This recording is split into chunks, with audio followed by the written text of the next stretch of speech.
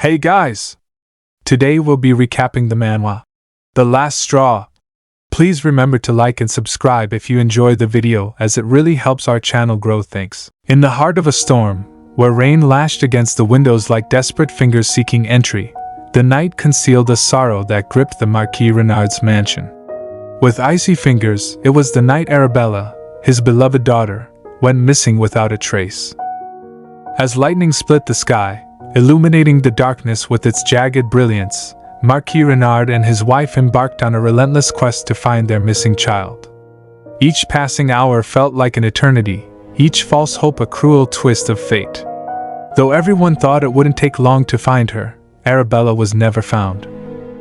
The news that Marquis and his wife were searching for their missing daughter spread far and wide like wildfire, but amidst the chaos and confusion, one truth remained unshakable: Arabella was gone, leaving behind a void that no amount of searching could fill.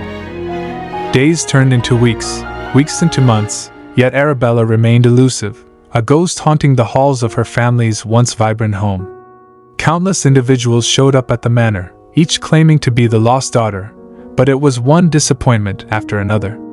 None could fill the void in the Marquise's heart.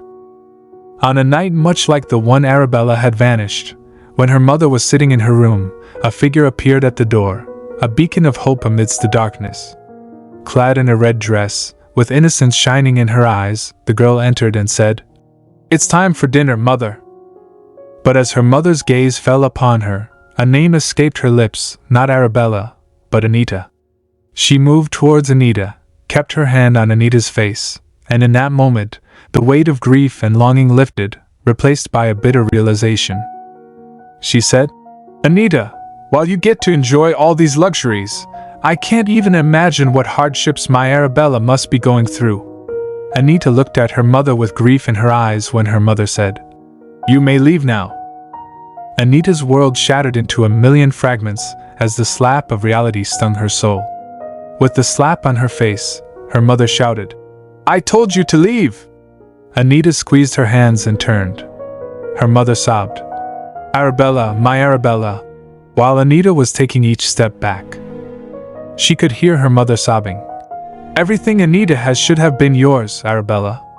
In the echoes of her mother's sobs, she found solace in the bitter realization that she was but a shadow cast by the absence of Arabella. Descending the staircase, each step was a silent testament to the unspoken tragedy of Anita's existence. After they lost Arabella, Marquis and his wife were forced to have another child to continue their lineage. While looking at the hanging picture of her parents, Anita thought to herself, "That child was me, Anita. I guess they couldn't bring themselves to love their second child they were forced to have because they felt too guilty toward Arabella." Growing up in a world where people only thought about Arabella, Anita had heard so many harsh words for her. She heard a maid holding a beautiful gown talking to others. "If Lady Arabella were alive, she would have been able to wear dresses like this," the other replied. "She had her mother's silver hair, so this color would have suited her." Lady Anita, on the other hand. Anita, sitting in a garden, was thinking, "There was only one person who actually paid attention to me, Axion, Archduke Licade's son, successor, my fiancé, and my only friend." Only Axion saw Anita for who she truly was, offering her solace amidst the storm of her existence.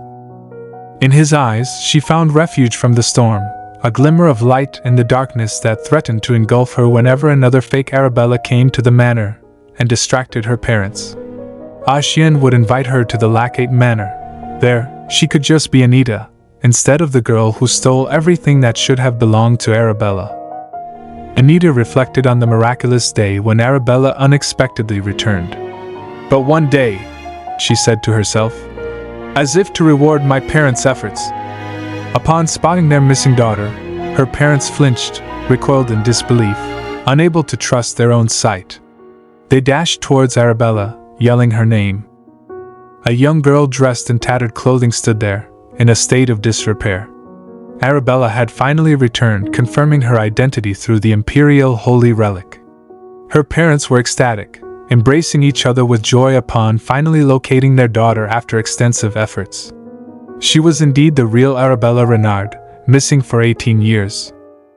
Upon finding her, her mother genially remarked, "My darling Anita," who was watching her parents, loving Arabella dearly, and seeing her thought, "I knew this day would come." Anita observed the activity throughout the entire household as her father addressed the workers. "We need brighter colors," her mother added her concerns. "She has had a rough life, so we must make her room bright and warm so she feels safe." A maid holding a carpet said, "I will bring another carpet." On the dining table containing various types of foods, everyone was gathered around Arabella. "Have some more dessert, my lady," a maid offered. Her father noticed her state and expressed worry. "You're far too skinny, my dear," her mother, while adding her concern, advised. "We need to feed her more nutritious food. I'll tell the chef to double the food budget," while displaying lovely dresses to Arabella. Her mother remarked, "Your dresses will be much fancier." Then Anita, thinking about jewels, she said, "Arabella should receive all of our family jewels as well. They belong to her in the first place." While thinking about fancier dresses, foods, and shows, Anita said, "My parents wanted to give Arabella the best of everything. That included both things I never received and ones that were already mine." As Anita strolled down the hallway, she was startled by a voice she heard. There must be a way to break off Anita's engagement to the Archduke's son. She was stunned hearing this. It turned out to be her parents murmuring to each other. Her father said, "We can't just break it off since the Archduke himself made the match." Her mother expressed her perspective. But His Grace addressed the proposal to Marquis Renard's daughter. Her mother, with evident concern, expressed, "If Arabella hadn't gone missing, she would have been the one to marry into their family. If we can find a way to break off the engagement, that spot will naturally become Arabella's." Her father pondered and said, Her mother yelled, "Bella deserves only the best, and I want to ensure she gets all of it." Marquis Renard embraced his wife warmly, while comforting her, and whispered, "My dear," while she was yelling, "It's heartbreaking, all of it belonged to Bella, but then she came along." He hugged her tightly while expressing his perspective. "I feel the same way. I never wanted to let Anita marry into the Archduchy. Arabella is a much more suitable lady of the house than Anita. We shall do our best to make it come true for her," her father said, while Anita was overhearing the whole conversation, wearing a red gown, standing outside the door, shocked to hear all this. "Anita must stay here and continue helping me with the family business," her father suddenly added. Then, a figure emerged, ethereal and commanding attention with his golden mane and piercing gaze. His presence, though unexpected, offered a brief respite from Anita's tumultuous thoughts. "What's got you so distracted? It's been a while since we've seen each other." His voice, like a soothing melody, reached her ears, stirring emotions long suppressed. Anita, laden with sorrow, struggled to articulate her anguish. "Oh, my apologies," she persisted, striving to reassure him. "I've been a bit busy lately. I am sorry for turning down your visits and—" Knock, knock. As they lounged in the opulent chamber, surrounded by decadent snacks atop a polished table, an ominous knock interrupted. "Are you expecting someone else besides me?" the boy inquired, his brow furrowed with concern. Taken aback by the unexpected appearance of someone, Anita exclaimed, "Of course not. Knock, knock." A second rap echoed through the room, irritation evident in her demeanor as the persistent knocking at the door interrupted their exchange. "Excuse me for a moment," Anita said. Clack. She swung the door open, a voice rang out. "Anita!" Standing before her were her mother and Arabella, their presence commanding attention. "Why don't you introduce Arabella to Lord Axion?" her mother commanded, her words a dagger plunging into Anita's soul. "She is your sister, after all. I'm sure he would like to meet her," she persisted. Upon hearing this, Anita's fury ignited, her spirit brimming with defiance as she contemplated the possibility of losing the one thing she held dear. In the crucible of adversity, Anita found the ember of her strength, fueling her determination to defy the whims of fate and protect the love she held dear. However, when it comes to Axion, she pondered, I will do everything to ensure they don't steal him from me." The air crackled with tension as her mother stood there, commanded to introduce Arabella to Axion. Inside, Axion's curiosity piqued as he wondered who stood at the threshold and asked, "Anita, who is it?" Anita's demeanor momentarily faltered when confronted with Axion's inquiry. Courteously and subtly, she turned slightly and uttered, "One moment." Then, she swiftly exited, forcefully closing the door behind her with a resounding slam. She left her mother bewildered as she confusedly asked Anita, "What are you?" Furiously, Anita declared, "I refuse." Shock painted her mother's face as she attempted to conceal her comprehension and stammered, "What?" Anita clarified her stance. "I will not introduce Arabella to Axion," she repeated. "I refuse." Her mother's shock turned to outrage. "What?" she yelled at her. "You're always like this." Arabella, positioned behind her mother, bewilderedly gazed and attempted to intervene, but her mother responded with anger. "Leave this to me, Arabella. She must be scolded." Her mother's fury escalated as she glared at Anita and said, "When will you stop being so selfish? Don't you feel sorry for your sister?" Undeterred, Anita snapped back, "It doesn't matter how sorry you feel for her. You can't just barge in and enforce your daughter on him." Anita added, "You're being rude to the Archduke's son, mother." Once again, her mother shouted at her, "How dare you?" to bring her awareness. "How could you be so selfish and awful, Anita? You should be sharing with your sister." While Arabella was fidgeting continuously, confused at the situation, her breath quickening, she made an effort to halt her mother. "Mother, please don't." Arabella felt dizzy, stumbled, and suddenly collapsed, her world spinning out of control. Panic engulfed her mother as she cried out for her. "Bella! Bella! Bella, darling, please wake up." Anita, stunned by the turn of events, murmured, "I'll call for a doctor." With a cluttered rush, she turned and disappeared inside. Anita dashed through the halls with urgency, her heart racing. She hurriedly entered a room, nearly bumping into the maid. The maid, shocked, yelled, "Eek! A lady!" Anita, gasping and panting, wasn't able to utter a word. The maid flinched and asked, "Why are you in such a hurry?" Anita barely uttered, "Call for a doctor." The maid was shocked hearing this. "A doctor?" Anita hurriedly explained to the bewildered maid. Arabella fainted in front of the first reception room on the first floor. The maid gasped and could just ask, "A lady Arabella fainted?" The maid's trembling hands dropped the flower pot she was holding, mirroring the shock that rippled through Anita. "Yes, my lady, I'll call for a doctor right away," the maid said. Anita breathed deeply and turned back. Her thoughts raced faster than her feet as she retraced her steps. Each stride echoed the pounding of her heart, and her mind swirled with suspicion. The doctor who examined Arabella the day she arrived assured us she was in perfect health, so why would she faint so suddenly? Anita's mind whispered, wrestling with doubt. Suddenly, she paused, lost in her tumultuous thoughts. A chilling realization gripped her.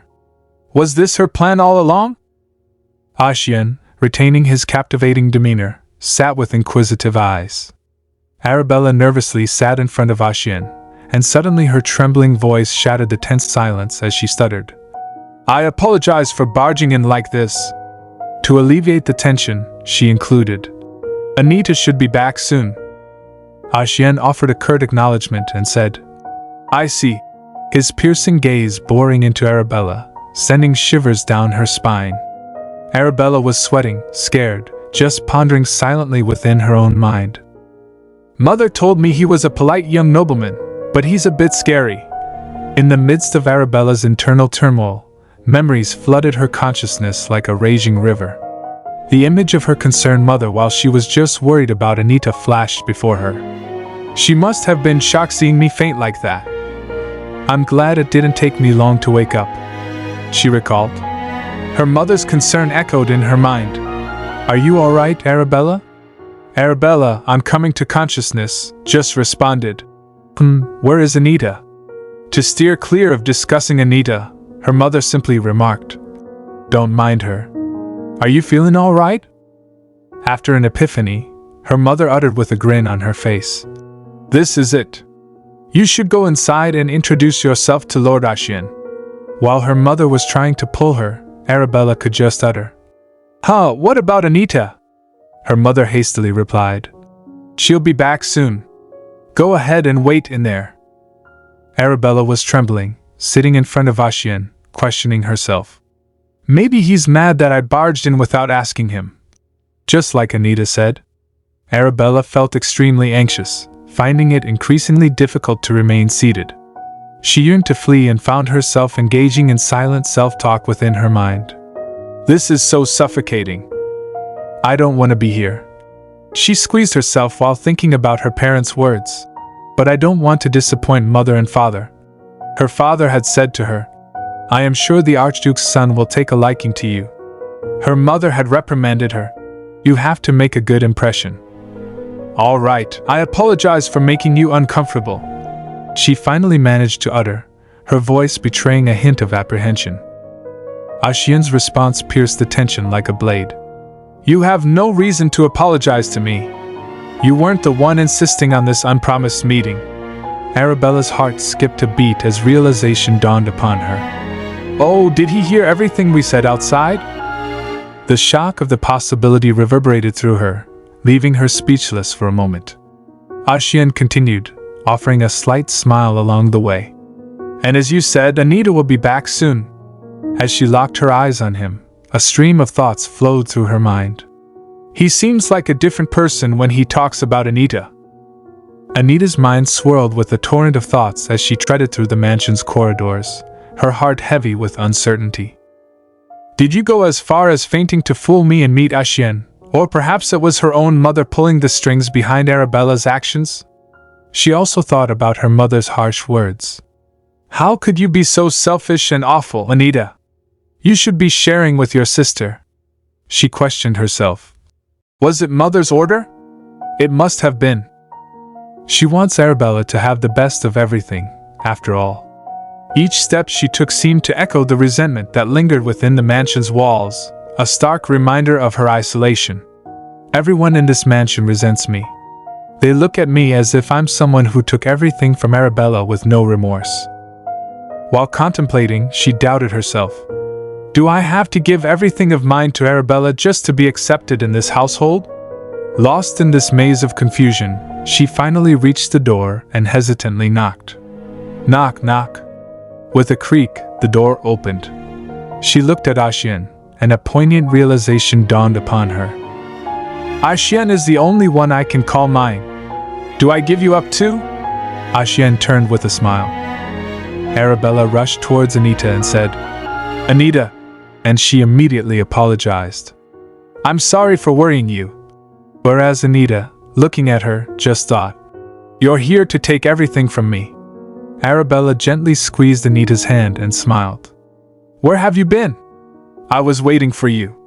Anita continued talking to Arabella in her mind. So why are you smiling at me like that? As Arabella tentatively approached Anita, her heart raced with nervous anticipation. Having a glance at Axion, she began. Anita, but before she could finish, Anita abruptly said, You can go. Stunned, Arabella's face lit up with joy, as she stuttered, Are you really? Relief flooded through Arabella as Anita's words softened, revealing vulnerability. Upon noticing Axion's presence nearby, she whispered softly, Thank you? Arabella breathed, her fear dissipating in the face of unexpected understanding. Creak. She opened the door with a newfound sense of freedom. Arabella's face lit up with a genuine smile. Okay then, have a good time with Duke, Anita, she said, observing Arabella walking with genuine joy. Anita contemplated quietly. How strange. Arabella is the one who had a rough life growing up in poverty, and I was the one who enjoyed the luxuries of growing up in a noble house. She continued pondering. Still, somehow, Arabella is much more cheerful and innocent than I am. Creak. The door was closed. Anita's heart pounded with a mixture of guilt and relief as she turned towards Axion. her words heavy with regret. I apologize for my mother's rude behavior, Axion. Axion, with an air of grace, responded softly with a smile. It's fine. Anita continued in a respectful manner. I am sorry, but I think we should end our meeting early. Axion stood up from the chair as he spoke. All right. Axion, while stepping towards Anita, said with genuine kindness, Anita, I would like to invite you to the Archduke's mansion next time. Will you come to see me? Anita, feeling a glimmer of hope amidst her turmoil, still transfixed as Axion's charming personality enveloped her, considered it. My dear is telling me that I can run to him for help. I'll send you an invitation tomorrow afternoon, he promised. In the depths of her mind, she pondered. He's saying to run away from the house that has treated me like a nuisance since Arabella's return, and responded, All right. Anita, who had long felt overshadowed and neglected in her own family, continued pondering. And come to the Lacate Manor, where everyone will welcome me. In the dimly lit dining room, a table was decorated with an array of various foods. Bella sat at the polished wooden chair around the table, her delicate frame barely making a dent in the cushion of the chair. Her father's voice, gentle yet laced with worry, cut through the silence, addressing her. Do you like the food, Bella? A faint smile played on Bella's lips as she nodded softly. Yes, father, it's delicious, she replied, her voice barely audible. Her mother's concern was piercing through the air as she said, Have some more, you're far too skinny. Yet amidst the facade of familial concern, Arabella's thoughts were consumed by Anita, whose silent suffering remained unnoticed. Anita, relegated to the sidelines, picked at her salad, a symbol of her unnoticed presence in the family dynamics. But Arabella reached out with a gentle inquiry. Anita, do you not like steak? All you've been having is a salad. Anita's response was hesitant. She was avoiding Bella's gaze. Oh, are you watching your weight? I don't think there's any need for that.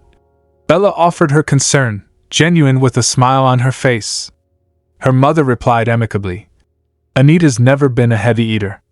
Her mother's voice, tinged with concern, redirected the focus onto Bella, whose slender frame seemed to amplify the weight of her parents' worry. More importantly, you should be the one eating more. You are all bones, her mother pleaded. Her father added, That's right, you should be worried about yourself. You need to gain some weight.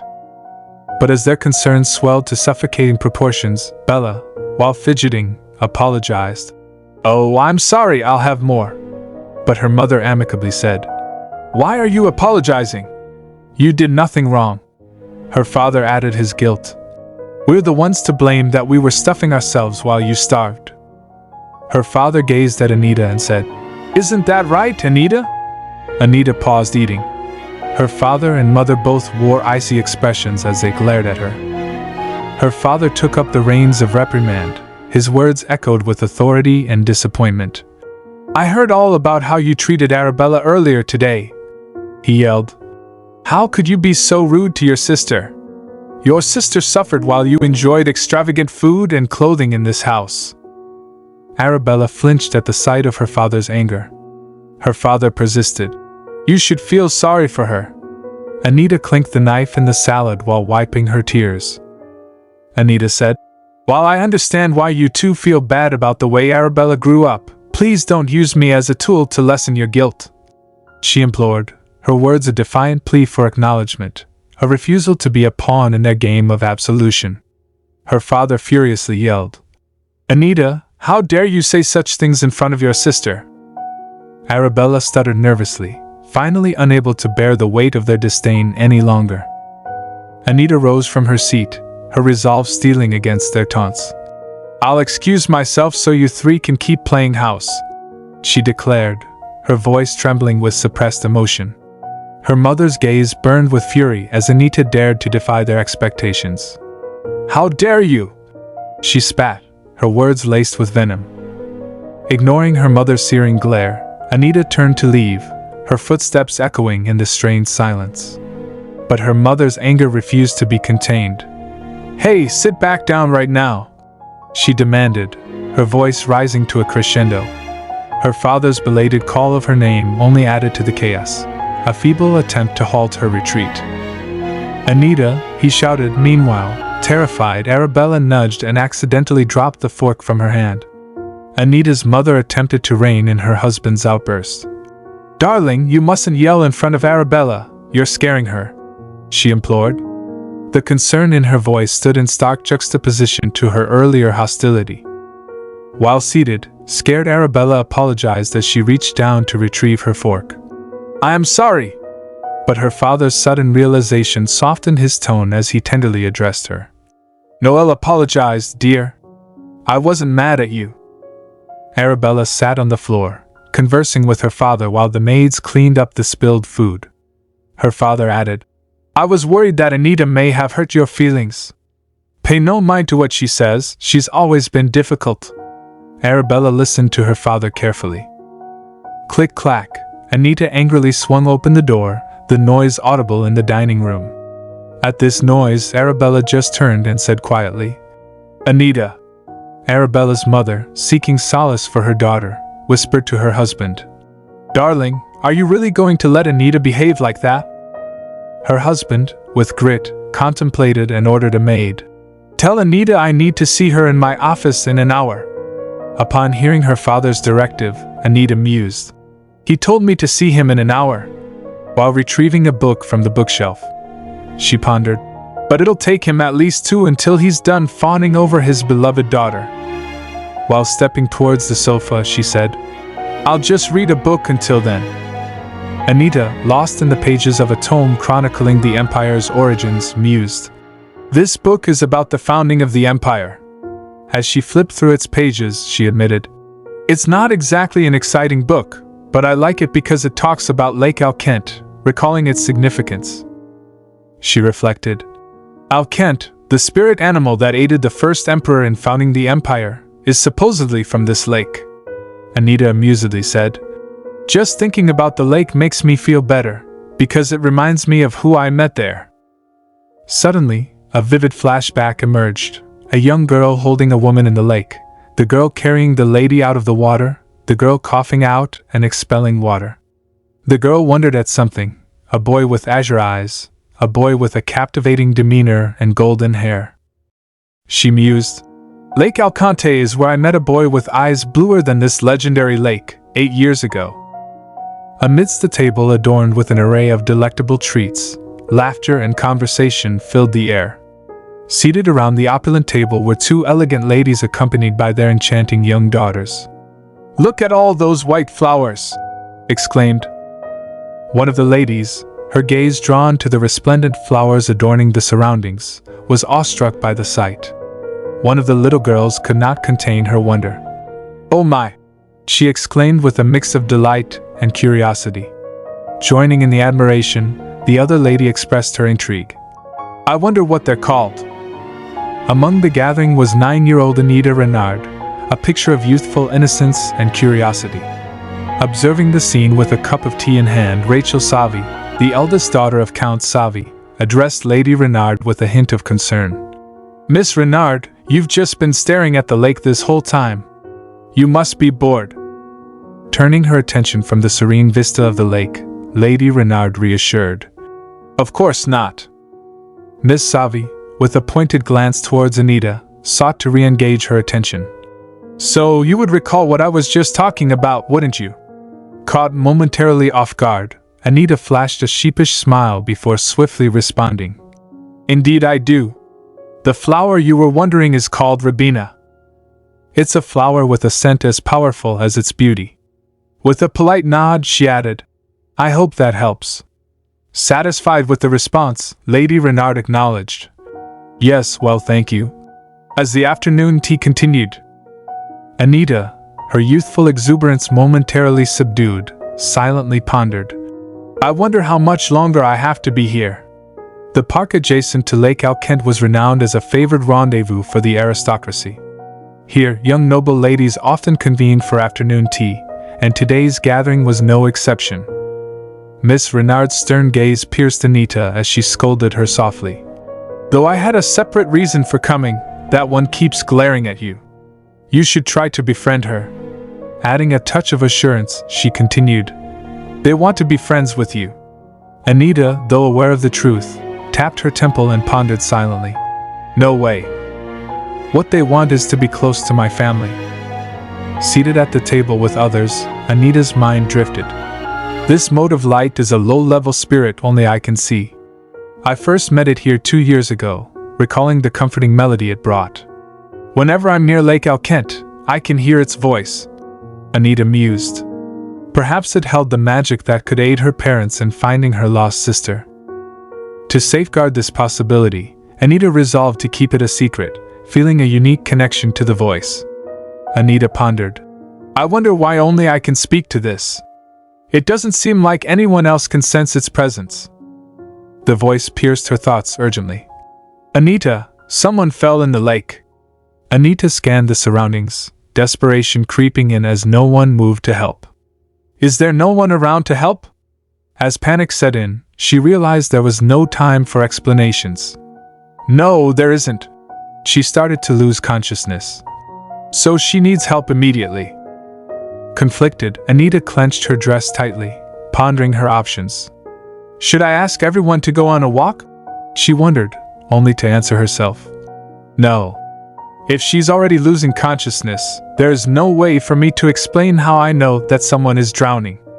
Unable to articulate the inexplicable voice she heard, Anita remained internal.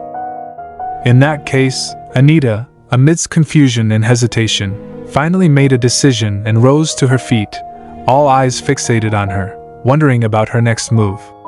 "I'm going to take a walk around the lake."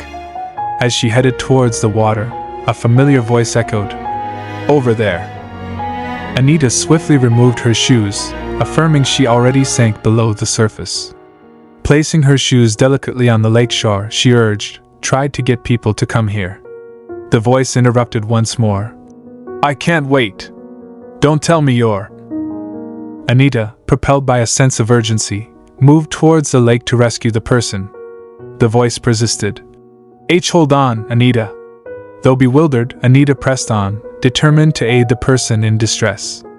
Ignoring the voice, she leaped into the water. Splash! Anita spotted a lady in the lake and internally exclaimed, "There she is!" Despite her efforts, she struggled to lift the lady out of the water and cried out, "I can't pull her up on my own." Anita waited, hoping for assistance, and wondered how much longer until someone gets here. As fatigue set in, she realized, "At this rate, I might drown too." Then, a sudden sight caught her attention, filling her with hope. "What's that?" A pillar of water. Holding onto the pillar, they both emerged from the water's grasp. Astonished, she marveled. "A mysterious pillar of water saved us." Coughing up water, Anita contemplated the miraculous intervention of the enigmatic pillar. She sat there, still in awe, reminiscing about the miraculous pillar that had left her breathless.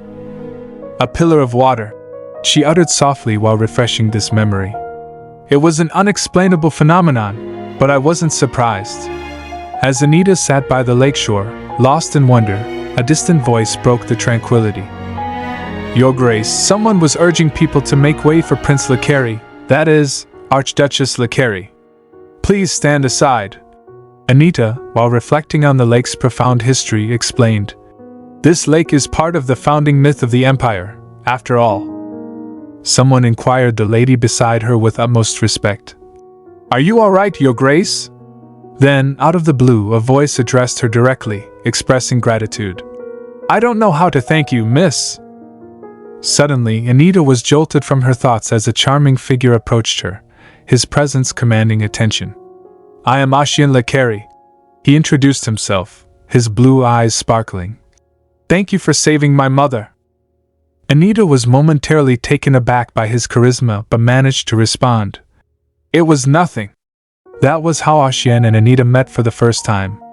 "I don't think I told him my name back then." Anita mused, lost in contemplation, as she pondered how Axion had managed to discover her identity and reached out to her.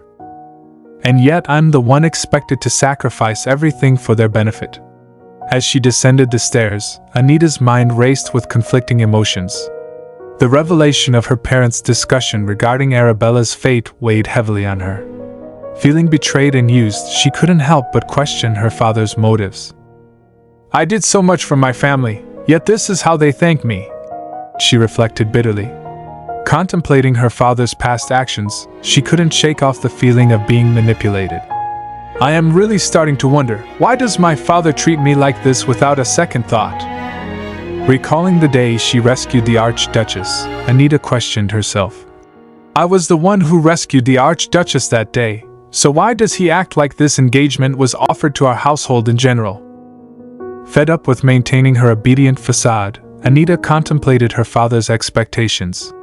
Does he really believe I will continue to stay obedient and loyal to the family just because I'm his daughter and that's my duty? That makes no sense. Anita's suspicions about her parents' peculiar treatment gnawed at her. Not at her. I look nothing like either of my parents, she concluded, her sense of identity and loyalty shaken to the core. People have always questioned my lineage, especially as I stride over the crimson carpet in the grand mansion. Memories flooded back to Anita of when her sister Arabella's arrival sparked rumors about their lineage. When Arabella returned, the rumors only intensified, triggered by an overheard conversation among the maids. Anita's heart sank as she heard one maid remark to another, "Don't you think it's strange?" Then, correcting herself, she added, Lady Arabella, is the spitting image of her parents, but Lady Anita, it's strange. The other maid speculated. Who knows, she might not even be noble. Caught eavesdropping, the maid gasped as Anita stared her down, her voice cutting through the air like a whip. How dare you speak about me like that? Anita exclaimed. The maid trembled and stammered, pleading for forgiveness. Anita left the room, pondering the doubts people harbored about her rightful place. She couldn't afford to lose everything to Arabella. With empathy for herself, Anita reflected on her engagement and her place in the household, declaring, I won't let you do this to me. I won't let you use me like this. Standing in the dimly lit chamber, her eyes fixed on the celestial canvas outside, Anita was interrupted by a firm knock. Granting entry, she composed herself as a maid announced the arrival of Sir Elmot of the Lackade Knights. Reflecting on her dynamic with Harriet, her personal maid, Anita pondered whether Harriet's kindness stemmed from her generosity or merely from the reward she received. Expressing gratitude, Anita commended Harriet's dedication and bestowed a glittering clip upon her as a token of appreciation. Harriet's face lit up with joy as she accepted the gift, whispering to herself about her decision to remain in Lady Anita's service.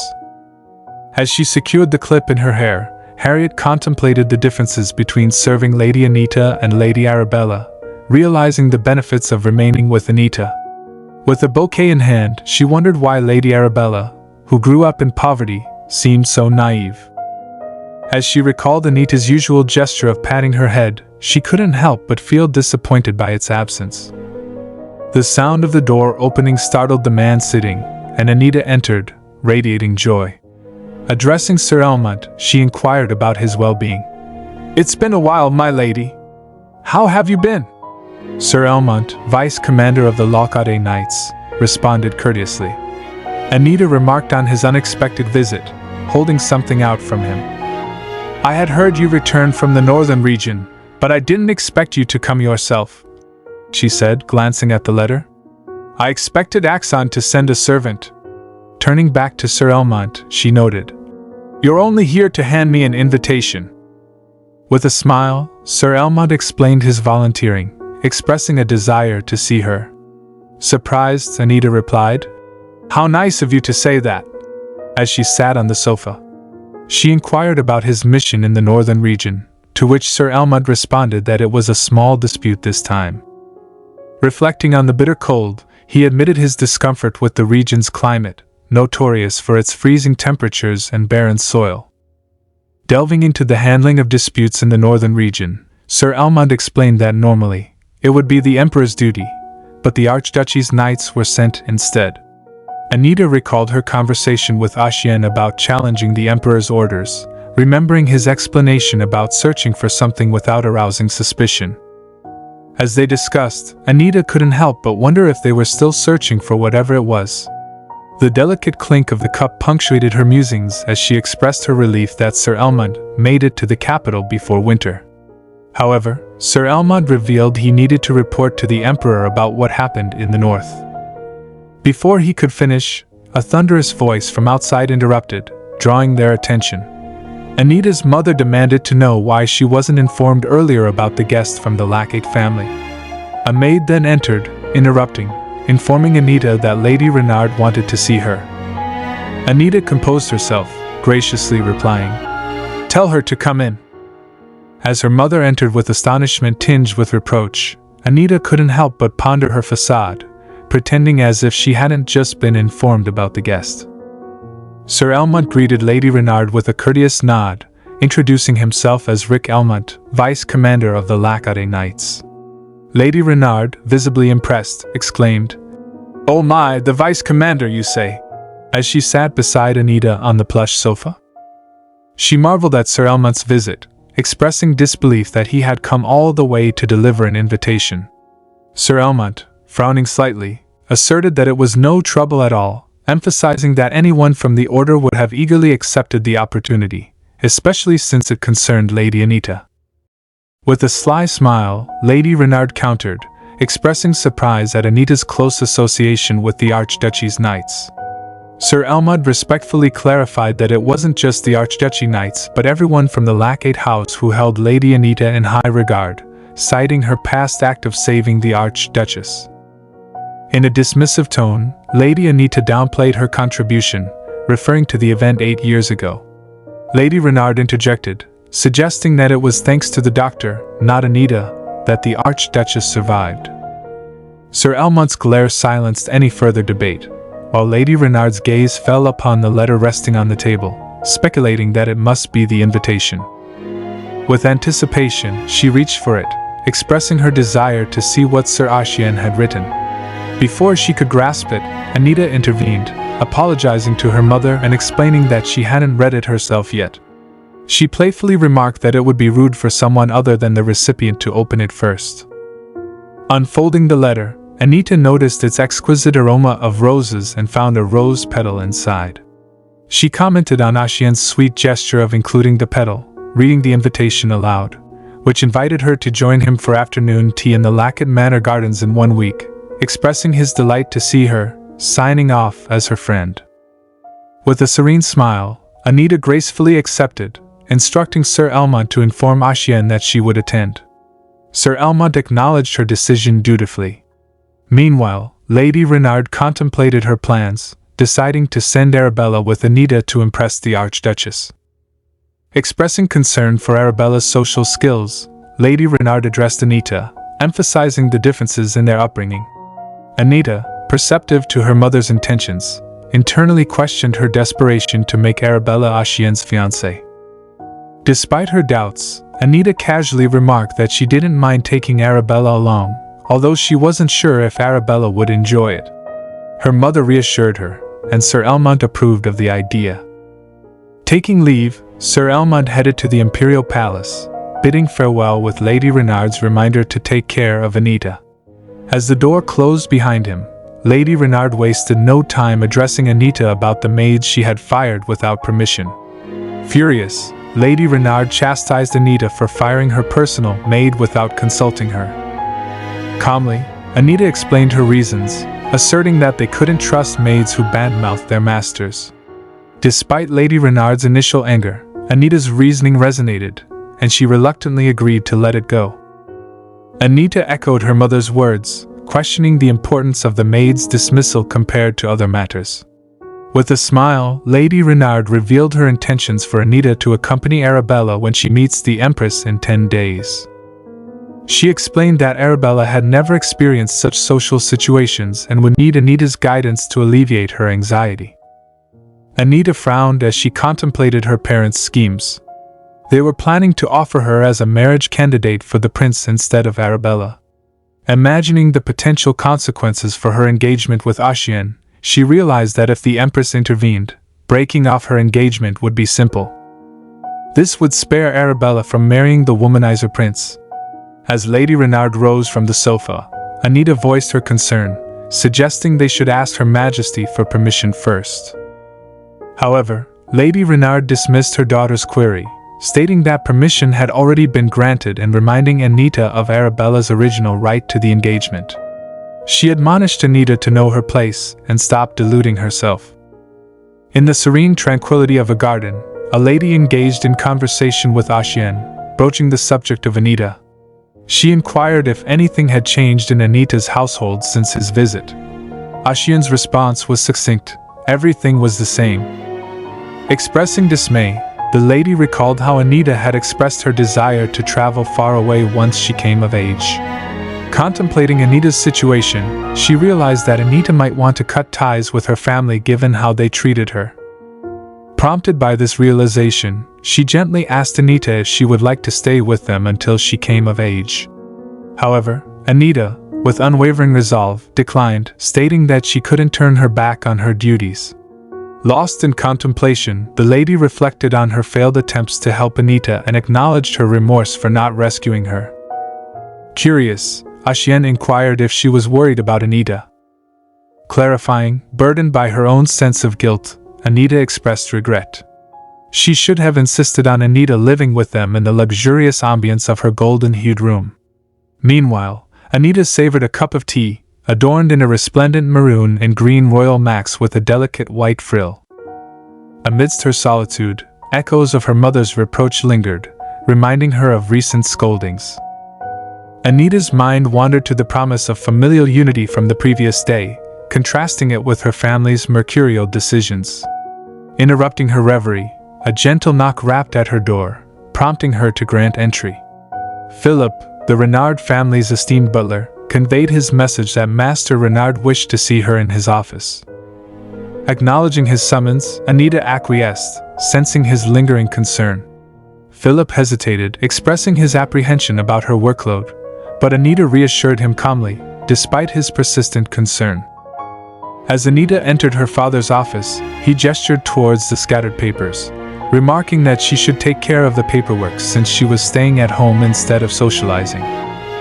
Standing before her father, Anita reflected on the situation, realizing that he had been actively preventing her from participating in social events since Arabella's return.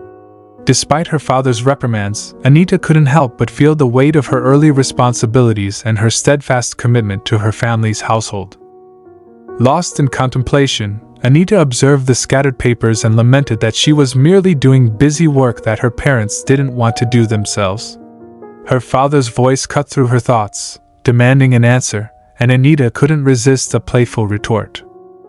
As her father persisted in his tirade, reminding her of her future as the future Archduke's wife, Anita gently countered, pointing out her mother's lack of involvement in paperwork as the lady of the house. Anita doubted it would be any different with the Lacade family. Her father's frustration peaked as he slammed his hand on the table, yelling that he had had enough of her whining. In a scolding manner, he asserted that at 17, she was old enough to take care of the family's affairs. However, in a rare moment of self-awareness, he muttered, "No, thank you." Determined to make him see reason, Anita responded that unlike him, Axion didn't need help with such matters. Infuriated by her assertion, her father questioned her with quiet resolve, affirming that Axion was intelligent and capable of leading the household. Calmly, Anita stated, "Please do the work meant for the head of the house on your own, father," as she made her way towards the door. Her father's voice echoed furiously behind her, accusing her of acting out because of Arabella's return.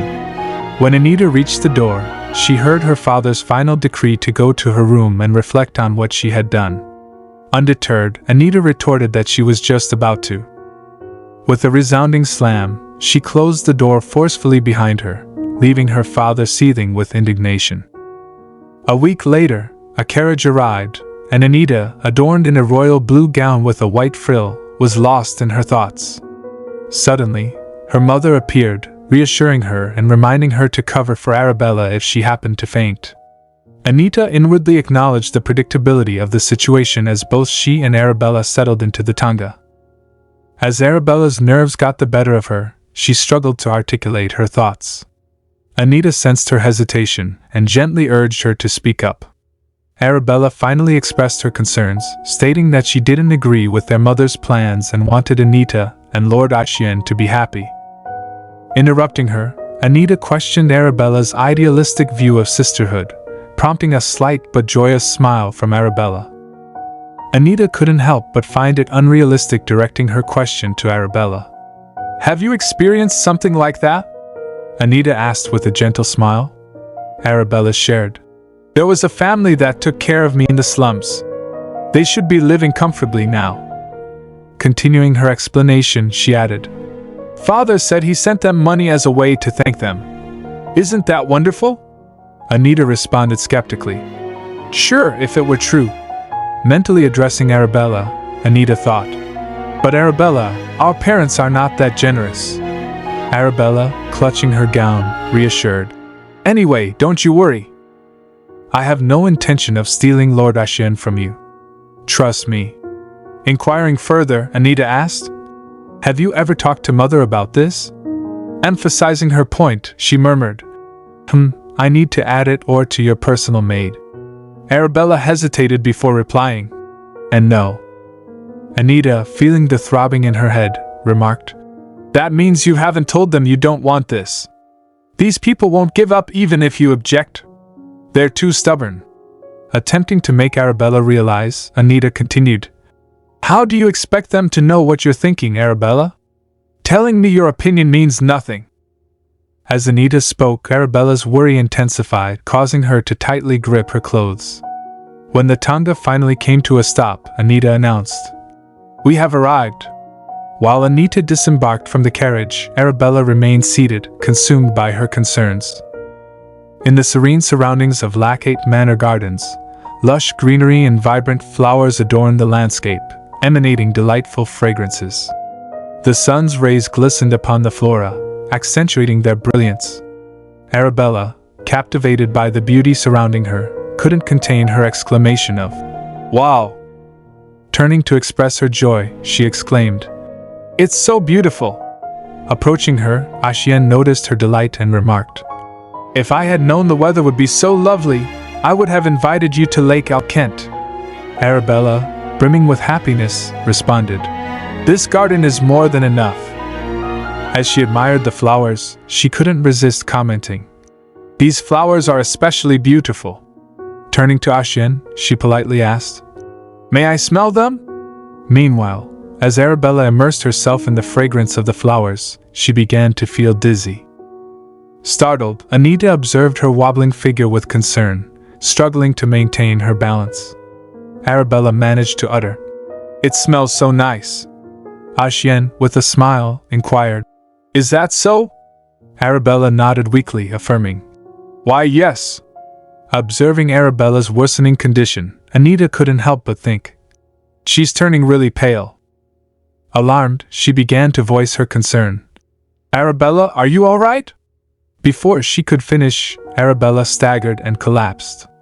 Anita's voice echoed through the garden as she called out in distress, "Arabella! Arabella!"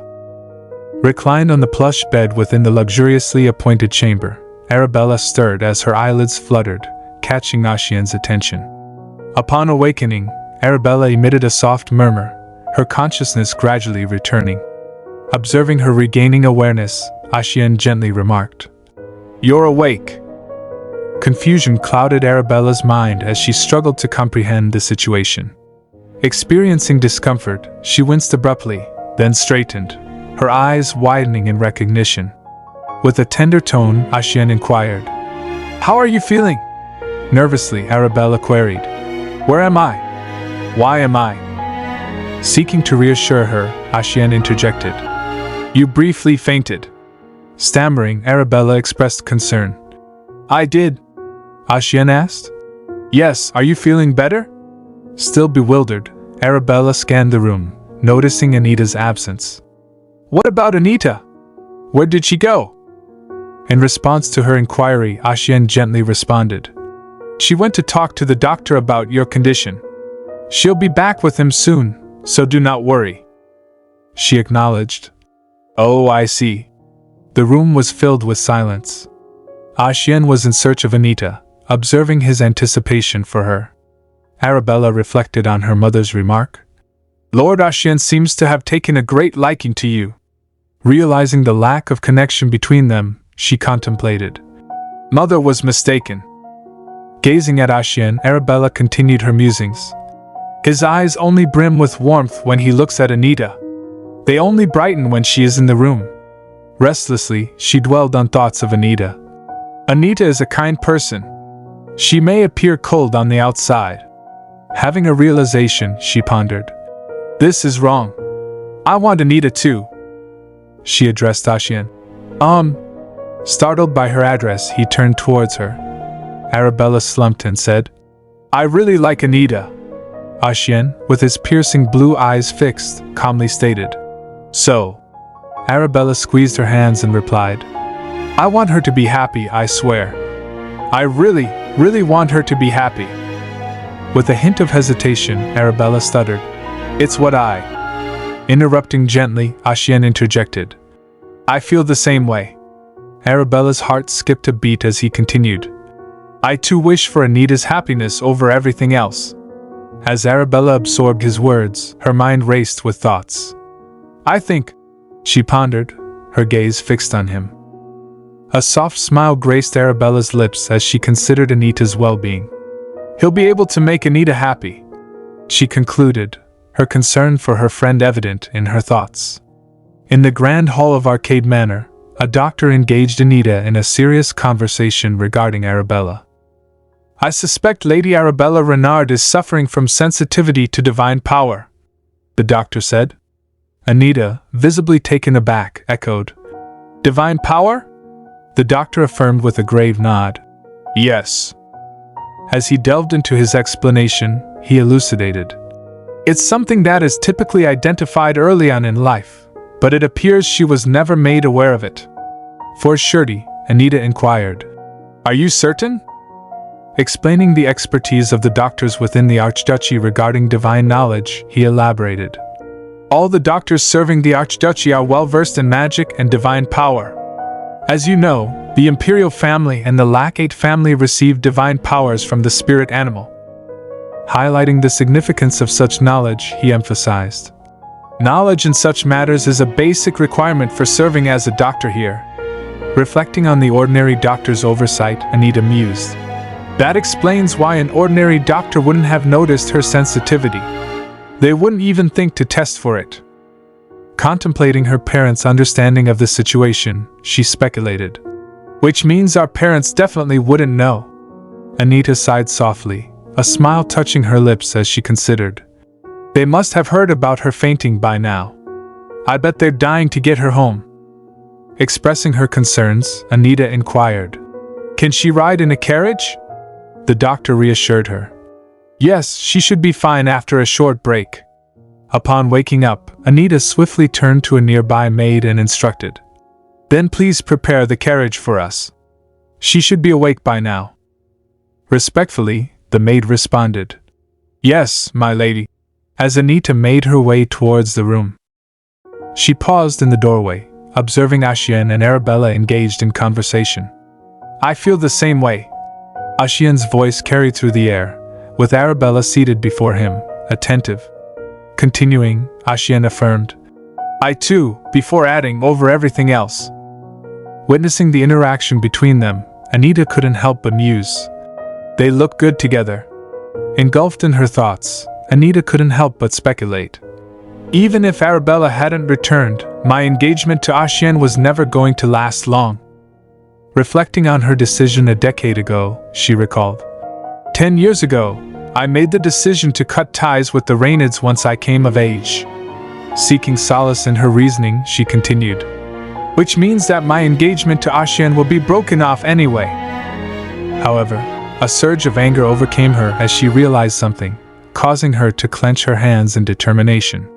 However, it still rubbed me the wrong way that they were trying to take Axion, my only friend, away from me. I won't let them do that. Lost in thoughts of Axion, she whispered softly. Axion, you'll stay beside me as a friend, even when we are no longer engaged, right? Observing Axion from a distance, Anita contemplated. I believe our relationship won't change. However, walking through the halls of Arcade Manor consumed by self-pity, she lamented. What else would I have left? As they both arrived at Renard Manor, Marquis Renard inquired of Anita. Where is Arabella? Upon entering, Lady Renard replied, I put her to bed in her room. With frustration evident, Marquis Renard slammed his hand down, exclaiming, So! Turning his eye towards Anita, he demanded, Why didn't you do anything, Anita? Anita's response was calm yet firm. What could I have done? Her mother interjected. Excuse me. Undeterred, Anita continued, I'm not a doctor. How was I supposed to prevent Arabella from fainting? Her father, attempting to rationalize, said, Anita, Bella has had a terrible life. Attempting to convey the hardships of Arabella's life, her father began. Unlike you, she grew up in poverty. You've always been selfish, Anita. Her father continued, but this is too much. Anita swiftly interrupted, her voice firm. I could never be as selfish as you. Stunned by Anita's retort, Marquis Renard asked incredulously. What? Anita clarified. I heard that you were too cheap to reward the poor people who raised Arabella in the slums. They glared at her angrily as her father began. You, Anita! Undeterred, Anita interjected. Arabella seems to be under the impression that you sent them money. Her mother's voice rose in protest. Anita! Unyielding, Anita continued. Also, let's make one thing clear. Who is more at fault, Mother, for sending Arabella with me when she knew she might faint, or me, for failing to stop her from fainting? Before Anita could finish her sentence, her father's anger boiled over, and he slapped her. Lady Renard intervened, desperately pleading. Darling, don't you remember that Anita has to go to the palace? Lady Renard persisted in making him realize. But you heard what she just said. Anita, reflecting on her mother's attempt to intervene, wondered. I wondered why Mother tried to stop him, but then realization dawned on her. But no wonder. Contemplating the document she had stumbled upon a few days prior, she mused. This is why I have no intention of bringing up the document that I found while doing the work that was forced on me a few days ago. Anita pondered further, trying to understand. I won't have anything to do with them in the future anyway. As Lady Renard restrained Marquis Renard, she admonished. You could have punished her once she was back from the palace. Marquis Renard, unable to control his anger, retorted. But she's not showing any sign of remorse. Anita, with a serene smile, addressed her father. Father, I'd look out for yourself first.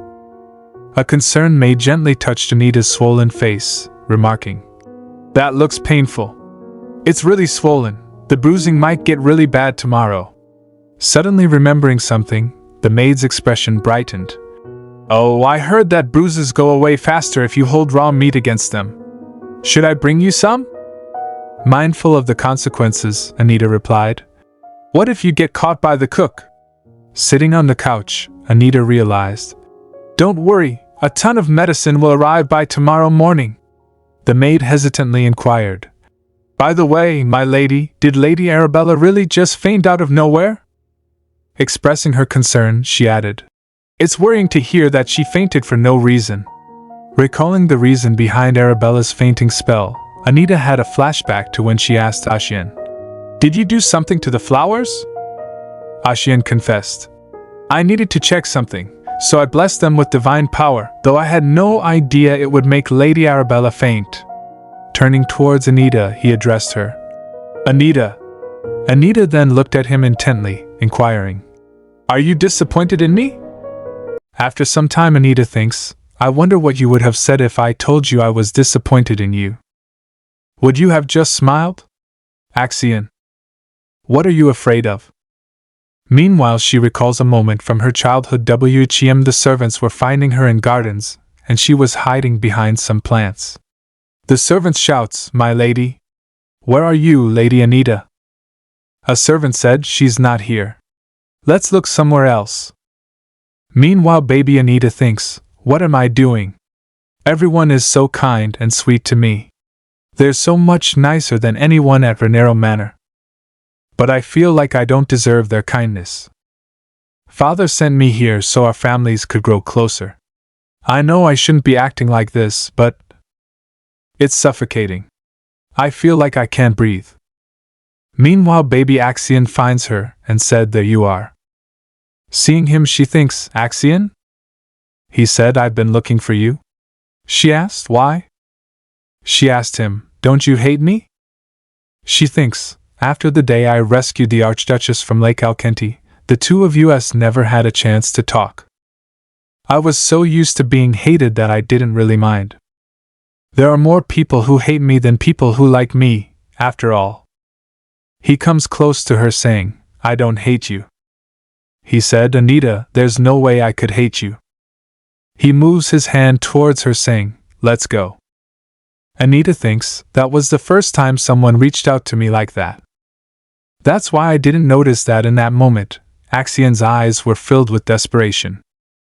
A few days later, the servants were in a hurry holding different items containing water. Ella, the maid at the Lacade Manor, said to Your Grace, "I'll watch over him tonight. Please go and rest, Your Grace." She replied, "I'm fine. You should go and rest though." She said, "This happens every summer, so I should be used to it by now, but I can't help feeling bad for him." She turns and asked Ella, "Oh, has Anita gone to sleep?" Ella replied, "Yes, I took her to her room." Ella said, "Your Grace? I noticed this when I was helping Lady Anita change, but she had several bruises on her side like she was pinched. There were some wounds that looked older as well." She asked Ella, "Wounds?" Ella replied, "Yes. What should I do? Should I use holy water to heal them to prevent scarring?" She said, "Yes, go ahead. You can get holy water from the temple in the morning." Ella said, "Yes, Your Grace." I wondered why Lady Anita refused help with getting dressed. I thought she might have been too shy, but it makes sense now. Who could have done that to her? She said, "I heard that, a week ago, the Renard family wanted to test the parentage of a girl and asked for the Imperial Palace's holy relic. I wonder." Meanwhile, she thinks, it's not as if the holy relic is sure to work. There is no way of knowing. But those wounds, they were most likely caused by the girl claiming to be Arabella. If this girl has something to do with Anita's wounds, I should let the Renard family know. Meanwhile, a servant comes and said, "Your Grace, you're needed in your office." She raised, saying, "All right." She walks through the door and notices Anita standing there. Seeing her, she said, "Anita?" She crouched and asked, "What is it?"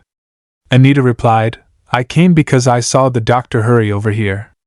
I'm sorry if I'm being nosy." She replied, "Not at all. You must have been worried about Axion. It's nothing to worry about. He tends to get sick like this at times, you see." She said, "But you have to keep it a secret.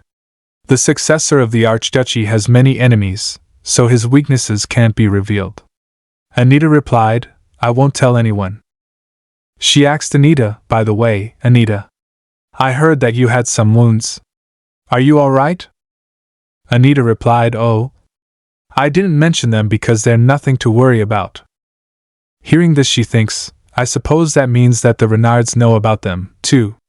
That's a relief to hear, but seeing that there are also some old wounds, Anita must have kept those a secret from her parents. She squeezed Anita's hand, saying, "Anita, it's best to tell others about any pain you go through. And if you like, you can visit more often and stay longer." Anita said, "Thank you, but I don't think that's possible."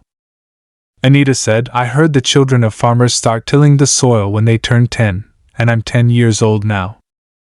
That means I must study as much as possible to help Father with his work. I need to be able to deal with things like this on my own." Hearing this, she asked Anita, "Did your father tell you that?"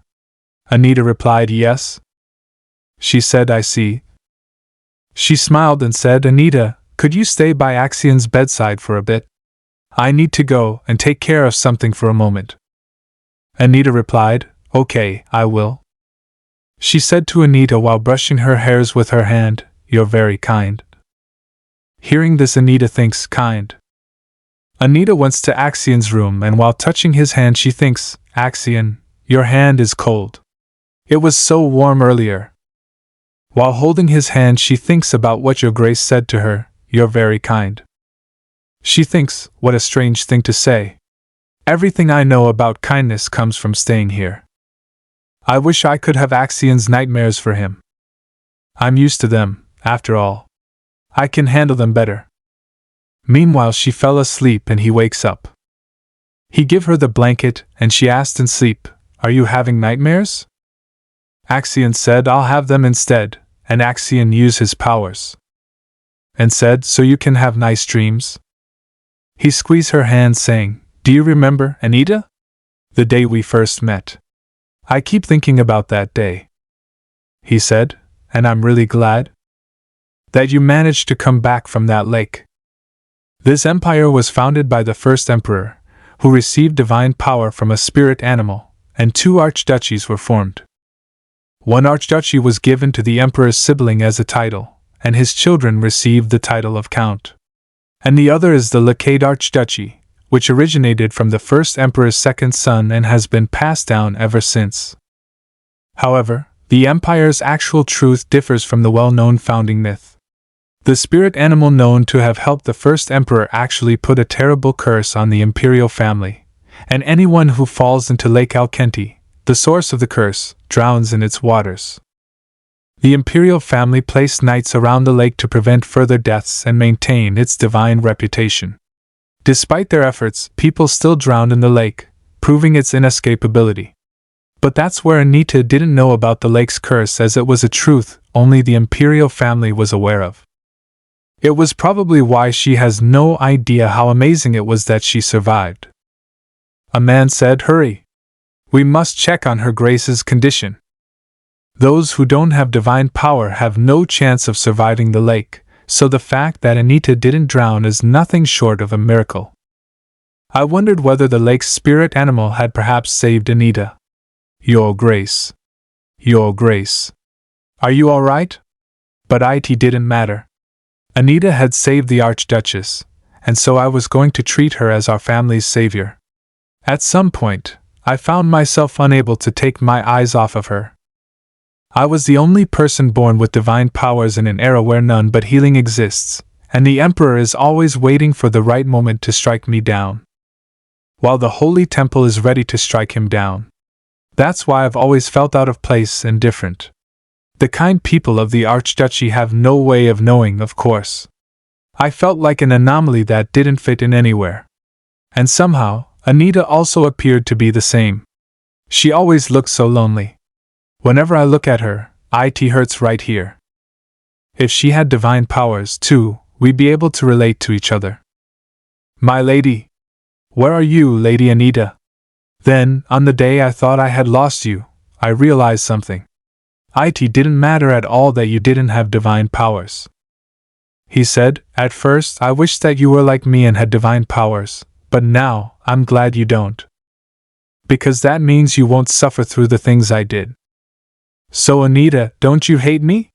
There's no way I could hate you. I can't do anything that would make you sad. That's why I can't ask you about certain things. Like why you barely eat anything, or why you don't have a single maid accompany you when you come to visit your fiancé. And whether you're genuinely happy. Coming back to present, the maid said to Anita, your cheek is really swollen. Also, the Marquis said that you mustn't go anywhere for the time being. However, he sent for so much medicine right away, so he must be worried. Seeing the mirror, she thinks, yeah, right. He's just afraid of anyone seeing me like this. The servant said, but it looks like the bruising will go away quickly. Isn't that great? Anita said, it is. Servant said, oh, we also got some holy water from the temple today. Anita asked, is that so? Anita, giving a coin to her, said, here. The servant asked, why? Seeing her, Anita thinks, does she want more? She gives her more coins, saying, good work, Harriet. She replied, thank you. The servant said, I'll go and prepare breakfast then. I'll come to get you later, Lady Anita. Anita said, all right. Anita, noticing a strange feeling, stops and thinks, seeing the window, what is this strange feeling? It's like I had a dream I can't remember. There was something nostalgic about it. Meanwhile, Axion standing next to window lost in his thoughts. He recalls a moment when Anita said to her, "I have a secret. It's something I can't tell anyone, not even you. So it's all right for you to keep one secret from me." Axion said, "Okay, let's tell each other everything other than that one secret then." Anita said, "Okay." Axion thinks, one of the secrets Anita told me about is that she can talk to spirits, even though she doesn't have divine powers. Does that mean her sister is the same? Meanwhile, someone knocks at the door. Axion said, "Come in." Two servants of him comes inside and one said, "Lord Axion." Axion asked them, "What did you find out?" The servant replied, "I've prepared a report. First of all, I will begin with what we've discovered about Arabella Renard." He said, "According to the doctor, it is likely that Arabella Renard is overly sensitive to divine power." Axion asked him, "Does she have divine power herself?" He replied, "No." Axion thinks, she won't be any use to the imperial family then, which means I won't have to stop them if they want her to marry the prince. He asked him, "Who will be leading the Saints' Day ceremony this year?" He replied, "It will be Count Rom's second son for now, but I don't believe the Renards will stay still and watch that happen. The Marchioness plans to introduce Arabella to high society that day. So I'm sure she's eager for Arabella to take the spotlight by leading the ceremony." Saints' Day. The Empire, founded with the aid of a spirit animal, holds a sacred ceremony every 3 years. The children of each noble family take turns leading this ceremony. But the imperial family has an ulterior motive for holding it. The real purpose of this ceremony is to find anyone with divine powers and monitor whether someone outside of the imperial family's lineage has such powers. The man said, "This year's ceremony is especially important to the Renards." The man behind him said, "Every time the ceremony was held in the past, they refused to participate, saying that they wouldn't send their second child to it when their first child hadn't had the chance." He said, "Now that their first daughter is back, they will definitely participate." Axion asked him, "Is there any chance of Arabella fainting during the ceremony?" He replied, "Unless someone gets hurt and needs to be healed by one of the priests, the chance of her fainting is low. However, if that does happen, people may find out about her sensitivity." The man behind him said, "Then, the imperial family will want her to marry the prince to use her to detect divine powers." He said, "I'm sure the Renards will be terrified that they might get massacred like the Empress's family." Axion recalls Arabella's words, "I want her to be happy." He thinks, Anita rarely lets people get close to her. Seeing that she barely acknowledges her sister, I'm sure the two of them aren't close. Thus, the fact that Arabella said that despite not being close might mean that she genuinely cares about Anita. The man asked, "Lord Axion? What are you thinking about?" Axion replied, "Vance." He gets confused and asked, "Yes, my lord?" Axion said, "I've decided to participate in this year's Saints' Day ceremony." On the other hand, Anita was lost in her thoughts seeing some papers. They keep giving me work even though I'm locked in here. She thinks, has he still not checked this document himself? Or maybe he didn't realize it got mixed in with the other paperwork. She thinks, it's evidence of tax evasion. It was exactly 1 year ago when I started noticing something was off. The Renards have been making donations to the temple every year. But the donation amount didn't match last year, and a large sum of money was unaccounted for. I was confused, so I went to see the Marquis myself, but... Know your place. This is none of your business. He was hiding something. There was no doubt he was keeping a separate ledger, but after I questioned him, the Marquis made sure to do the bookkeeping himself, and he didn't let me see any of it. Until now, that is. Now the evidence is in my hands once more. The reason the Renards have been secretly donating such huge amounts of money to the temple must be because of the Torch of Ariadne, a holy relic that can locate anyone, no matter where they are. That must be how they found Arabella. Seeing the paper, she said, "4 more months until the periodical tax audit." She thinks the Marquis's tax evasion will definitely be uncovered this time, and the Imperial Palace won't turn a blind eye to it. She drops the paper, saying, "Despite that, I have no intention of fixing this for them. They won't be able to raise taxes in the territory to pay their fines anyway. They can only pay those fines using their private property." Good. That means the residents of the Renard family's territory won't be affected by any of this for the next 10 years. Of course, the Marquis and Marchioness will be made destitute and unable to afford their staff. But that's none of my concern. A few days later, seeing Arabella in an elegant dress, her father said, "Goodness, you look beautiful, Bella. It's as if that dress was made to be worn by you." Bella replied, "It's thanks to everyone helping me look nice." Her father said, "Bella, you remember everything we told you earlier, don't you?" He said, "You have to be especially mindful of the way you present yourself in front of the Empress." She replied, "Yes, father." Arabella and her mother comes downstairs. Bella noticed Anita and said, "Oh, Anita!" She rushed towards her, saying, "You got done sooner than I did. You look so pretty." Anita replied, "Sure." She thinks it's obvious they put in so much effort to make me look nice so the Empress would notice me. Her mother said, "Anita, you need to put on some more powder." Bella said, "She looks great already, though. Anita's skin is so clear and bright to begin with." Her mother said, "We all need to look our best for the Empress." Anita's servant comes and said, "Please follow me, my lady," but Anita said, "No, I'm fine."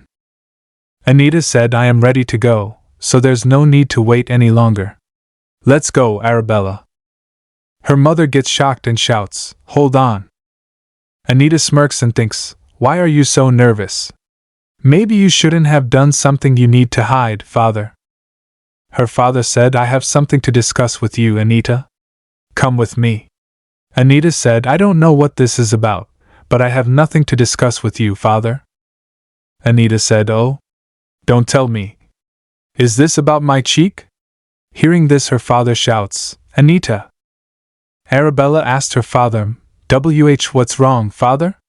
Why would you shout at me?" Meanwhile, her mother said, "Don't mind them, Bella." Bella said, "But..." Her mother said, "Stop scaring Bella and follow me." Anita said, "Like I said, I have nothing to discuss with you, father." Her father said, "You little..." The servant starts whispering, "It's Lady Anita again. She's making everyone uncomfortable. Maybe she's doing it on purpose to scare Lady Bella. I bet she's doing this out of spite because Lady Bella's dress is prettier." Bella said, "Father is the one who started it. Anita isn't to blame."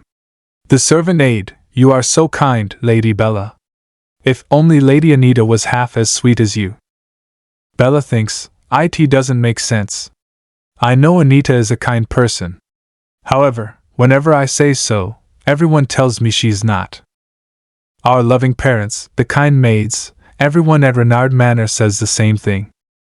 If Anita really was as terrible as they say, she never would have run to get a doctor when I fainted.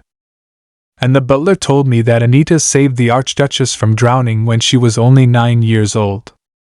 So why does everyone say that Anita is a bad person even though she always helps people?" Her mother said, "Arabella, go and get in the carriage. We have to talk to Anita first." Bella holds Anita's hand and said, "No." Their parents get shocked and her mother asked, "Bella?" Bella asked, "Is it something you don't want me to hear?" Hearing her words, Anita gets shocked. Her mother said, "We just think you should go and sit in the carriage to rest your feet." Seeing her, Anita thinks, "Why are you doing this, Arabella?" She thinks, "Don't tell me you..." No, of course not. In the end, she's just like our parents. Her mother said, "That's not what we just..." Her father said, "We're just worried that you'll tire yourself out before you even get to meet the Empress. You get exhausted so easily, Bella." Her mother said, "So why don't you leave Anita behind for a moment and get in the carriage?" She interrupts her saying, "No."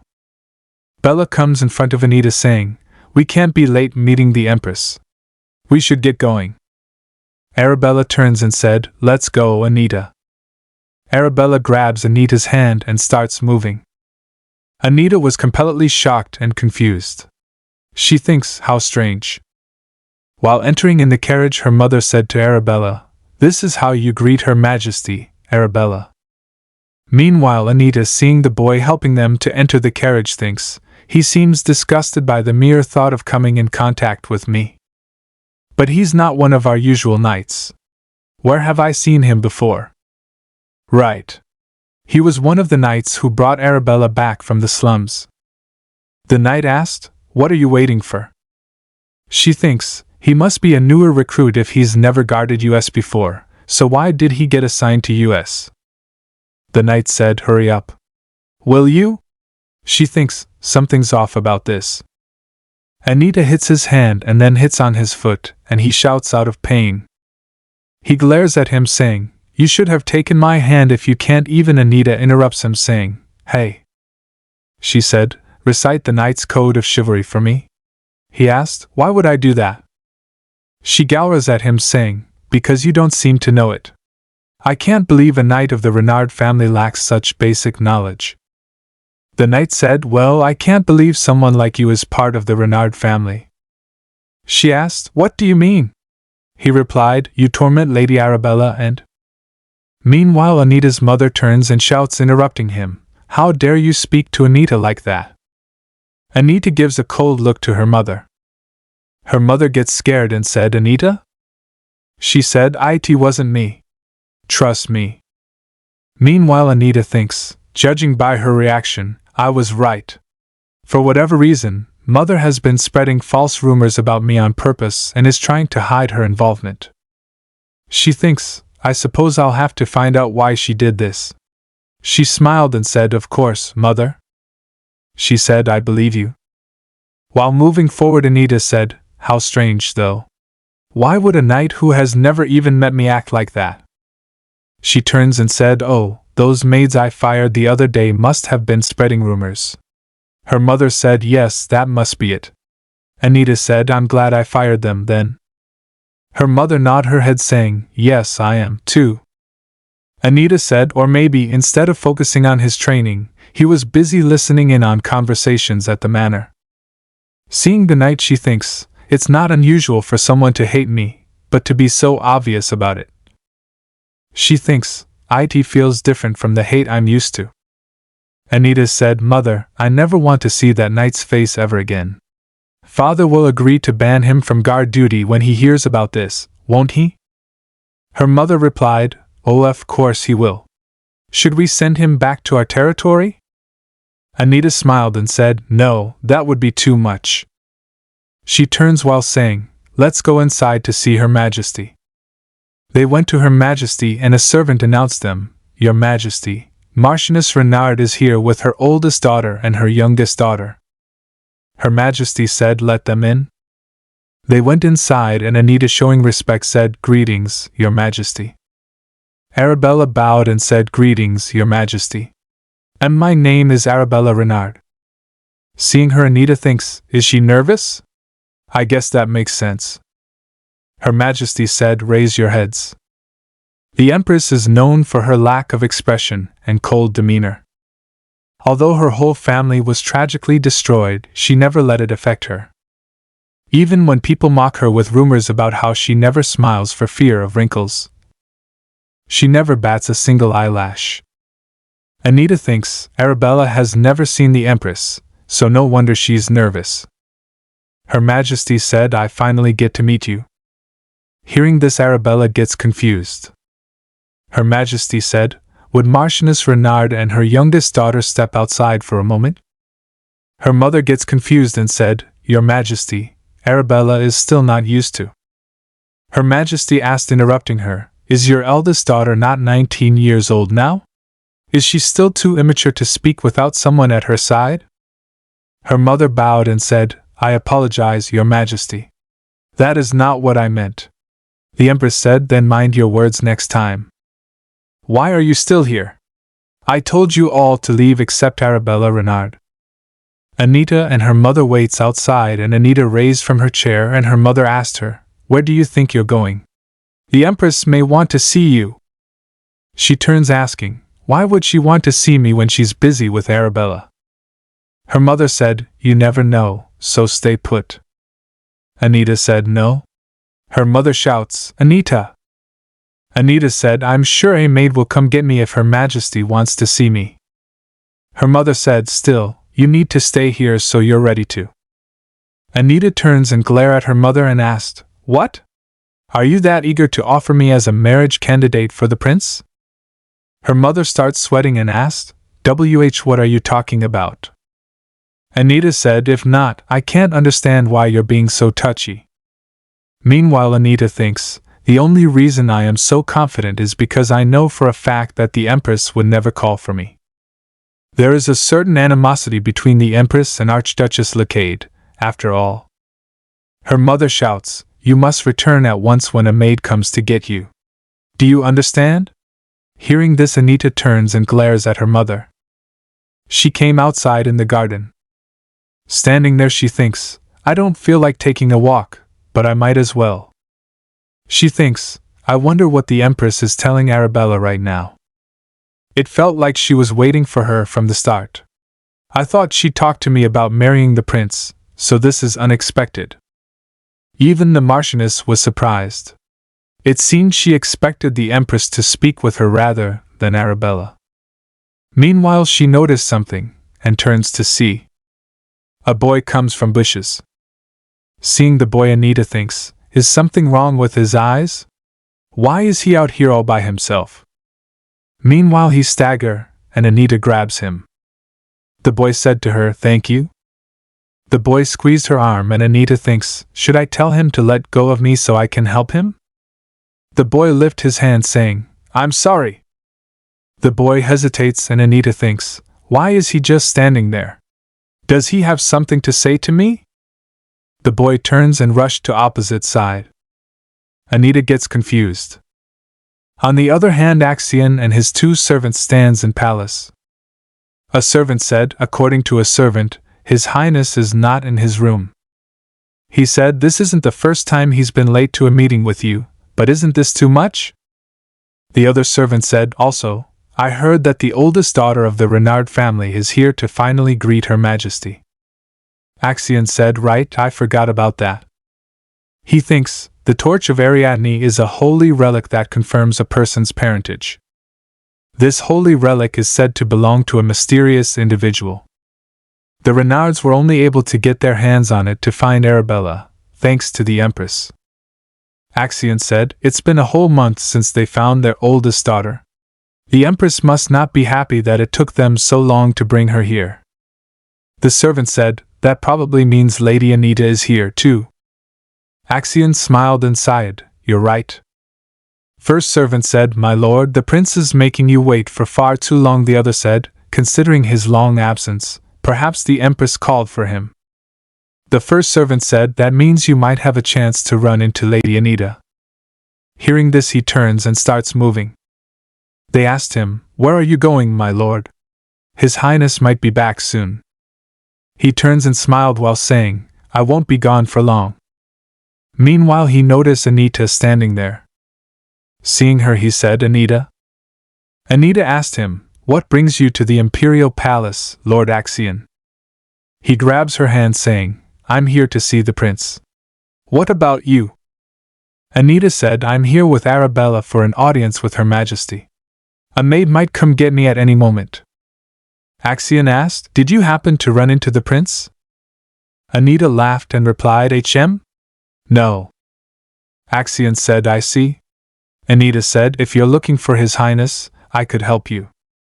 Axion smiled and said, "No, it's fine." Meanwhile, he noticed her face. He asked her, "Anita?" Touching her face, he asked in a cold tone, "Who did this to you?"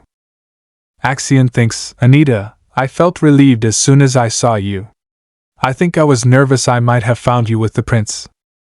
I believe we were friends this whole time, but it was strange. It feels like I've always liked you." Anita asked him, "What do you mean?" He smiled and replied, "I meant, Who made you wait here? Is it the maid taking you to see the Empress? Anita replied, Oh, no, I'm just here on my own. He squeezed her hand, saying, Then I'll take you there. She replied, No, it's fine. It's not far. He glares and grabs her hand. He thinks, I'm sure the Marquis and Marchioness are to blame for that bruise.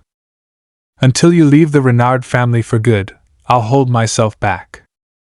Anita comes back and sits in front of her mother. Anita seeing her mother thinks, I guess the Empress isn't interested in seeing the Marchioness. Meanwhile the door opens and Arabella comes outside. Seeing Anita, Arabella said, Anita.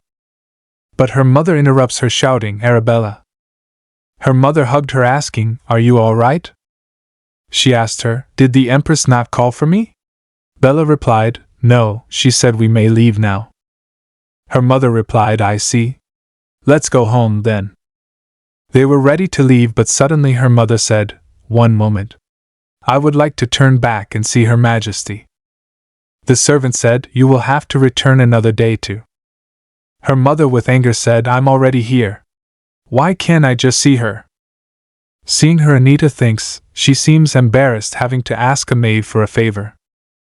I guess she knows that she has to see the Empress now for her plan to work. What possessed her to push back this meeting for a whole month, anyway? The Empress even lent her and the Marquis the torch of Ariadne. Suddenly she thinks, Don't tell me. She recalls her father's words, We've already made the most of her engagement. The Archduchess helped them. How dare they try and break off my engagement to Axion when the Archduchess helped them find Arabella? How much lower are they willing to stoop? Her mother shouts, Take me to her now. The servant starts sweating and said, But... Bella grabs her arm, saying, Please, mother. You're making her uncomfortable. Her mother shouts, Arabella. You are a Renard. A Renard doesn't have to accommodate any servant. Her mother turns and said, Let's just go, Arabella. Bella rushed towards her mother, saying, Mother. Bella said to her mother while reading the carriage, Her Majesty wouldn't have been happy with an unannounced visit. Her mother said, You're right. Anita, seeing her, paused and said, Arabella? Arabella turns towards her, HM? Meanwhile at night Arabella comes to Anita's room and said, I'm glad you're still awake. She asked her, Can I sleep with you here tonight, Anita? Bella hesitantly asked her, Would you like to sleep together? Anita replied, Sure. Anita, showing her bed to Bella, said to her, Sit down. She sit down on the bed and Anita grabs her face. She rubs a scratch on Bella's face. Bella asked her, You knew? Anita replied, I did. Anita asked her, Did Her Majesty slap you across the face? Bella said, Her Majesty is a good person. But I must have displeased her with the way I spoke. Anita turns hearing this and asked, What did you even say? She replied, Anita, this time I wasn't just all talk. She said, losing a finger. I value you far more than that, Anita. Bella said to the Empress, Anita and Lord Axion will never break off their engagement. The Empress slapped her and asked, Even if I were to cut off one of your fingers? Bella fell asleep and Anita lost in her thoughts. Anita thinks, How surprising. She finally fell asleep once I told her that even the Empress could never cut off a noble lady's finger. It must have been a relief to hear. She's such a scaredy cat, and yet she tries to defy the Empress. Arabella, you're so strange. The next day, Axion met Khalid, the Empire's one and only prince. Khalid asked him, So you just left yesterday? Axion said, You failed to show up first, Your Highness. Khalid replied, Yes, but you should have waited for me. Come on. Khalid said, Oh, by the way, I heard that your fiancé met with my mother yesterday too. Khalid thinks, HM? I expected him to look bored like he always does. Seeing him he thinks, What a surprise. He smiled while thinking, then again, he was like this when we were at school too. Axion, who found even me annoying, didn't push away people trying to befriend him. I assumed it was because he was interested in making useful connections. However, in the end, It was all for Anita Renard. He said, I can't believe you wanted to find friends for Lady Anita. He said, what if she had become better friends with them than you? Axion replied, that would have never happened. Khaled asked him, how do you know? Were you planning on getting in the way if they got too close? Axion smiled and replied, why would I? It's impossible for anyone to get as close to Anita as I have. Khaled asked, is that so? Axion gives him a JWL. He takes it and said, thank you again. He said, I'm actually able to see the light when it's sunny outside now. He asked Axion, by the way, how is Her Grace, your mother? For a long time, no one in the Empire was born with proper divine powers. However, one day, the Archduchess gave birth to a successor with divine powers. For 10 years, the Emperor did nothing, until he finally put into action a plan to eradicate the Archduchess. His plan was to make Axion despise his powers. Khaled said, my mother still regrets letting His Majesty fool her into luring Her Grace into the lake. Axion said, I'll let my mother know. Khaled smiled and said, also, please let her know that the future Emperor will remember that progress was made thanks to Her Grace asking you to help. Meanwhile, Anita comes in gardens. She thinks, I'm sure it will be happy to see me, even though I'm just here to ask a question. A light comes and voice echoes from it, Anita! Anita! Anita! She turns and thinks, I knew it. The voice comes, it's been a whole month. I thought you'd forgotten about me. Why haven't you come to see me? I've never had to wait longer than 10 days to see you. She replied, I've been busy. The voice comes, what are you thinking about right now? Anita asked it, can you fix someone's sensitivity to divine power?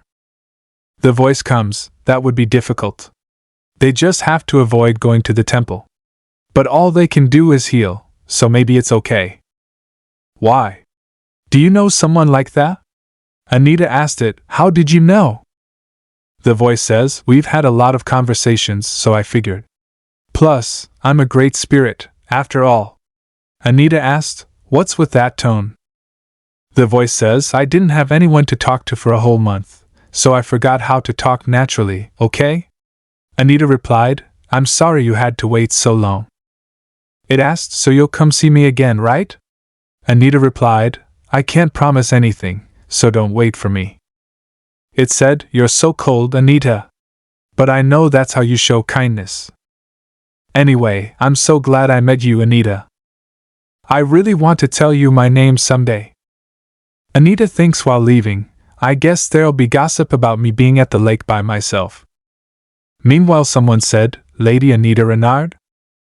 Anita turns and saw a girl holding a hand fan. The girl said, it's been a while. Seeing the girl, Anita tries to remember her and thinks, Lady Rachel Savi? There was a rumor that Count Savi loved his second wife so much that he treated his stepdaughter better than his own daughter. Although she was only the daughter of a count, Rachel had social skills that kept her well connected. However, whenever she was with me, she dropped her perfect facade. One time, I asked her, Lady Savi, do you consider me your friend? A friend is someone you can be your true self in front of. It was because of something I read in a book, but... Excuse me? It made Rachel very angry. Of course not. It would be best for you not to be so arrogant. All right.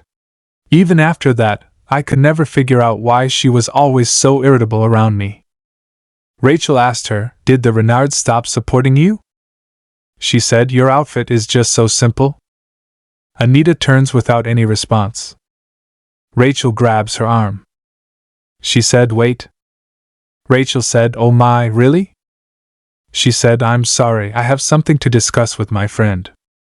The lady standing behind them asked, who is your friend? Lady Rachel, noticing Anita, she said, oh. Go ahead. Rachel holds Anita's arm and squeezes it. Rachel said, let's keep walking with our arms linked, Lady Anita. Rachel smiled and said, I feel like flaunting our relationship right now. You see, I didn't like those young ladies one bit.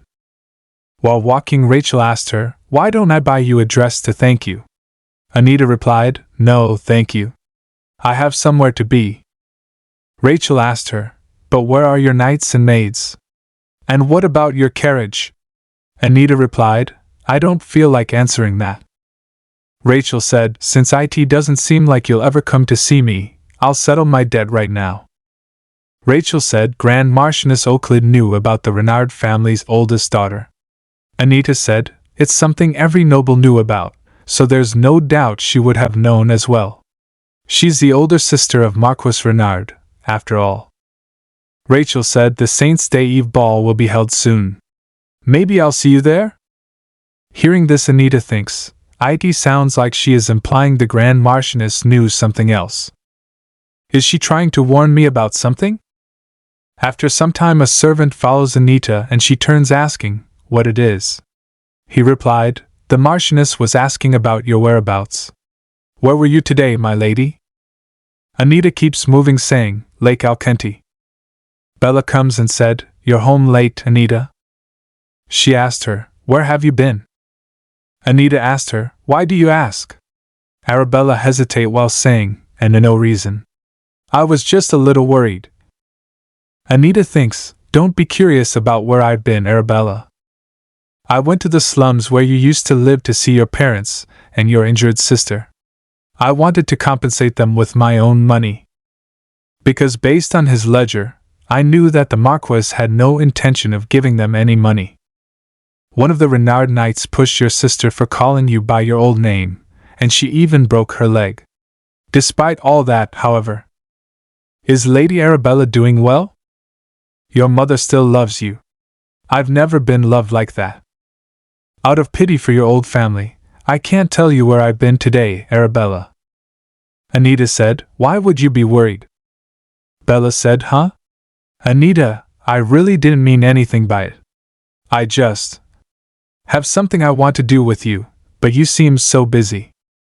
She squeezed her dress, saying, "It'll be Saint's Day soon. It might be too late to get a dress made, but there's still jewelry." Anita turns and said, "Fine. If you're implying that you want to go shopping." Bella said, "Why yes, I am." The next day, Anita Axion comes and asked Anita, "How was the journey here?" She replied, "It was fine." She thinks, it's already been 7 years having afternoon tea with the Archduchess a couple of times a month. Axion asked her, "When will you ride your carriage all the way to the front doors of Lacade Manor?" She thinks, Her Grace might have given me permission, but that's only because I'm engaged to her son. It's a privilege I was only given because I'm your fiancé. Anita said, "Oh right, Arabella is fine now. She fainted the last time, remember?" Axion said, "Oh." He smiled and said, "I'm glad to hear that." Anita said, "The doctor must have told you as much, but it wasn't anything contagious, so don't worry. You must have been shocked. I'm sorry I didn't let you know earlier." Meanwhile, Axion comes close to her, saying, "What about you?" Anita turns, asking, "Me?" Axion said, "Yes, you, Anita." He asked her, "Are you all right?" Anita gets confused and asked, "Why do you ask?" She asked him, "Do I not look all right to you?" Anita said, "I'm fine. I've never been sick." Meanwhile, someone shouts, "Lord Axion!" Seeing a boy and a girl, Anita thinks, Madame Grace, the head maid and Axion's aide? Anita smiled and said, "You don't need to stay with me, Axion. It looks like Madame Grace is here to take me to the Archduchess." Axion said, "Don't give in so easily, Anita." He said, "What must I do so you will act the way you want to?" He asked her, also, "May I escort you to the Saint's Day Eve ball?" Hearing this, she gets confused and thinks, "Why is he asking me this so suddenly?" Although there are less than 3 months until I leave the Renards, this still remains true. She blushed and said, "You are the only person I want as my escort to any balls I attend." A servant asked Anita, "Have you been well, my lady?" Anita replied, "I have." The servant said, "Oh, your birthday is coming up. Isn't it? Is there anything you might like?" Meanwhile, a servant comes shouting, Madam Grace. Madam Grace asked her, Ella? Why are you shouting? The servant said, I have an urgent message for you. Madam Grace bowed and said to Anita, I apologize, my lady. Anita asked her, What is it? She said, It seems I have forgotten that her grace told me she would not have time for tea today. Hearing this, Anita gets shocked and asked, Her grace said that? Anita said, I understand. Meanwhile she thinks, is it a political issue? Arabella is the one who will become head of the family, after all. Suddenly she recalls Axion's words, Don't give in so easily, Anita.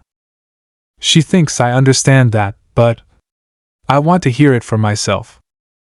Meanwhile Anita moves towards Archduchess's room and the servant shouts, Wait, my lady. She grabs the door handles. She enters the room.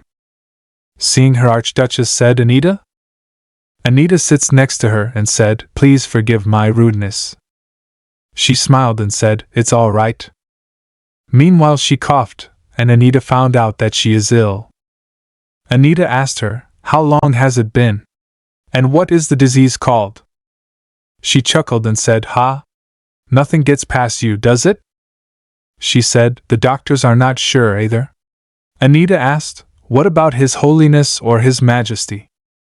Suddenly Anita thinks, Oh no, how dare I ask such a thing? Both of them are eager for her grace to die. The temple would jump at the chance to step in as Axion's guardian, since he has divine powers. And the emperor has always been wary of the Lacade family. She said, It's all right. You saved me from the lake, remember? She smiled and said, If you think about it, all these extra years have been a gift. Hearing this, Anita thinks, So I was wrong. I believed I had never been loved like Arabella, but Anita said to her, I won't let this disease kill you, Your Grace. Hearing this, she smiled and said, You are as kind as always, Anita. She grabs her hand and asked, Could you keep this a secret from Axion? Anita replied, I don't think I can promise that. She left and thinks while sitting in the carriage, It's been 3 years since Axion began working as her grace's proxy, so her disease must have been developing for that long, at least. I'm sure she thought I was just being obstinate when I said I wouldn't let her die. However, I don't make promises I don't intend to keep. She said, I know what I have to look for first. She thinks she asked me to keep this a secret from her son, but there is no doubt he already knows. All of this is top secret information from the Lacade family's archives. Axion must be looking into this already. If even the Lacade family couldn't locate these relics, it'll be far more difficult for me. But you are as kind as always, Anita. Nothing in my life has ever been easy. A few days later, Anita's mother, sitting next to her father, said, Just know that the Lacade family is trying to distance itself from us. Her father said, Don't you think you're blowing things out of proportion, dear? They have no reason to distance themselves from us after all these years. Her mother said, That's true, but her father thinks, however, I had the same worries when Lord Axion took over for his mother, but they gave us precious minerals from the north, as if to reassure us. Her mother sighed and said, This time, it feels different. Something was off during afternoon tea. Her father asked, Didn't you say it was just one person? Some baroness or something. Her mother said, Usually, everyone is busy flattering me and trying to look good to me.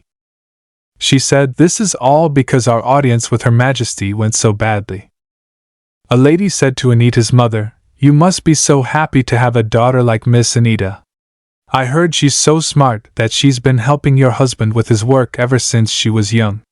It's a shame that her talent was wasted because you never sent her to the academy. Her father said, Maybe you're on edge because of the Saint's Day ceremony.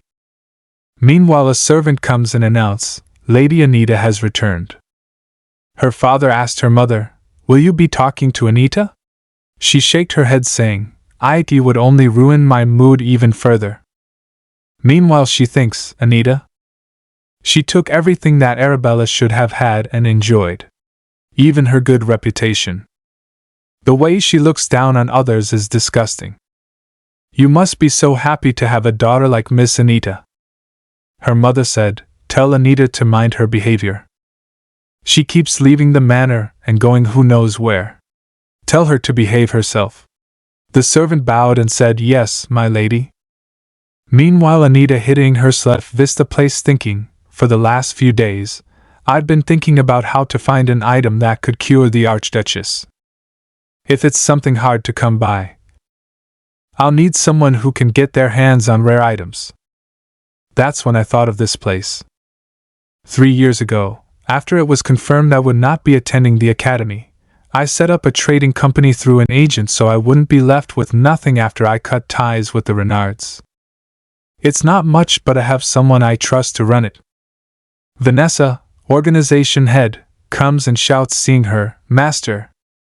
She gets happy and hugged Anita and asked her, what brings you here? Anita said, let's talk inside. Vanessa said, okay. They went inside and Anita asked her, where did all the guards go? I didn't see any of them on my way in. Vanessa replied, I was running low on money because of my last deal, so I let most of them go. Anita asked her, are you worried you might run the organization into the ground? Anita said, even if you do, it'll be my fault for failing to employ the right person. Besides, you're doing fine. Vanessa said, well, I suppose you are the one who appointed a beaten-up commoner from the road as the head. Meanwhile, Anita smiled while thinking, you weren't just some commoner off the side of the road. Back when Arabella was still missing, the Renards would donate money to orphanages for show. Wait! I have something to tell you! That's when I first met Vanessa. The director is taking all the donations for himself. Did the Renards fail to check where the money was going? It's strange enough that embezzlement within an orphanage went unnoticed, but how did you find that out? Well, I used to work for an information broker. But it wasn't all illegal work. You were a fearless commoner, if anything. Plus, this organization really needed you. Vanessa asked her, what brings you here, by the way? You usually don't come to see me very often. Anita said, I'm going to request information from the Cloche Guild. Hearing this, Vanessa shouts, what? Vanessa said, all the big guilds have powerful people behind them. Cloche was formed 15 years ago, yet nobody knows who's behind it. That can only mean one thing. It's best not to get involved with a guild like that. Anita nodded and said it's fine. She thinks, because I already know who the leader of Cloche is. Ned Rowan, Duke Vice-Rosa's aide standing behind a door, said, I shall be coming in, Your Grace. He went inside and Duke Roderick Vice-Rosa was sitting on sofa. He asked him, what is it? He chuckled and said, I'm assuming it's urgent. He said, show me. And Ned gives him a bag. He opens it and lost in his thoughts seeing a blue glass. It was placed by himself at the lake. He gets choked and asked, who dares? Ned said also. This was in there as well. There was a message. I'm sorry. He gets angry and said, let me know as soon as you find out who it was. Ned said, well, I can tell you now, actually. Apparently, she took off her hood and showed her face when she came in. Roderick asked him, perhaps a noble then? If she was recognizable. He replied, yes, Your Grace. Ned tell him, it was Anita Renard. Roderick asked, you mean the young lady that the Empress speaks to at every banquet? Ned replied, yes, that is correct. We thought she might have something to do with the Emperor, but that didn't seem to be the case. He chuckled while asking, and you're sure it's not just someone who looks a lot like Anita Renard? Ned said, there's no mistaking her. She had jet black hair, sharp eyes. Roderick said, right, and she has purple eyes. Ned asked, pardon? Well, I suppose, they were purplish, yes. Roderick smirks and said, she got me. Ned asked, pardon? Roderick said, I knew she was clever back then as well, but who would have thought she would find the same vial? He thinks, I had no idea that I would run into such a young girl at Lake Alkenti in the middle of the night. You're 7? You look no older than 5. Yes, I'm 7 years old. I was sure she had forgotten about me. If you ever need me, I'll help you out one time. But to get my attention, you'll have to do something to really shock me. So I also assumed she had forgotten about the promise I made in passing back then. Ned asked him, So you've met Anita Renard? He replied, A long time ago. Ned asked, How many times have you run into her? I thought you only went to the temple. Roderick replied, Those without secrets have no charm, don't you think? He said, Maybe I'll attend this year's Saint's Day Eve ball. He said, I'd be a terrible adult if I were to crush a little girl's hopes and dreams. Ned asked, Pardon? The day of the Saint's Day Eve ball. Anita's servant said, It's too cruel. Red is your best color, but they gave you such a plain dress. And Lady Renard said you may only wear pearls? Anita asked her, You think so? She replied, It looks like you're going to the temple rather than a ball.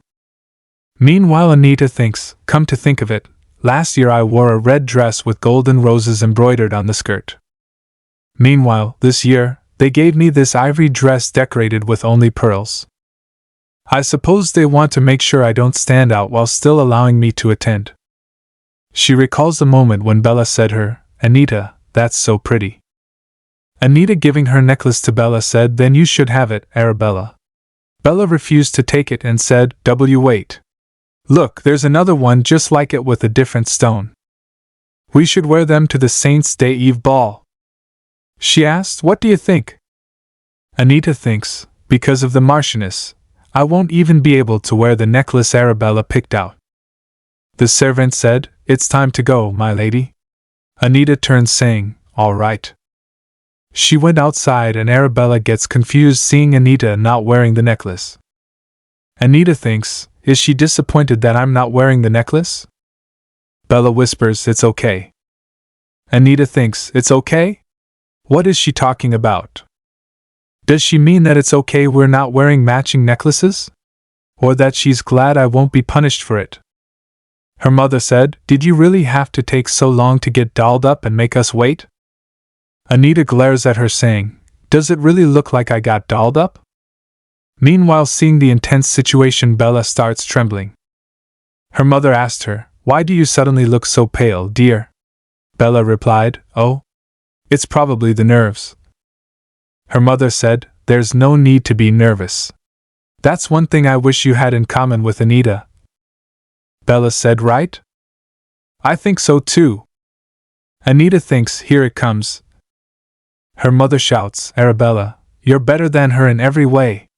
Bella said, Mother, please stop. Bella turns towards Anita and said, Sorry. Anita thinks, Oh, so she was whispering to me so I would know what she was thinking. Anita gets happy after finding this.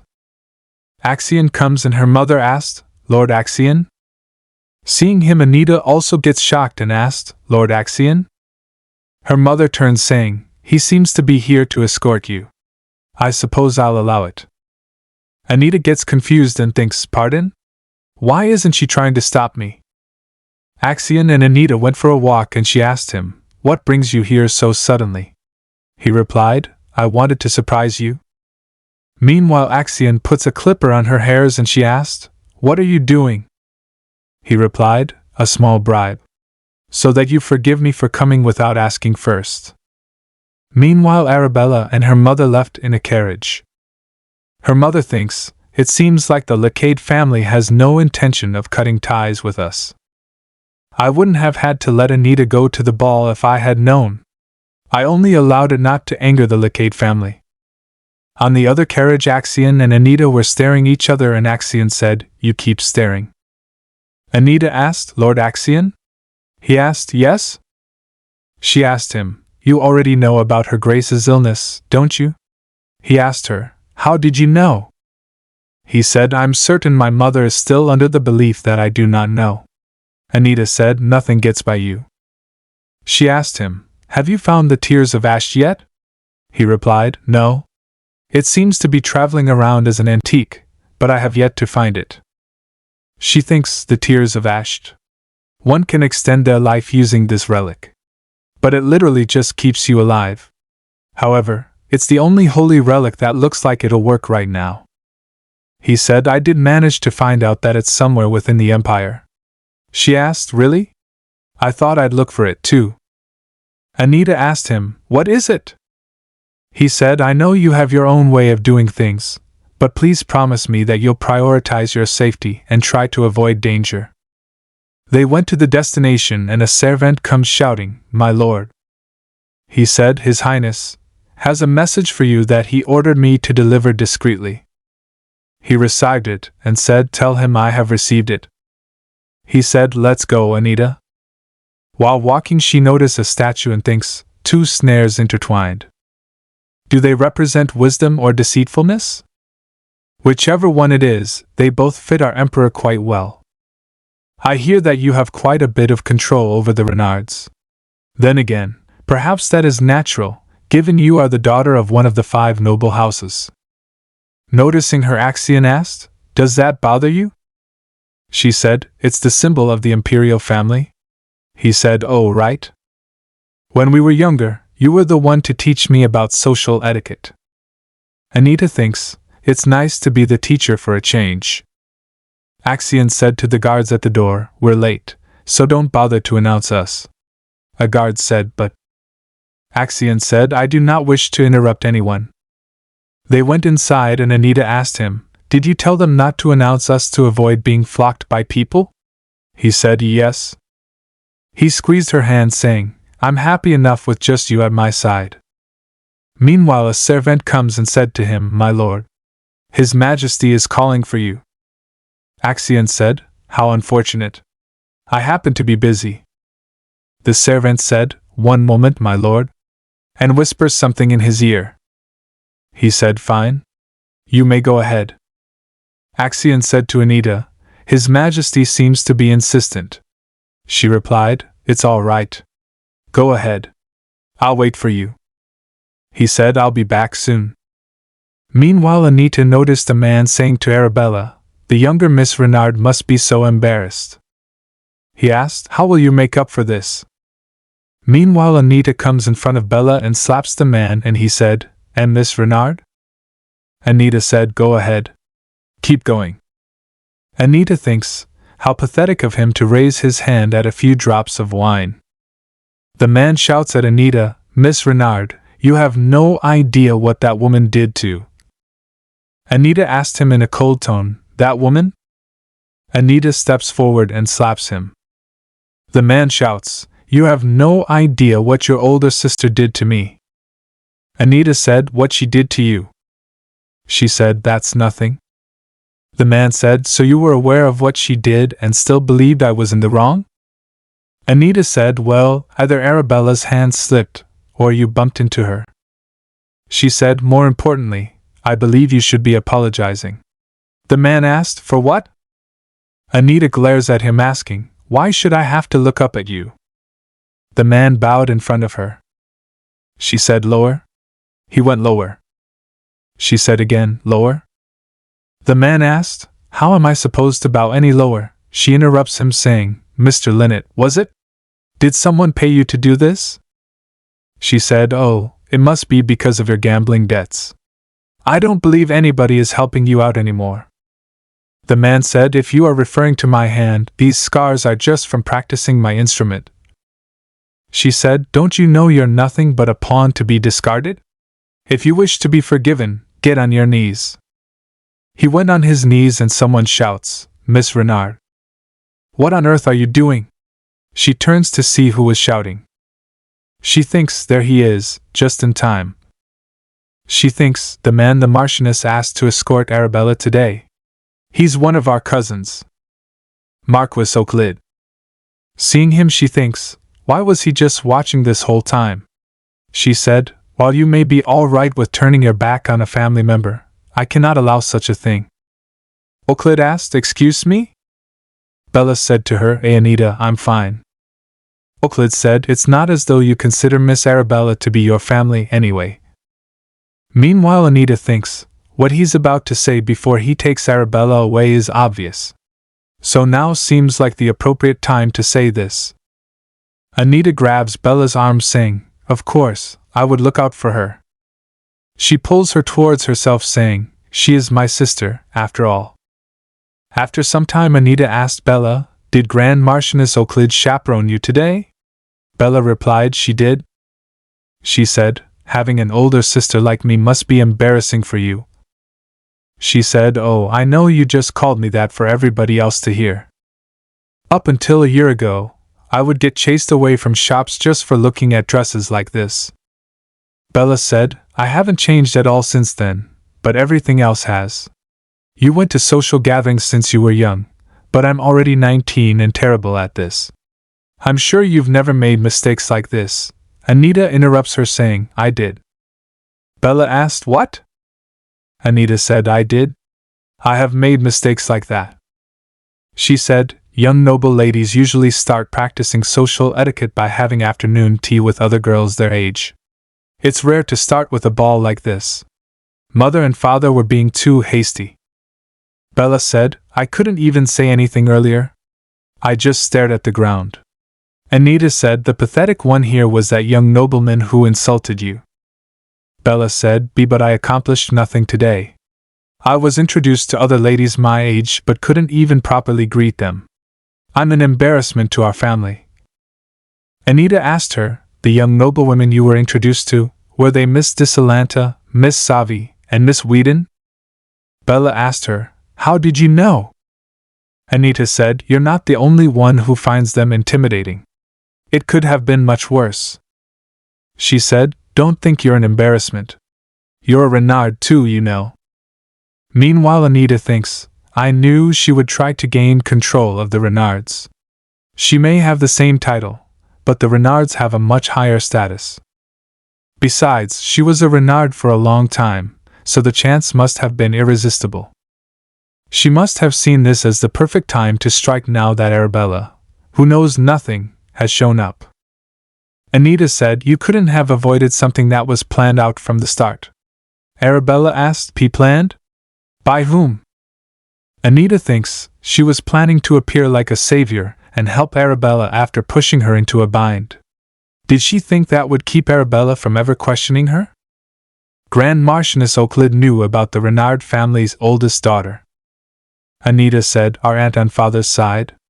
Arabella asked, "Why, you mean?" Anita said, "That's right. The Euclid family was behind this." Bella said, "I should be careful, then. Marquis Euclid is the one escorting me tonight, too." Anita said, "By the way, are you just going to believe everything I tell you?" "Why?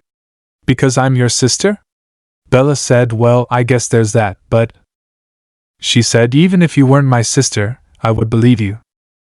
Admittedly, hearing my old family was doing just fine without me made me a little sad. I think it's more so because I had to hear it from mother and father. Apparently seeing me in person is burdensome.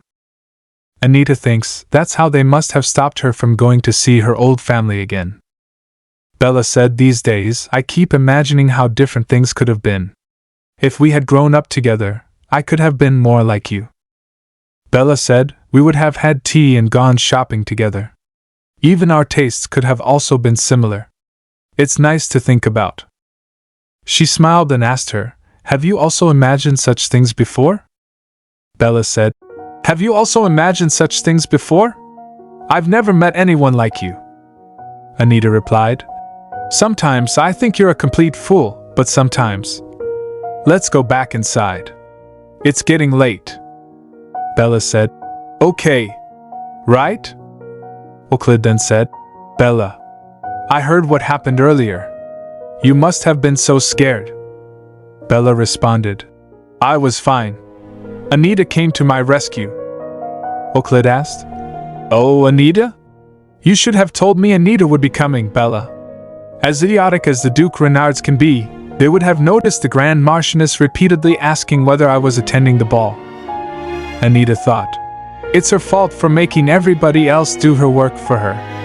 Is she taking it out on Arabella since her plan didn't work? Why would she have to tell you about something as trivial as my attendance? Or was it important enough to you that it warrants chiding Arabella after what she just went through?" Euclid quickly responded, "Of course not." Anita said, "That's fine then." Euclid continued, Oh my! I understand wanting to stand out, and you may be too young to know this, but that kind of jewelry is inappropriate. Anita replied. Really? This was a gift from Lord Axion. Euclid said. Well, I also heard about the commotion you caused today. I understand you were angry, but I'm sure there was a more elegant way to resolve things. I cannot believe you let your emotions get the best of you despite growing up as the daughter of a marquis. No wonder Marquis and Marchioness Renard are so concerned. Anita said. I'm sorry, Arabella. I don't want to be like you. If I had been even half as docile as you, I would have succumbed to this woman's toxicity already. I won't ask what you were doing while neglecting your duty as Arabella's chaperone. However, I fear you will have to write a letter of apology to my mother, who trusted you with Arabella. And it would be best to apologize to Arabella herself right now. Euclid said. I apologize, Bella. Bella responded. I accept your apology, Grand Marchioness Euclid. Anita said. You didn't even stutter. Bella replied. I don't always stutter. Anita continued. 2 years ago, when the Renard territory went through a drought, you treated us like strangers. That was. You're only our aunt when it suits you, so I've decided to do what suits me. I'm going to put the nobleman who threatened Arabella on trial, and I plan to find out who was behind this incident, too. Euclid said. Miss Anita, acting so mercilessly is a bad look. Anita replied. Thank you for another long lecture. You've ignored your duties as chaperone long enough. It's time to get back to them. Anita thought. I guess the Duke isn't going to respond. You mean the Duke? Axion said. Of course. We only have one Duke in the Empire. How long has it been? 18 years? Duke Roderick Vicerosa has arrived. Why would he attend this ball? Wasn't he living in seclusion ever since the Duchess disappeared? Anita said. It's been a while. It looked like he recognized me. So why is he turning back? Philip said. I thought I might be able to have some fancy food, but he insisted on going in alone. What a heartless, evil, yet generous master. Why, Your Grace? Philip asked. Did something happen in the ballroom? Ned. Roderick said. Find out everything about Anita Renard.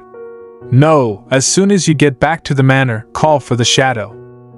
Philip said. We have already looked into her background, Your Grace. There was nothing out of the ordinary. You must be cautious. The only reason they don't have their guard up is because they believe you are only looking for the Duchess. Roderick asked. Is it really necessary to be cautious? That's why I started the guild. Philip replied. Also, that young lady is not the same age. She's 17. She was born in November, which makes their ages differ by over a year. Roderick said. I see. I suppose I have made a fool of myself. The lady doctor said. I thought he had come out of seclusion, but I guess not. Marquez replied. Maybe he's not used to seeing so many people yet. Anita thought. The Duke definitely recognized me. Does he not want anything to do with me now that he's actually seen me? But to get my attention, you'll have to do something to really shock me. She then said. I was ready to face his wrath, but the point is the Duke clearly just rejected my request. Now Vanessa is the only one who can help me find the holy relic. Axion said. If you don't want that snatched out from under you, you'll have to hurry up and find it first. The Emperor has his eye on it. Something urgent came up. Archduchy said. Have you been waiting long? I am well aware of the Lackade Knights' efforts in the north. Unfortunately, your knights don't seem to be particularly skilled. So why don't you go and aid them yourself? This wouldn't be the first time. Axion replied. How unsurprising. The Emperor has always tried to get me away from the capital during Saints' Day season. In my opinion, you should be more worried about your Imperial Knights lacking experience. If that is all, I will take my leave now. Archduchy said. That insolent bastard! How dare he? Axion thought. The Emperor is under the impression that I am only in the capital to undermine him. That means I should be able to attend the Saint's Day ceremony. Lynette said. Lord Axion, we have much to discuss. I believe there was some kind of mistake on your end, you see. Lynette continued. What do you mean the Lacades have suddenly pulled out all their investments? The man replied. You're the only one who would know why. Lynette said. This is a bit too far to be a mistake. Axion said. A mistake? Lynette replied. Oh, it seems you weren't aware either. All of the investment money from the Lacades has been rescinded. I won't press any further, as we have always been great business partners. Axion said. Business partners? Lynette replied. Yes, were you not investing in my ventures because you value my business acumen?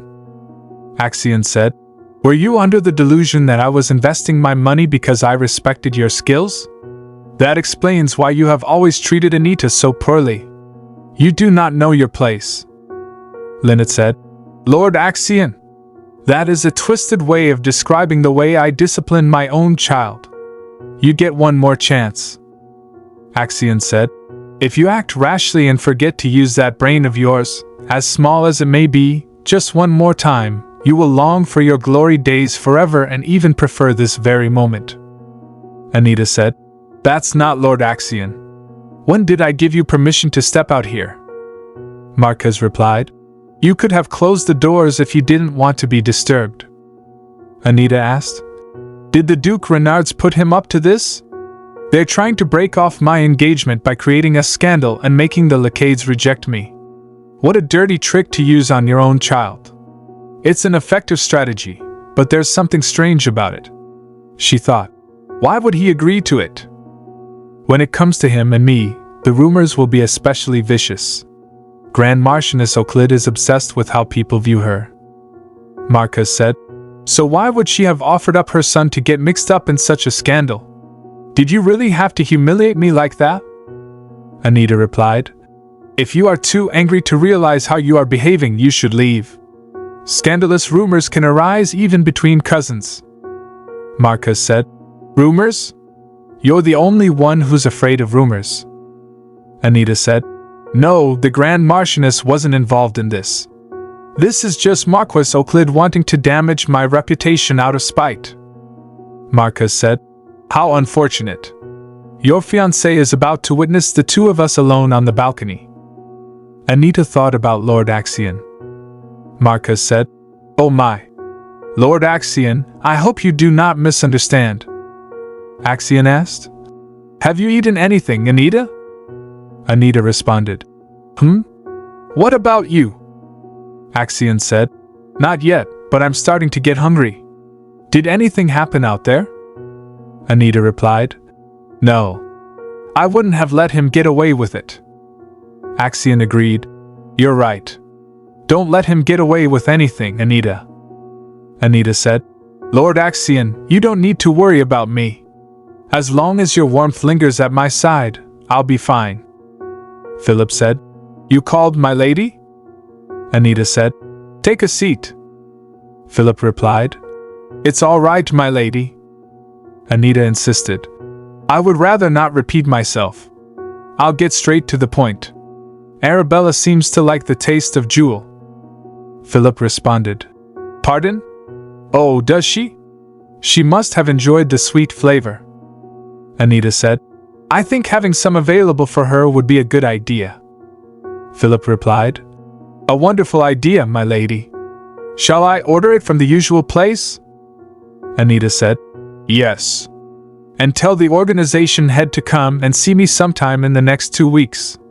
I have a lot of questions for them regarding other food items. Philip said. Yes, my lady. It's getting late, so please do not overwork yourself and head to bed soon. Anita said. He should know I barely do any work other than those directly related to our territory. Philip said. You tend to overexert yourself. I thought you might be putting a lot of effort into something that I may not be aware of. Anita replied. It may not be my place to say this, but please put your own well-being above everything else, my lady. He hasn't changed at all. Philip said. My lady, have you not gone to bed yet? Anita replied. No, not yet. This says that of the 5 great organizations of the Empire, all but Calypso have joined forces. Would you like me to read you more? Anita responded. Yes. You worry too much. 2 days later, on the day of the Saint's Day ceremony, a lot had happened. First, there was a carriage accident on a road only nobles may pass through. The victim of the unfortunate accident was the young nobleman meant to lead the Saint's Day ceremony. Predictably, the person nominated to take his place was Arabella. It was as if someone planned for this to happen. Bella said, the skies are gray. What if it rains? Queen Renard replied, It's fine. It always rains on the day of the ceremony. The divine spirit animal is said to live in the lake, don't you remember? Anita thought. Looks like they haven't explained anything to her. There's no doubt they've been planning this for a long time, though. Queen Renard asked. Anita, why are you walking ahead of us? This is why people keep spreading those strange rumors. Don't you know how much they bother me? Anita said. What rumors have you heard? Queen Renard replied. They're saying it's all because you act like this. That you look nothing like your father and me, so you dash. Anita interrupted. You scolded me when I fired the maids for spreading such rumors at the manor. So why are you so concerned now? Queen Renard responded.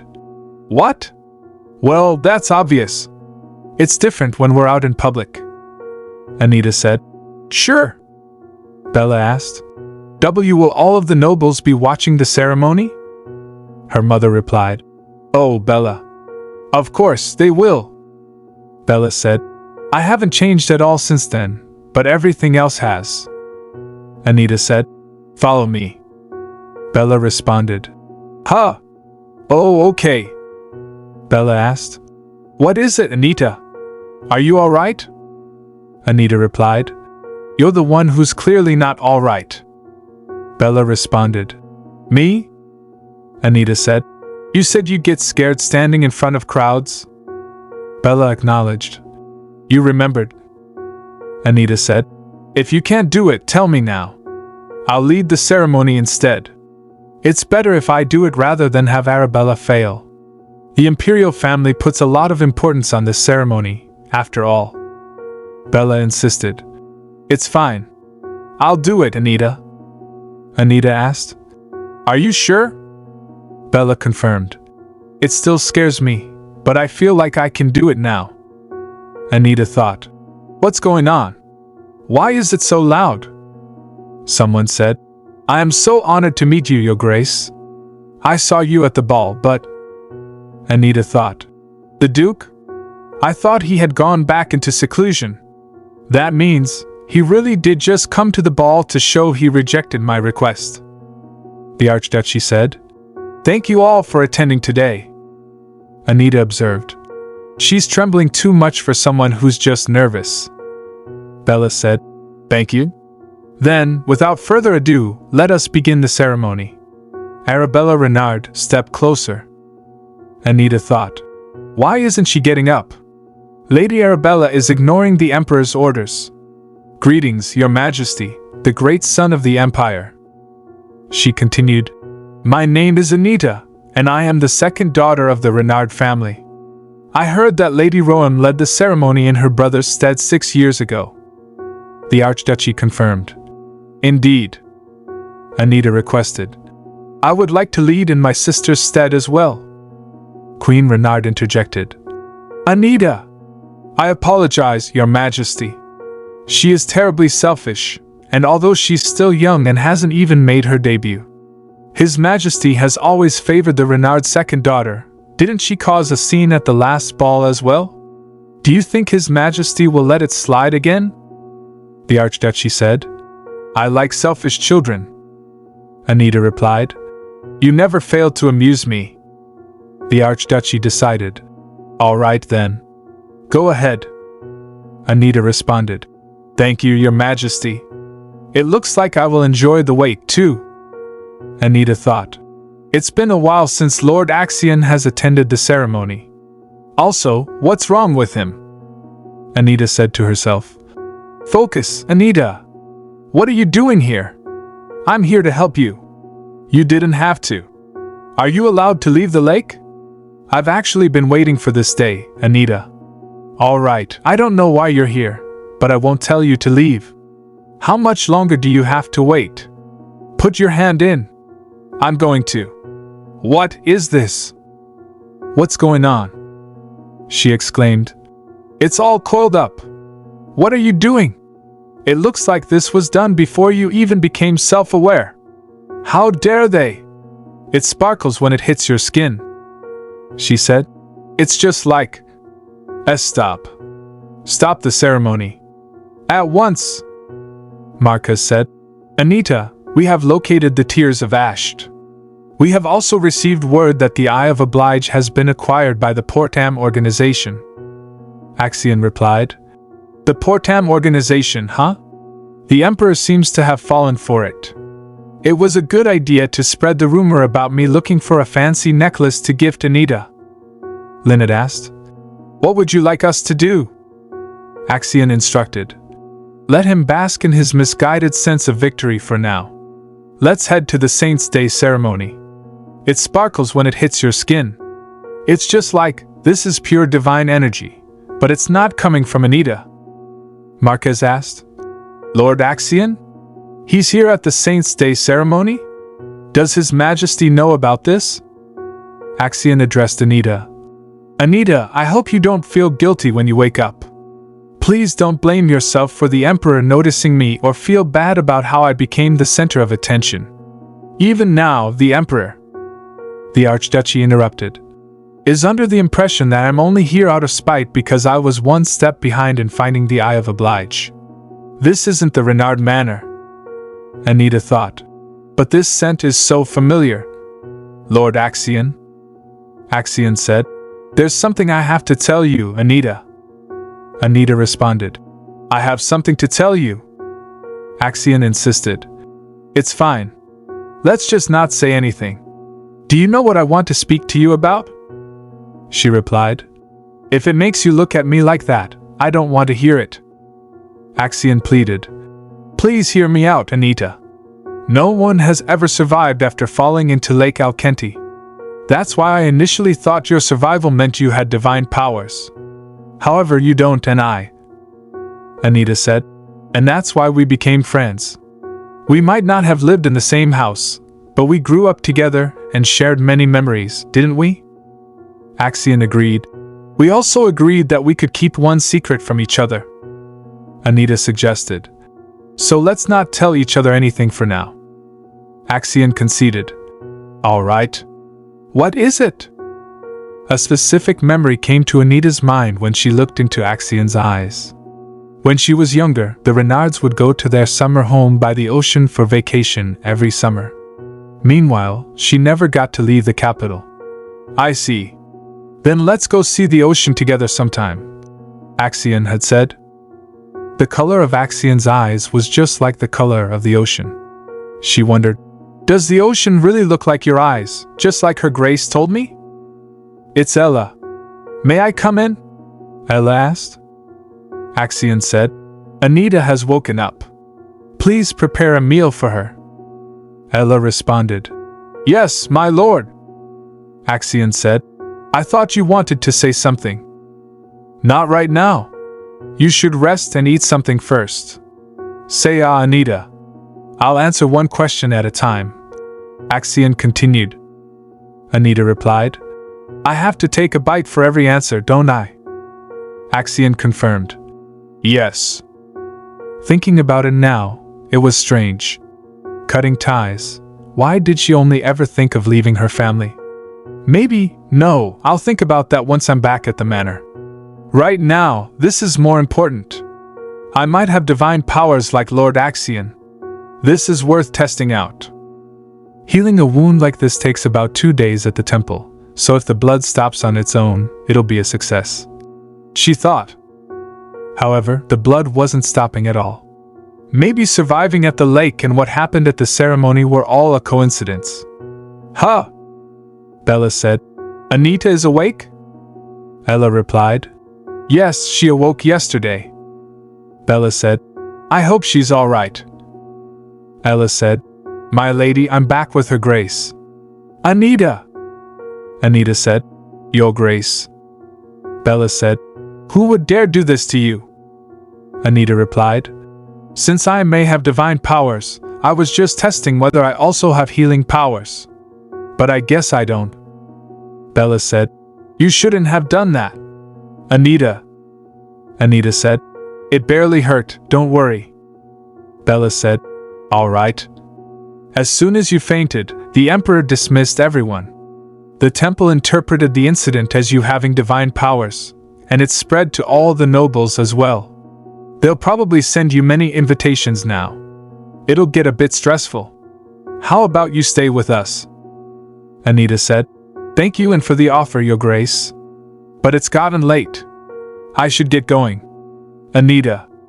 I won't forget how you cared for me, Your Grace. Bella asked, Do you really have to leave? I always did my best to respect your decisions. However, looking back, I feel as if I was nothing but a bystander. Anita said, If that were true, I wouldn't have so much affection for you, Your Grace. I must return because that's where my life is. Bella said, All right. Let's get you patched up first then. And one more thing. If anything happens, contact us right away. Axion said, One moment. Please remember that I'm always thinking of you. Also, there's something I just found out, Anita. Anita asked, What is it? Queen Renard said, Welcome home, my dear. We, of course, wanted to take care of you here, but the Lacades refused to send you back. I'm so relieved to see you return in good health. Anita thought, If it hadn't been for Lord Axion, I would have thought they were treating me differently because they believe I now have divine powers. Axion said, The temple reached out to the Renards. They had a private meeting with the Cardinal in the prayer room. A sudden change in attitude and a secret meeting. Anita said, I'm sorry. Her mother asked, About what? Anita said, The ceremony. I took Arabella's place. Queen Renard said, There's no need to worry about that, Anita. Anita thought, I ruined a chance for Arabella to shine in front of everyone, and suddenly they don't care? They must have achieved a lot by using me as a bargaining chip. Queen Renard said, Now that you're home, you should rest up. It must have been difficult being in such an unfamiliar place. Anita said, I don't believe that's true. Queen Renard asked, What? Anita said, I spent a lot of my childhood there, and it is where I will be living in the future. Queen Renard said, But for now you're not yet. Anita said, And don't touch me. We were never this close. Queen Renard asked, How could you talk to your own mother like that? Duke Renard said, I'm sure Anita is just tired, dear. Queen Renard asked, Do you think so? Anita said, I'll take my leave now. Anita thought, Hello? Twice a day is a bit exhausting. I won't be able to come see you for a whole week now. She said, I'm sorry. Axion replied, No, don't apologize. So, why did you call me, Anita? Tell me more about the dark magic spell. She thought, Oh, that's right. You weren't able to wake up for a while because the dark magic on you had to be destroyed. Anita asked, Destroyed? I thought dark magic and divine powers don't mix, so they can't exist together in one place to begin with. But your divine powers were locked away. Axion explained. The spell was really strong. They probably cast it on you as soon as you were born. Anita asked, Does the spell make me eventually cut ties with my family? Axion said, It's more like, it was meant to make you go away once you reach a certain age. Anita said, So it was designed to kill me. Axion vowed, When I find out who did that to you, I'll make it so that they can never drink clean water ever again. Axion asked, So, are you going to leave your family? Anita said, I'm not sure. Cutting ties with them is no longer my only option. Bella said, How could she look so different? I heard a maid who served at the manor for years before the marriage was the midwife. But she doesn't take after her father either. Anita thought. The two of them are the kind of people who would have sacrificed their own child just to find Arabella. The question is who cast the dark magic spell on me. For now, I'll keep looking for a way to cure the Archduchess. Finding the dark mage can wait. Anita said. Come in. The maid said. My lady, I'm here to deliver an invitation. Anita said. Leave it there for me. But why are you delivering it? The maid said. Oh. Lady Renard said she felt bad about assigning a commoner as your maid, so... Anita said. She shouldn't have. The maid said. But my lady... Anita interrupted. If I just leave like this, her ladyship will be saddened. My discomfort about the situation must not matter. Aren't you unhappy about suddenly being assigned to serve someone else? The maid said. And not at all. I'm fine. Anita thought. As if. She's just hoping I'll give her something because she knows how I've treated Harriet. The maid said. A gold coin? This is so sudden, my lady. Anita said. Is it too much? I just thought you deserve it for all your efforts. The maid said. I wouldn't dare to refuse your generosity, my lady. Anita said. You may leave now. The maid said. Yes, my lady. Anita thought. I'm sure the Marchioness will continue sending me maids, but they'll surely have their uses. Because if they're going to use me, I intend to do the same. The spelling here seems off, and the letter has no content. Anita said. It can't be. Seeing that it reacts to divine powers, it must be the kind of paper that reveals the writing when you rub Robina flowers on it. Bella said. What is it? I was worried. Anita said. I heard you also fainted that day. Bella said. You took my place because I couldn't do it, so it's my fault you fainted. Anita said. Don't apologize when you haven't done anything wrong. Don't you understand that I'm the one that stole your spotlight?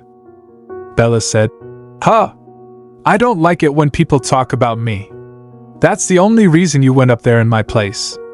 Please don't talk about it as if you've done something wrong, Anita. Bella added. Mother and father were also really worried. They even went to the temple. They couldn't get any holy water, but still. They're not the warmest people, but I believe they genuinely worry about you. Anita said. You're so naive. I heard the whole capital already knows about my divine powers. Bella said. That's right. Anita said. That means the temple knows about it, too. Did you learn how, before Lord Axion was born, Lord Axion is a future archduchy, but I'm neither royalty nor the daughter of an archduchy or even a duke. I'm just the second daughter of a marquis. Think about it, Arabella. Did our parents really go to the temple because they were worried about me? Or did they go there to make some sort of deal? Bella said. No. I'm sure that's not it. What if I prove it to you? That they went to the temple because they were worried? Anita said. Go ahead. Bella asked. Did I make you angry? I just... Anita said. You should leave now. Bella replied. Oh, okay. Anita thought. The first time Arabella fainted was 2 weeks after she arrived at the manor. She didn't collapse every time, and it seemed completely random. When I thought I might have divine powers, the first thing I asked was whether it was my fault that Arabella kept fainting. The wind told me it wasn't sure, but it also let me know something unexpected. Your divine powers might have been locked away, but they could have leaked out. Anyway, even if she was fainting because of you, that won't happen anymore. Anita said. You've naturally learned how to control your powers, right? She was surprised. What? Lord Axion.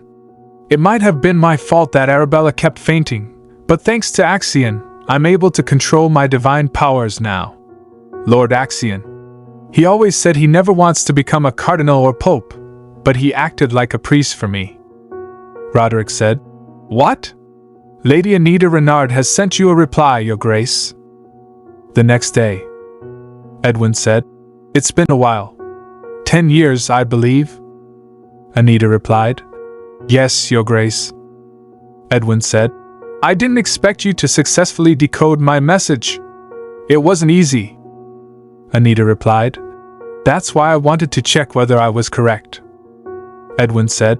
I'm curious to hear what you thought I meant. Anita replied. You need my divine powers. Am I correct? Anita said. You are. Edwin replied. The holy relic I have reacts adversely to the divine powers of anyone with royal blood, he said. That means the divine powers of the Archduchy don't work on it. This is top secret, so I cannot ask the temple for help either. Edwin added. I need your divine powers, and it seems you need the information I have. Anita replied. That's right. I'm looking for the Tears of Ash. Edwin replied. I'm sure you already know this, but finding holy relics is difficult. Anita said. Does that mean you cannot do it? He said. Hardly. It just means it will take some time. She replied. Then let's agree on how many times you will need my powers. Since you will be searching for a holy relic for me, she said. Helping you out only once seems unfair. Edwin said. How about 10 times then? Come now, Lady Anita. I know I can find that item for you eventually, but this may take more than 10 tries. Anita replied. Fine then. I'll give you 15 tries. In exchange, I would like you to promise me one more favor, no matter what it is. He replied. All right. Anita said. There is one issue, Your Grace. I do not know how to use my divine powers. I know how it's done, so don't worry, she thought. So, the holy relic he wanted to use was the Torch of Ariadne. Edwin replied. I suppose you do not know me well enough to trust me. Edwin asked. Let me reveal one of my secrets then. I am searching for my wife and child. Axion said. Rick. Rick replied. Something unexpected has occurred. Our informant at the Duke's Manor sent news of Lady Anita. Axion said. How strange. Rick replied. Shouldn't you dissuade her from visiting the Duke, my lord? I trust Lady Anita to stay out of trouble, but it's still a risk. Axion said. It's fine. Anita can handle herself. However, it's better to be safe than sorry. Send in more of our stealthiest agents to keep an eye on the Duke. Axion added. I have to know, he thought, his purpose for contacting Anita. Do I really deserve to keep this? He wondered. This is far too valuable to give to me, Lord Axion. Axion said. I won't be able to use it for anything else anyway, as I got it by saying it'd be a gift for you. So please accept it. Besides, it might be useful to you someday, Anita. Anita replied. But still. Axion said. Anita. This is a copy of the Guide to Holy Relics, Axion said. Anita replied. Oh? Axion said. It contains information on the appearance, names, and characteristics of each holy relic and the requirements for using them. I believe this will help you. Anita replied. Thank you, Lord Axion. The Eye of Oblige is able to tell whether or not a nearby holy relic is authentic, she added. Have you found the Tears of Ash yet? Axion replied. No. It seems to be traveling around as an antique, but I have yet to find it. Anita thought. The Eye of Oblige will be very useful even after I find the Tears of Ash. But to get the information I need, that comes first. The Torch of Ariadne, she added. While it can detect anything you wish to find, it requires specific details to light the way. When the Renards were searching for Arabella, they most likely asked the torch to find the girl born 19 years ago on May 4th, in the 4th Manor on Royal Road. Anita said. So, to find the Duke's wife and daughter, he'll need such details. Bella said. Anita, let's talk, shall we? Anita said. What is it you want to talk about at this hour? Bella replied. Well, I heard you only let the maid I sent help you with your hair and makeup. Anita said. Yes. Anita thought. I knew she would bring up the new maid she sent. Bella said. If I send you someone else, will you let her be your personal maid? Anita replied. It doesn't feel right to take your maids from myself. Bella said. Anita, you're not taking them from me. I simply want to make up for not paying enough attention to you in the past. You can pay even less attention to me now. Anita said. What? I heard you went to the temple to pray for me. Bella replied. How did you know about that? Anita said. Arabella told me.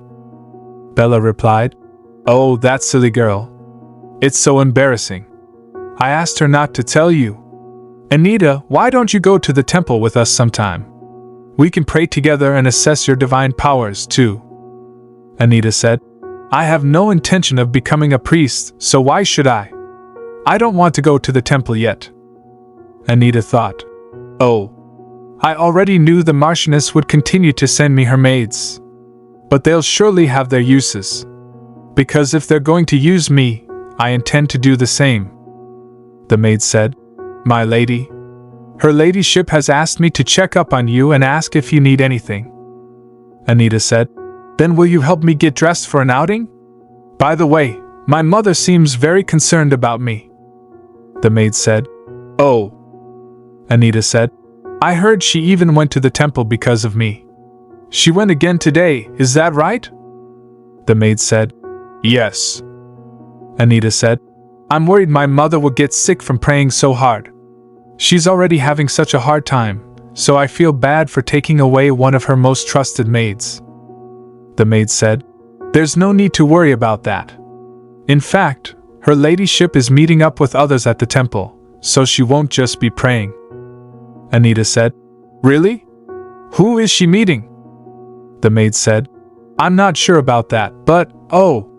Have you seen the head maid with a big envelope full of papers? That has to do with the favors her ladyship is doing for someone at the temple. Anita thought. I'm sure it was a half-true fact to earn my trust. Anita said. Is that so? Thank you for telling me. Anita thought. Besides Madame Sabina, the Marchioness treats all the other maids like they're nothing but decorations. But they are also humans with their own wills and desires. This maid probably thinks she earned this brooch by telling me useless information, but that information was more than enough. Anita said. Is that all you had to say? Boy said. A carriage passed through the gates of the Duke's manor a few days ago, sire. They spoke with the Duke for a little over an hour before they left. The Archduchess said. Who was it? Boy said.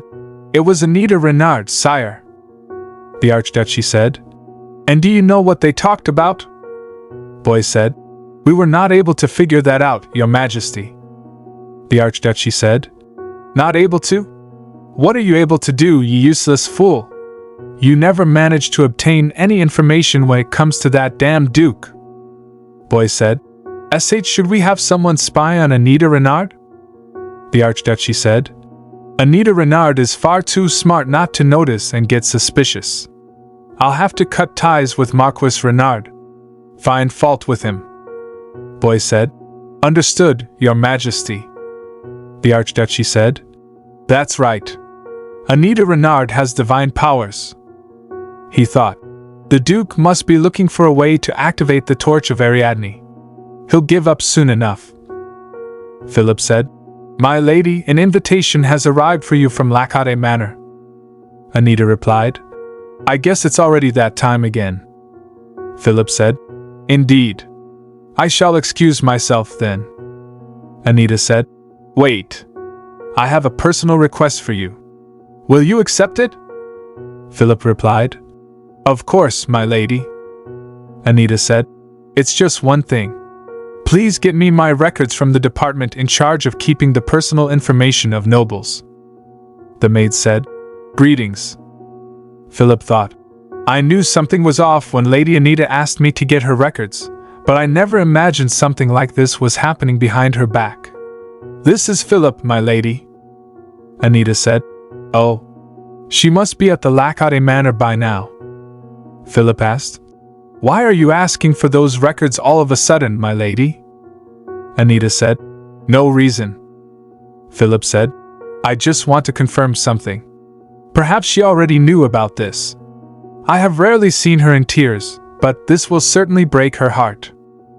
Anita said, "Did you blend this tea yourself?" Axion replied, "I did." Anita said, "I've never had anything like this. It's nice." Axion said, "May I tie your hair for you?" Anita said, "Don't you need a ribbon?" Axion replied, "I can just use my handkerchief." Anita said, "I suppose you have always been good with your hands. I have something to confess to you." Axion said, "What is it?"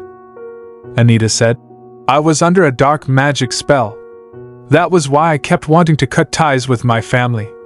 But I don't think it was just because of the spell. I just wanted to live a happier life." Axion said, "So, what's stopping you? You have more than enough influence within the Renard family. You can just take over." Anita said, Axion said, "Use me, Anita." These records detailed the conversation the Marquis and Marchioness had with the temple. I don't want you to get hurt because of them. Anita thought, I shouldn't put off reading it anymore. I need to come up with a countermeasure. Philip said, "My lady, I have brought you the documents you requested." Anita replied, "Come in. Hand them over." Philip said, "My lady, please do not let this hurt you too." Anita said, "Those two are absolute trash." "I knew it." "Good work, Philip. You may go now." Philip said, "Yes, my lady." Anita said, "Also, you probably won't need this, but still. This is why they were so worried I would find out." Anita thought, "They're planning to sell me to the temple. The documents from Lord Axion say the same things as those the butler acquired. Parents make all the decisions for their underage children. That's why the Renards were in such a hurry." She said, "First, the temple will return all of the Renards' past donations in exchange for me. Second, when Arabella gets married, the temple will provide a high priest for the ceremony. Third, even when I am affiliated with the temple instead of the Renard family, my surname will remain the same." Anita thought, "Those two who call themselves my parents are even more vile and underhanded than I thought. Are they even my actual parents?" After Arabella went missing, the Marchioness spent 3 years at their summer home. While she was there, I was born much earlier than expected.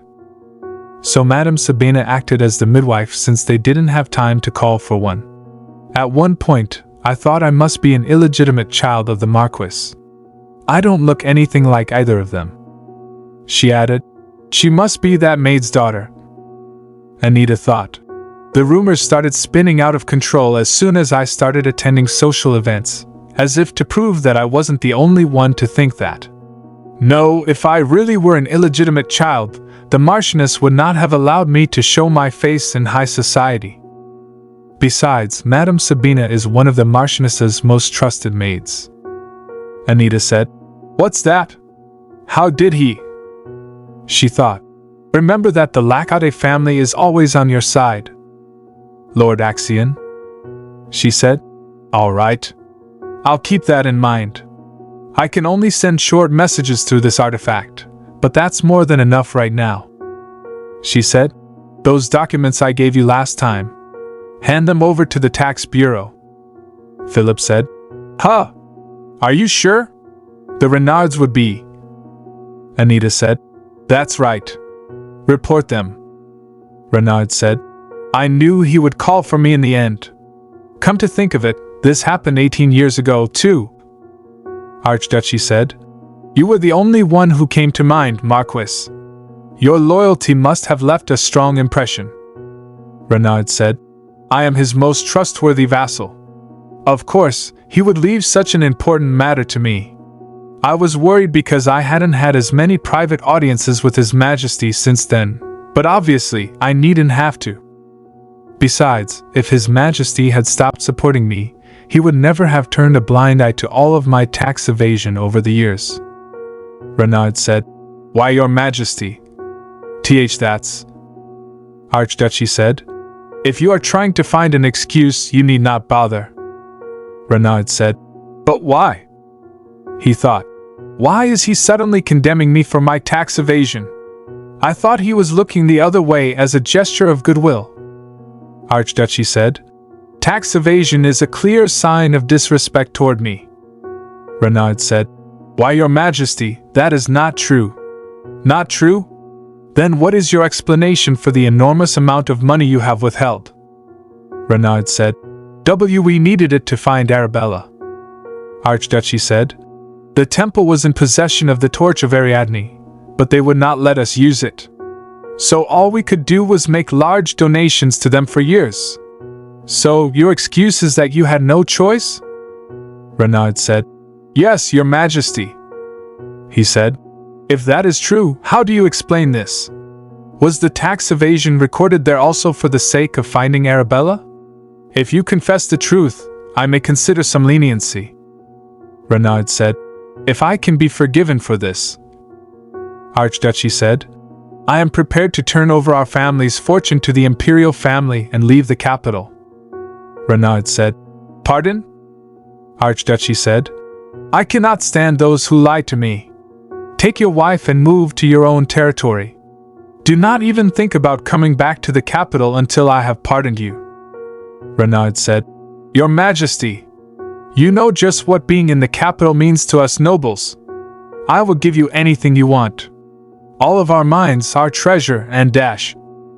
Archduchy said, Look here, do you really believe I need anything from an insignificant marquis? Renard said, I insignificant? Your Majesty, you yourself relied on us to dash. He said, Forgive me, Your Majesty. Archduchy said, I knew it. You were never capable of keeping a secret. Bella said, What do you think? Is it good? Anita said, There's a slightly bitter aftertaste, but it enhances the flavor of the tea. Bella said, That's a compliment, right? Anita said, It'll be even better next time you make it. Bella said, Let me try it too. Renard said, Get down on your knees and beg.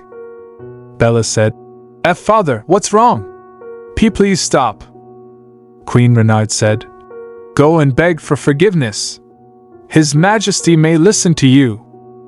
Duke said, What's all this commotion about, darling? This is all your fault. Bella said, Father, please don't dash. Duke said, This is all your fault, Anita. Oh my goodness! Bella! Queen Renard said, Are you all right? Let me see. Duke said, I'm so sorry, Bella. I didn't realize you were in the way. Bella said, That's not the issue, Father. Anita is hurt too.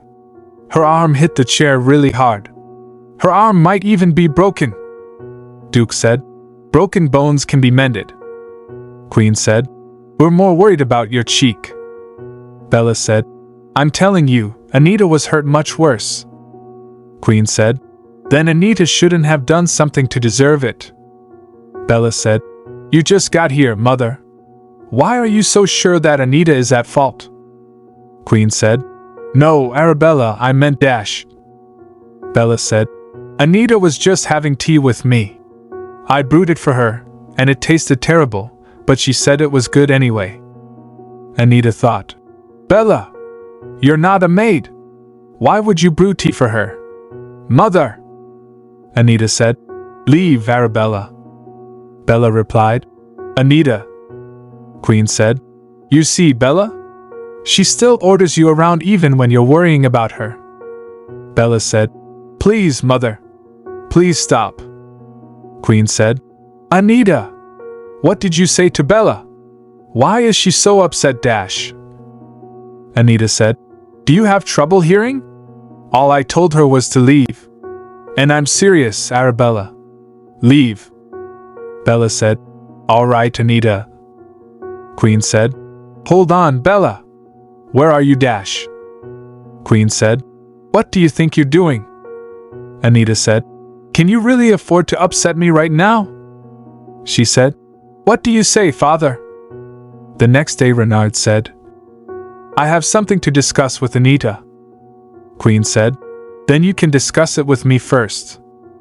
Duke said, This is urgent.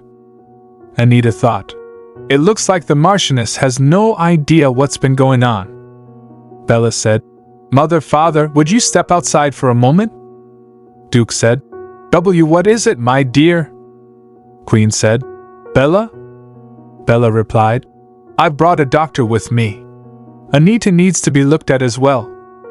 Duke said, Will you let the doctor see you, Anita? Anita said, Arabella, she really didn't have to. I'll see the doctor while you two talk. Queen, shocked, said, We have to leave the capital? What do you mean? Duke said, It's just as I said. The Emperor discovered our tax evasion, so he ordered us to leave. Queen said, What did you say to His Majesty for him to decide on such a cruel sentence? Duke said, Technically, all of that money went to your extravagant lifestyle, did it not? Queen said, Oh, you think that was all for my sake? As the Lady of House Renard, I have appearances to keep up with. Queen said, How about we negotiate with the temple? We'll agree to receive less from them and ask them to plead with His Majesty on our behalf. Queen said, We can't. If that happens, His Majesty will find out we agreed to hand Anita over to the temple behind his back. I'm sure His Majesty has his eye on her as his future daughter-in-law. Duke said, We could end up losing both the support of the temple and the Emperor at this rate. What do we do? Duke said, That's why I came to see Anita. His Majesty may listen to her, as he's always favored her. Queen said, Oh, it is unfortunate that I do not get to see her very often, since she has not made her debut. How about letting her make her debut early? Queen said, That's right. His Majesty has always been indulgent when it comes to Anita. Duke said, Now that the doctor has left, I'll go back inside. She was being short with you the other day too, wasn't she? Duke said, I'll give her a stern talking to. Queen said, I believe in you, dear. Duke said, I came by earlier because there is something you must do. Anita thought, considering that he's asking me to do something for him, he was being quite aggressive. She said, Something I must do, you say? Duke said, Before I get to that, I have something to say to you. I hear you have been very rude to your mother as of late. Anita said, Oh. She thought, So he's trying to intimidate me into doing him a favor. I suppose he can't bring himself to stoop so low as to just ask. Duke said, The reason you have such nice dresses to wear and good food to eat is all thanks to Dash. Anita said, All right. Duke said, All right. What do you mean? Anita said, If you consider the money you spend on me to be a waste, I'll leave. Compare how much money I brought into the march with how much you have spent on me. If there is a difference, I will pay it. Duke said, What? Anita said, In any case, that isn't what you came here to tell me, is it? Duke said, I simply had to say something because I fear you have become ungrateful. What is it you had to tell me? Duke said, Request an audience with His Majesty. He is incensed because of this tax evasion issue. At this rate, we may even lose the money we earn from our territory. Anita said, Does this mean he intends to pay off the Emperor to try and assuage him? But the Marquis doesn't have that kind of money, so he must be planning on extorting the residents of our territory. She said, I'm sure you are aware of this, Father, but if you try to extort the residents of our territory to pay your way out of this, you will end up having to repay that money thrice over, according to imperial law. Duke said, So? Do you plan on simply watching as our family falls to ruin? Anita said, So, you want me to ask His Majesty to ignore all of this in exchange for offering him enough money? Duke said, No. No matter what, just convince His Majesty not to send us away from the capital. Anita said, Oh, so you've been ordered to leave the capital. I didn't think the Emperor would actually do something about the tax evasion, as he's ignored it so far. Duke said, This is working out much better than I expected. We needed to donate that money to find Bella. You know just how much we long to get her back. Anita said, Yes, I do. She said, I'll ask His Majesty for an audience. I'm sure he'll let me see him in the next few days. It was all for the sake of finding Arabella, was it? That money was being spent for other things as well. He really has no remorse for what he has been doing. She thought. But I'm not doing this because the Marquis lied to me first. It's because I only take after the worst parts of my parents. A few hours later, Anita said, I didn't expect him to let me see him on the same day. I thought the Emperor was far too proud to allow such a thing. He must really want to know what I have to say to him. Archduchy said, Good to see you, Anita. Why did you want an audience with me? Anita said, Thank you for seeing me, Your Majesty. Archduchy said, What did the Marquis tell you? I worry he may have misled you. Anita said, He may have misled me? Archduchy said, Oh, don't mind me. While I am sorry toward you, I have no intention of taking back the punishment I have already ordered. Anita said, Of course, Your Majesty. I am aware that you have been very considerate. Archduchy said, I see. Anita thought. That look in his eyes, he's definitely trying to get a read on me. He wants to know why I came to see him. She added, Your Majesty, this is the true reason I asked for an audience with you. Archduchy said, What is this, Anita? Anita said, My parents are trying to transfer my guardianship to the temple. They tried to hand you over to the temple? Archduchy said, Who do they think they are trying to send you to the temple? Anita replied, I am not of age yet. Thus I am obligated to follow my father's decisions, as he is the head of the family. Archduchy said, So your father planned all this? But why are you showing me these documents? Do you require my assistance? Anita said, He must have already figured out that I would be indebted to him if he helped me. However, there is something else he can help me with besides this issue.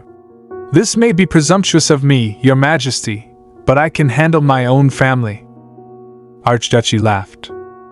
Anita said, I simply wish to repay my debt to you. My abilities should prove helpful as the head of my family in the future. You are the one who allowed me to realize my potential, Your Majesty, by generously allowing me to lead the ceremony in my sister's stead. Archduchy said, You need not call it a debt to me. Nothing would have happened if you did not have any divine powers. Anita thought, He's more receptive than I expected. I wonder if he's caught on to what I'm implying. Archduchy said, I did not expect the Renards to have conspired with the temple over you already. They were quick. It would only be fair to respond just as quickly.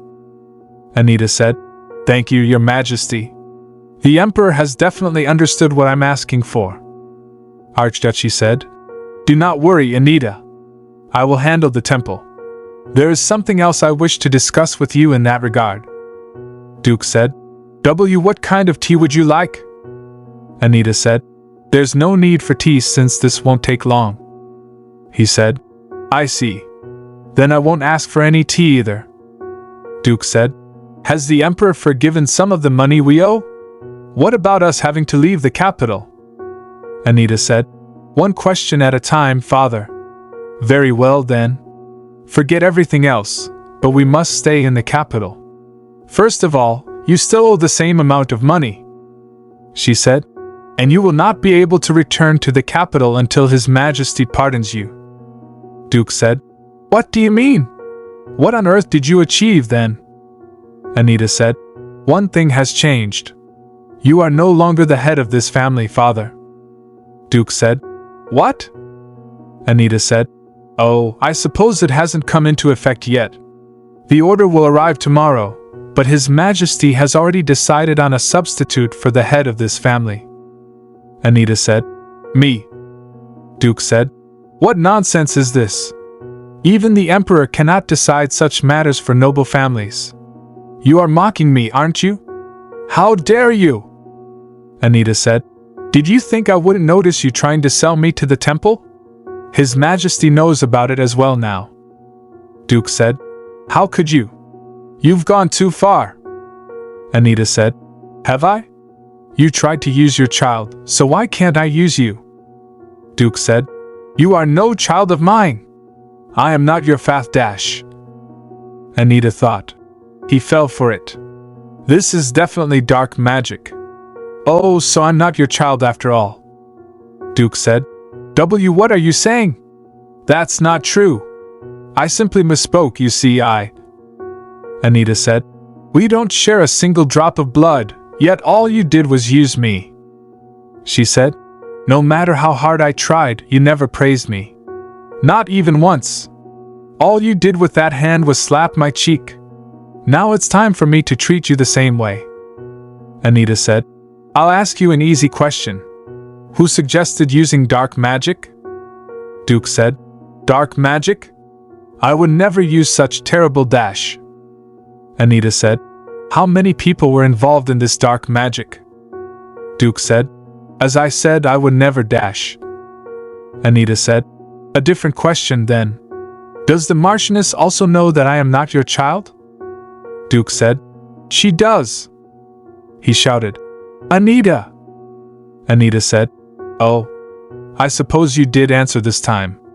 But I just wanted to slap you. Duke said. Your parents must have been some beggars off the streets. How dare you be so ungrateful for the luxurious life you led dash? Anita thought. He might die at this rate. Duke said. Selling my child to the temple? I have done no such thing. I only wish for you to live where you would thrive. Anita thought. This is part of the dark magic. As soon as he violates the terms of the dark magic spell, it erases all of the relevant information inside of his head. She said. This way, even if he decides to blurt out the truth, he won't be able to confess to all of it as he would have forgotten. She thought. They went as far as adding a forbidden clause to the dark magic. Even if the Marquis has no more information for me, I need to do something to stop him from interfering any further. She said. Don't worry about Arabella. You said I was your child, didn't you? That would make Arabella my sister. Of course, I'll treat her well. She added. If you cooperate, that is. I may change my mind at any moment, after all. Do you remember? On that day 10 years ago, I wonder if I look just like you do now.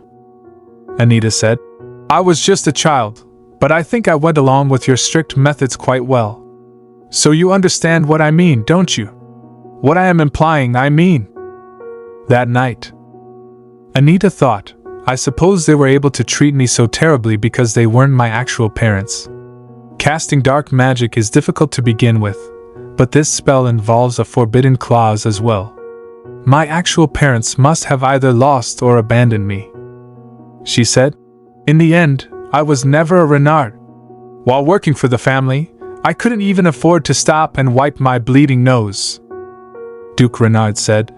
You will become the next head of the family anyway. Anita said. I knew it was all a lie. Our family becoming wealthier will benefit you too. I worked so hard to please them. She added. I was a fool. I was being used this whole time.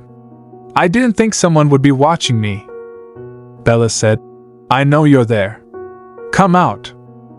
Anita replied. I'm sorry. I saw you come outside, so I wanted to talk to you. Anita asked. What did you want to tell me? Bella said. Hey Anita. I'm sorry. Anita replied. About what? Bella said. I'm sorry that I didn't know. I should have noticed, but I had no idea. Anita thought, is she worried about how violent the Marquis was being toward me earlier? Is that all it takes to make Arabella cry? Bella said, Anita, you helped me out so many times, but I've never been able to help you. Anita replied, Don't misunderstand, Arabella Renard. The only reason I helped you was because you're a Renard. If you were just Arabella, I never would have helped you. Anita added, I'm the one who reported the tax evasion. And I didn't consider what might happen to you even once. Bella said, Really? Anita replied, That's right. I'm not as nice of a person as you think I am. Bella said, You worked so hard, Anita. You went through so much. This whole time, I didn't know, but I do now. Now I know what your childhood was like. Bella thought, I believe the Marchioness taught her etiquette herself, too. Anita never picks up her fork and knife more than 10 times during a meal. Bella added, the Marchioness taught Lady Anita her table manners as well. She said, then does Mother act the same? Mother doesn't seem to follow those rules herself. All this time, I had no idea. She said, Bibi, is that you? Bibi, why didn't you come to see us sooner? Bella asked. Have you not been getting my letters? And what happened to your leg? I knew absolutely nothing. Bibi said, I'm sorry I called you by your nickname earlier. I know I shouldn't be doing that anymore. In any case, thanks to the money Lady Anita gave us, we should be able to move out of the slums soon. She said, so please do not try to visit us anymore, Lady Arabella. Anita, this whole time, I had no idea about anything. I'm sorry. And thank you. The next morning. Mother, Anita said. What is it? Queen Renard replied. Do you favor that knight enough to take him with you? He was the one who badmouthed me. There must have been a mistake in the guard roster. Anita said, bring me the roster. Queen Renard replied, yes, my lady. Here you go. Anita said, his name is on the very top of the list. But since you said this was a mistake, I'll have him sent to the training hall. Bella said, Anita, I have something to tell you. I'm going to leave the capital, too. Anita replied, you don't have to. Arabella, you must stay in the capital. If you need help, you can ask Grand Marchioness Euclid. Bella said, yes, Mother. I feel like you wouldn't want to see me. I look so much like Mother and Father, after all. Anita said, if that's your reason, you don't need to leave. Then I'll be back in a month. She added, take some time for yourself, and when I return, you can decide whether you want me here or not. Anita said, you don't have to. Anita thought sending Arabella away from the capital might not be a bad idea. Since the Marquis and Marchioness can no longer support her, she added, this would be the perfect time for the Grand Marchioness to try and approach Arabella. Anita again said, all right, that might be for the best. The Grand Marchioness may try to approach you again, after all. Bella said, right. Bella said, please open the door. I'm going with them. Queen Renard said, Arabella? But why? Bella replied, be well, Anita. I will. Be well, Arabella. See you in a month, Anita said. A young girl said, Master, it's been so long. Did it go well? What I asked of you, I mean. Of course.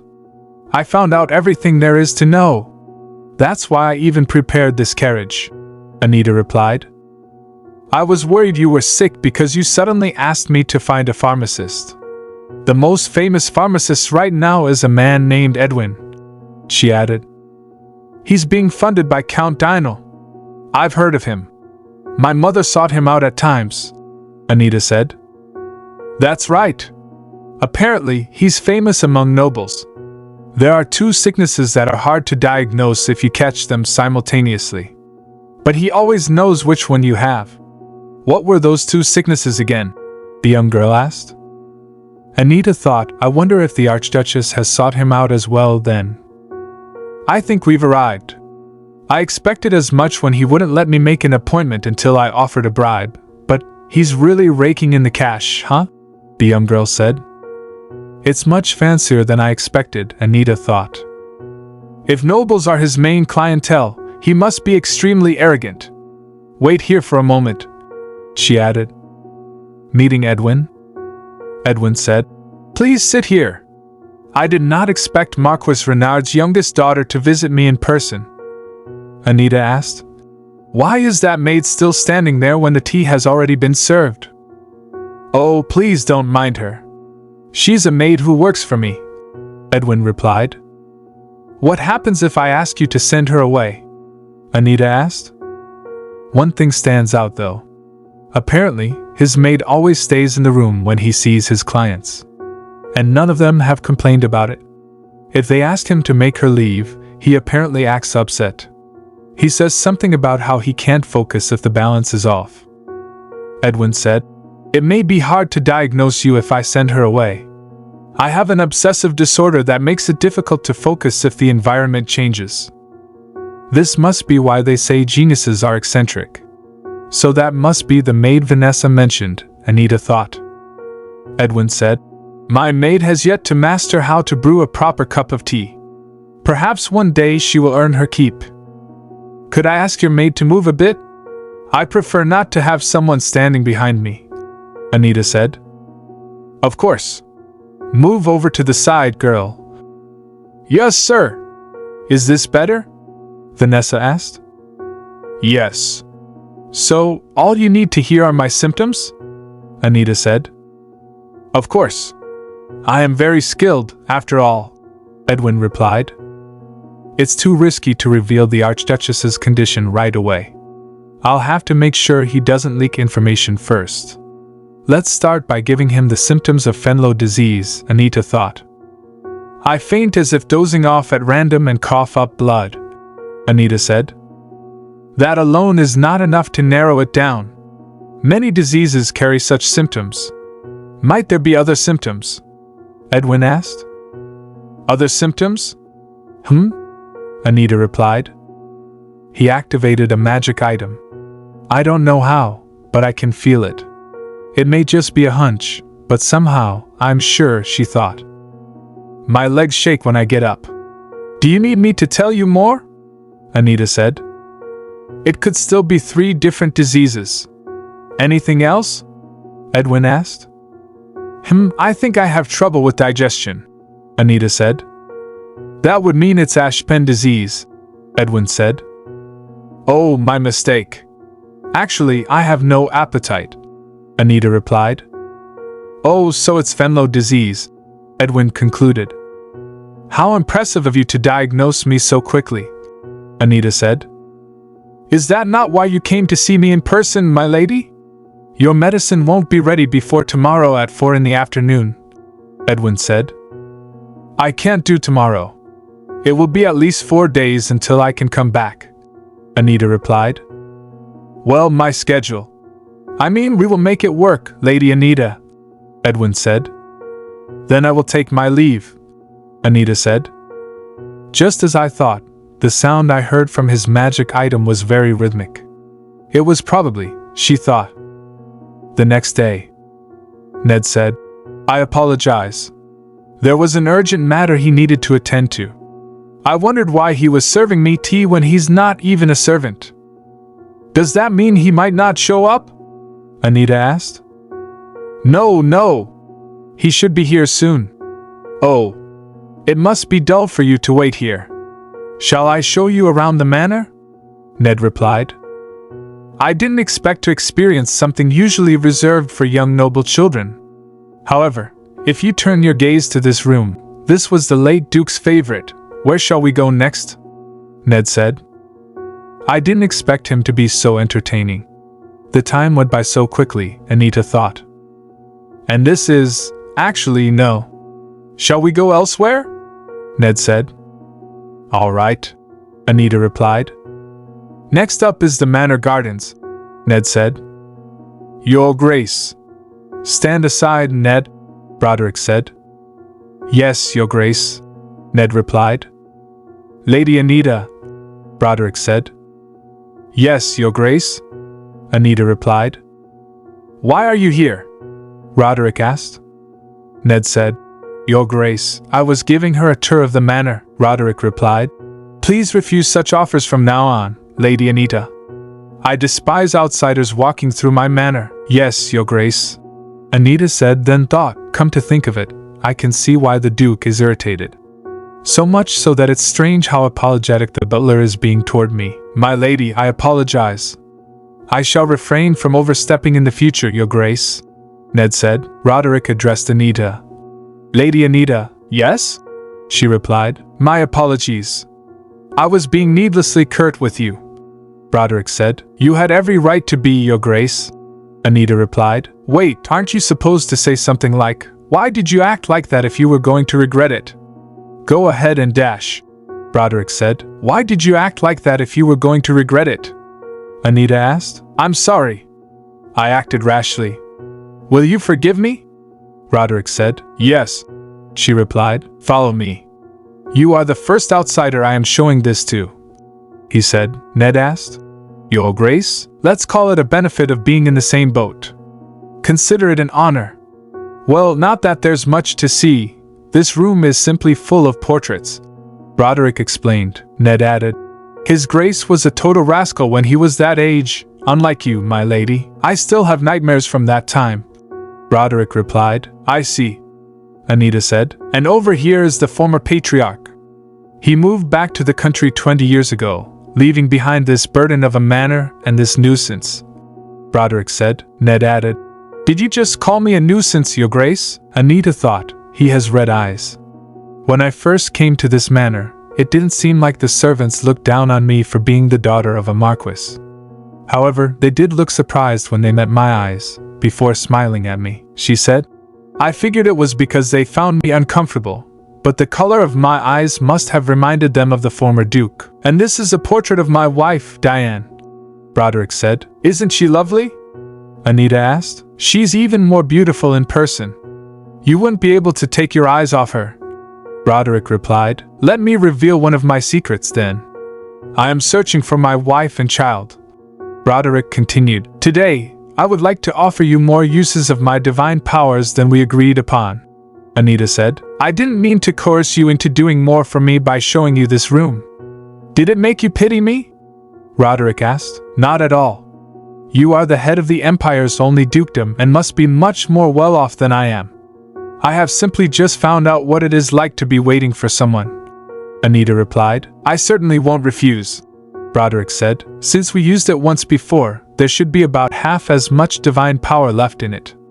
Thank you, he added. By the way, I hear Marquis Renero lost his title and was kicked out of the capital, Broderick mentioned. Your Grace.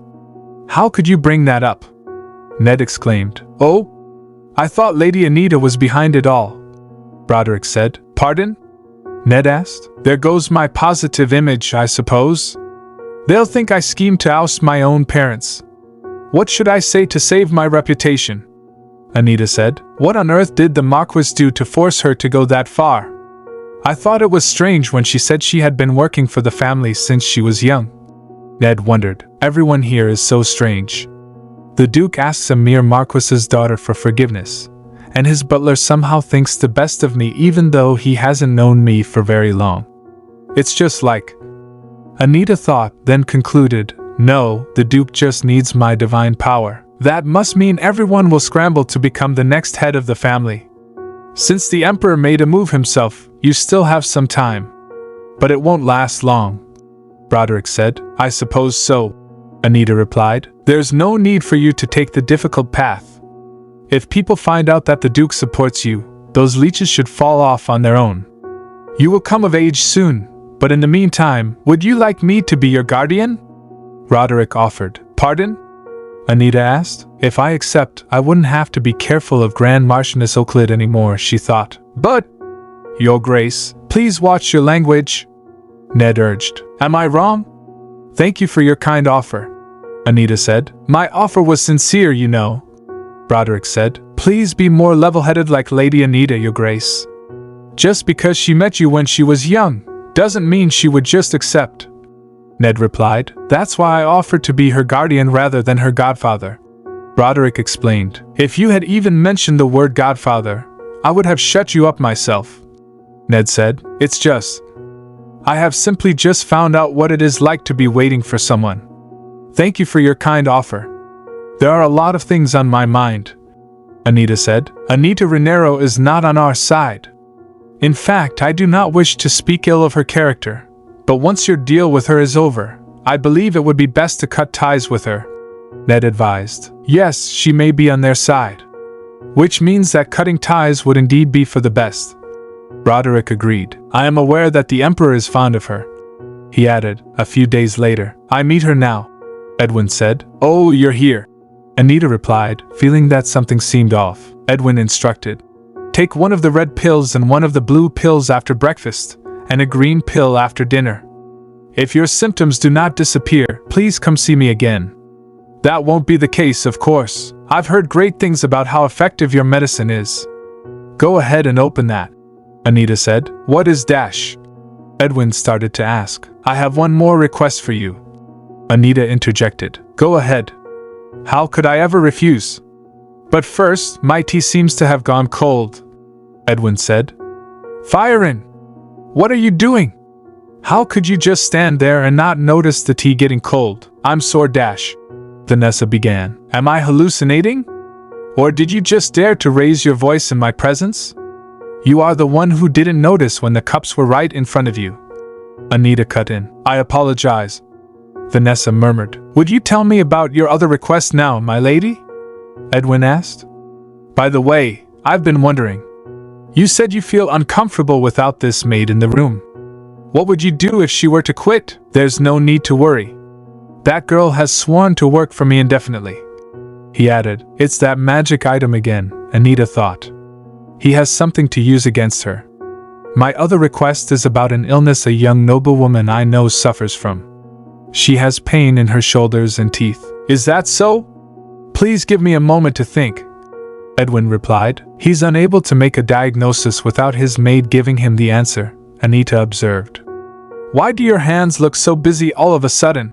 She asked. I apologize. I have a habit of wiggling my fingers when I'm stuck.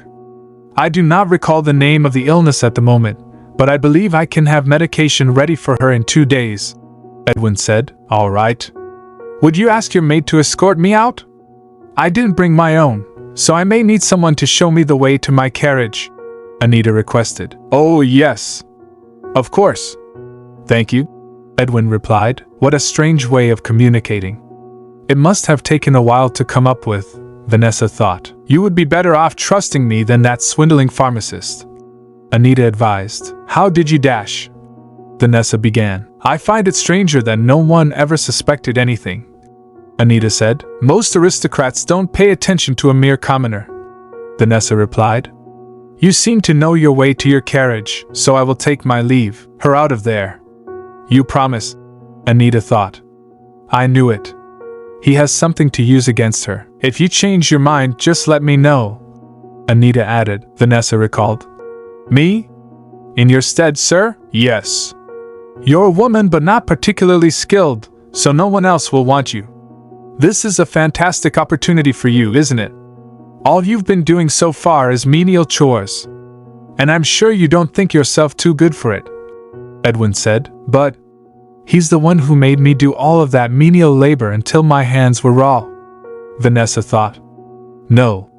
He took us in when we were roaming the streets with nowhere to go. He even taught me how to make medicine. He may have taught me just so I could sort out medicinal herbs for him, but still. However, my sister is still too young, she continued thinking. Don't worry about that. While you work here, your sister can be a playmate for Count Dino's daughter, Edwin reassured her. A few months later, your sister has broken a vase at the Count's manor.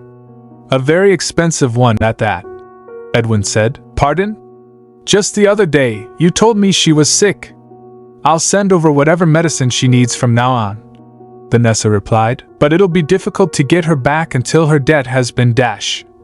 Edwin started. Please let them know that I'll pay for the vase with my paycheck, Vanessa interrupted. Do you really think you'll be able to pay that vase off with your measly paycheck? It's all thanks to my help that she can receive her medicine at least, Edwin said. All nobles are terrible, fire in, he added. But why haven't I heard that she's doing better after receiving the medicine? You would be better off trusting me than that swindling pharmacist, Vanessa said. Don't tell me, she continued. No, I can't believe I suspected Mr. Edwin in favor of a noble. He'd be heartbroken if he found out. All nobles are terrible, after all. But it's already been 3 years. When will I finally be able to see her again? Lima, she thought. Lima? Her name is Lima. She's the little sister of Edwin's maid. She turns 10 this year. Edwin recommended her to Count Dino himself, and because she happened to have pink hair, which is his daughter's favorite color, she started working there as a playmate right away. Anita announced. Oh? That shouldn't keep her from seeing her sister though, should it? It shouldn't, no.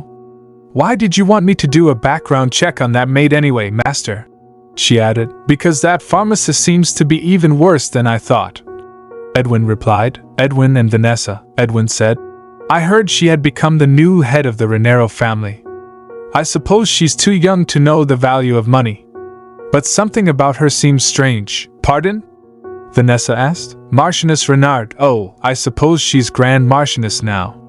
Anyway, she had some anxiety medicine prescribed by me in the past as well. Edwin explained. Yes, I remember. Vanessa replied. Perhaps Lady Anita needed the medicine for her then. The rumor that she kicked her parents out of the capital must have just been a rumor. Don't forget to prepare medicine for the symptoms she described. Edwin instructed. Yes, sir. Vanessa said. Remember, the crux of the matter is this. Will she or will she not need the medicine long term? Edwin emphasized. Excuse me? Vanessa asked, confused. That young lady will return with bags of money every time she visits. You understand what I mean, don't you? I have to meet the Count today, so if anyone comes to see me, tell them to come back tomorrow. Edwin was interrupted by Vanessa. Sir, Lima needs this. It's exactly the amount she needs, so please be careful not to spill. Vanessa urged. You there? Edwin called out. Yes, sir, a boy replied. Will you be leaving shortly? Edwin asked. Pass this on to your master's daughter's playmate. I will call for you again once I'm ready to leave. Edwin instructed. Yes, sir, the boy replied. Vanessa said. You work for the Count, don't you? It's something really important, so please take good care of it. That man, he didn't seem very happy earlier. But I'm sure he'll deliver the medicine. Did any of the medicine I've sent ever make it to Lima? Is Lima even alive? Vanessa thought. Roderick and Ned, Roderick said. She'll be happy, don't you think so? Oh. Yes, Your Grace, Ned replied. He was cold toward her just the other day. What's gotten into him? Though I suppose His Grace is the only person who can be entirely rational when it comes to Anita Renard, Ned thought. Lady Anita Renard has arrived, Ned announced. Send her in. Roderick replied. Roderick and Anita, you're finally here. I just received some news that you will be happy to hear. We have tracked down that holy relic. It will be up for auction in 2 days, Roderick said. I'm glad to hear that, Anita replied. I expected you to be happier. Roderick noted. I am. Thank you, Anita responded. I see. You are not very expressive, but I think your emotions are easy to detect if you know where to look. That is why I think we make such good business partners. Finding the holy relic was part of our deal, so you need not thank me for it, Roderick said. All right, Anita agreed. Also, the auction house seems to think the holy relic is just a pretty trinket. The auction house can get busy, so you should really send someone in your stead. Please accept this as a small token of my appreciation, Roderick added. At the auction house, you must have an invitation to enter, the servant said. Here, Anita replied, handing over the invitation. Thank you. Please come in, the servant said. I feel a bit bad since the Duke went so far as to get me an invitation. Because only I can check whether the holy relic is authentic or not, Anita thought. The man on the stage announced. Thank you for your patience. We will now begin the auction.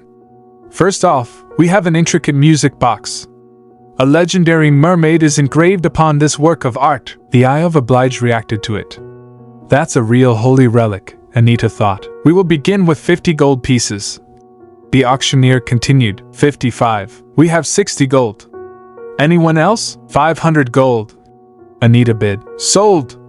To the young lady, the auctioneer declared. She's buying that old piece for 500 gold? She must be a rich collector with no eye for real value. People murmured. All right. Now on to our next item. The wind spirit is carved on this ring, and the blue gems on it have a mysterious glow, the auctioneer said. The wind spirit. I really want to tell you my name someday, Anita thought. People. 160 gold. 170 gold. 180 gold. Axion.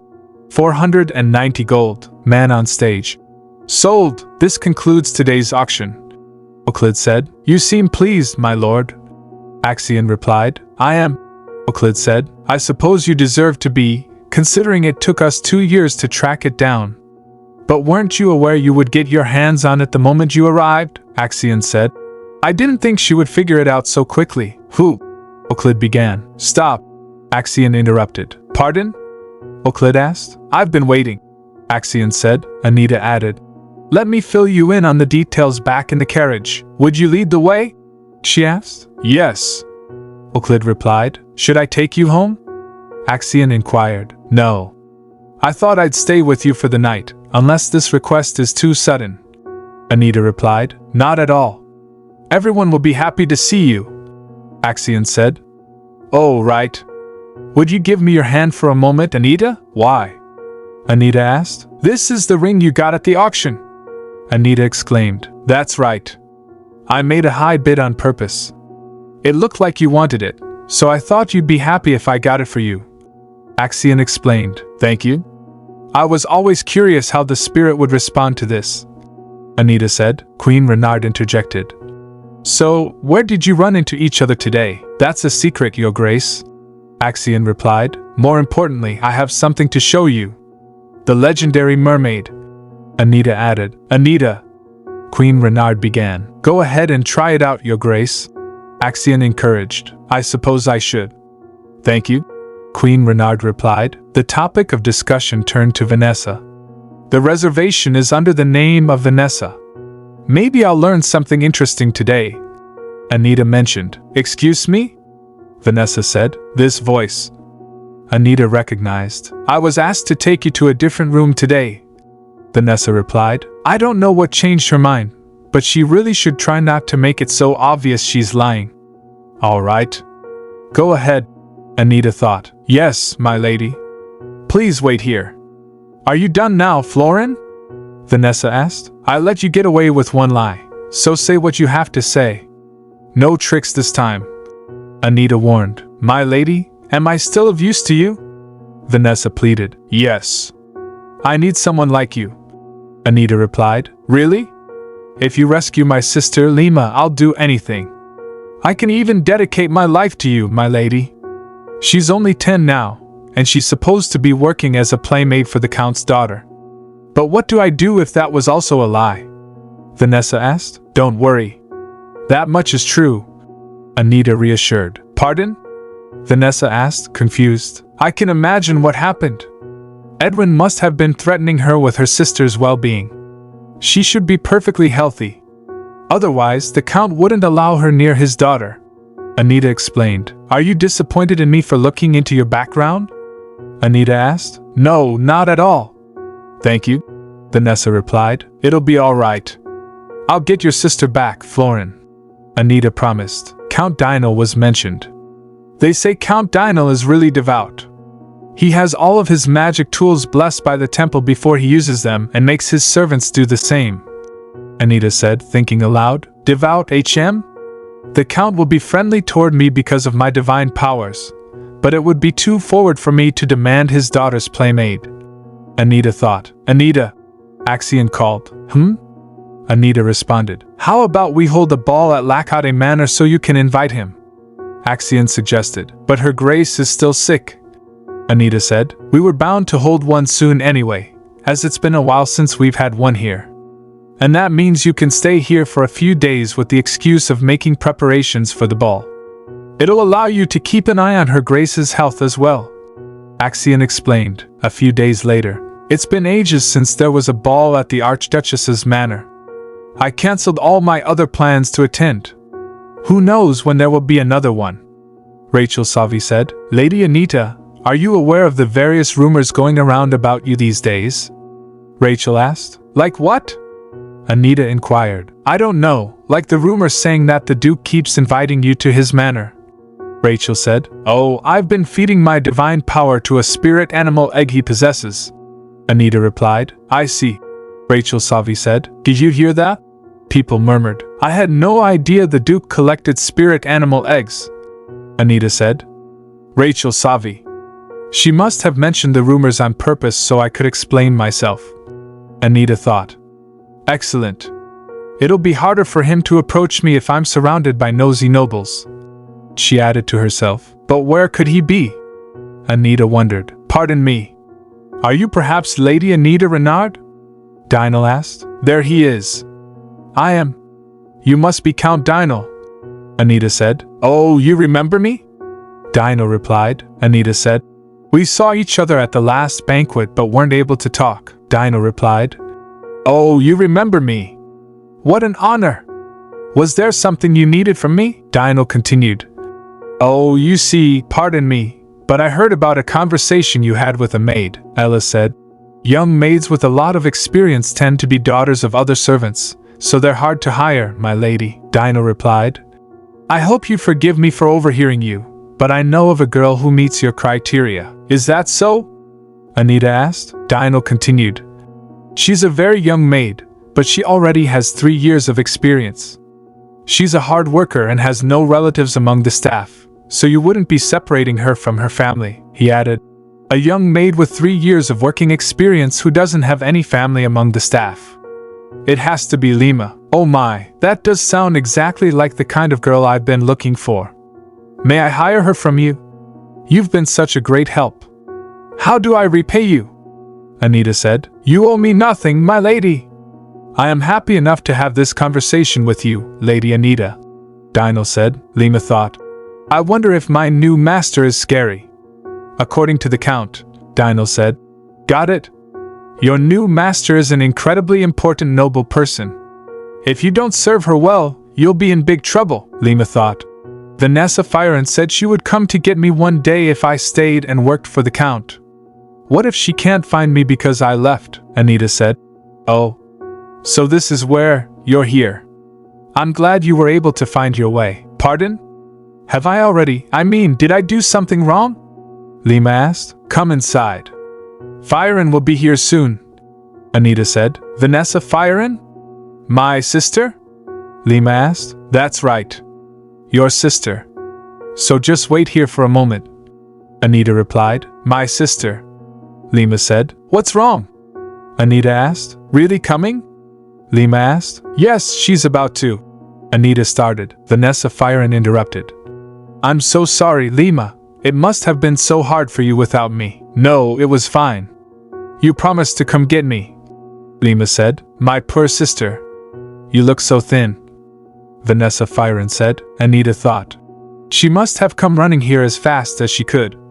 They must have missed each other so much. I'm glad Firen and Lima were able to reunite, even if it did take a couple of years. You have saved me. No, you have saved both of us, my lady, Vanessa Firen said. I must repay your kindness. I will dedicate my life to you. You may ask anything of me. Does that mean you're willing to be apart from your sister again? Anita asked. If it's absolutely necessary, then, Vanessa Firen replied. It's fine. I'll return the life you just dedicated to me back to you, Anita said. Take it instead of giving it away again. Rather than giving me your life, how does working for me sound? There are only 2 things you need to do. 4 days later. Master! My lady, there's a little girl waving at you over there, Vanessa Firen said. I know her. Is this Miss Firen? I've heard about you, Anita replied. Welcome. Come on in, the young girl said. How are things now? Vanessa Firen thought. He's calmed down a bit now, but he's still being noisy, the young girl said. My lady! Why is he here? Why is my former master tied up in here? Vanessa Firen asked. Well, if you're looking for a reason, let's just say I called him here for your revenge, Firen.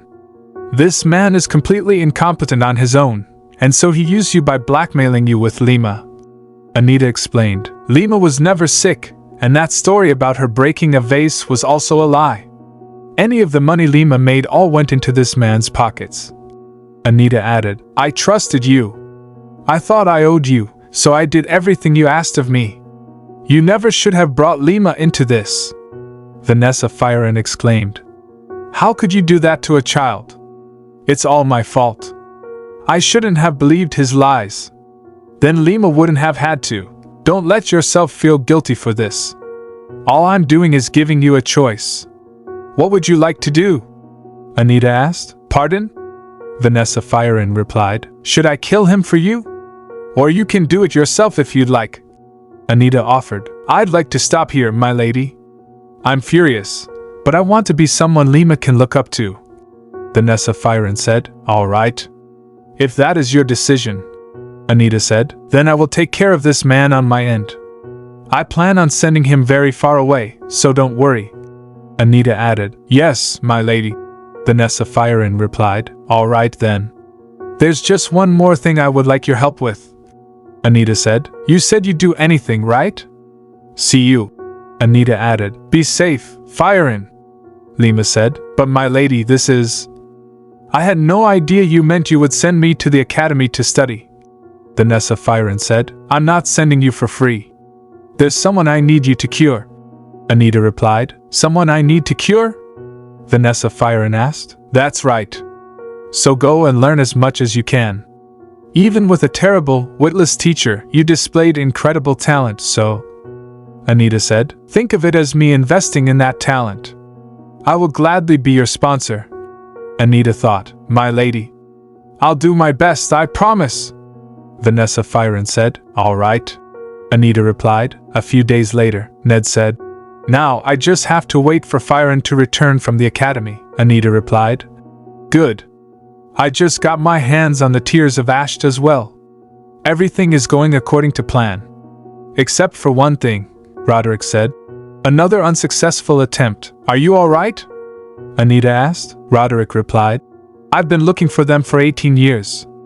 I can't be disappointed already, Anita said. Let me try using my divine powers one more time then. Though I used my divine power on the Torch of Ariadne countless times, the Duke's efforts were in vain. It's all right.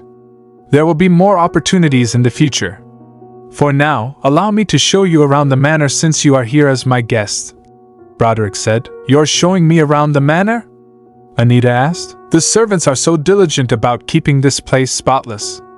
Wouldn't it be a pity if no one were to appreciate their efforts?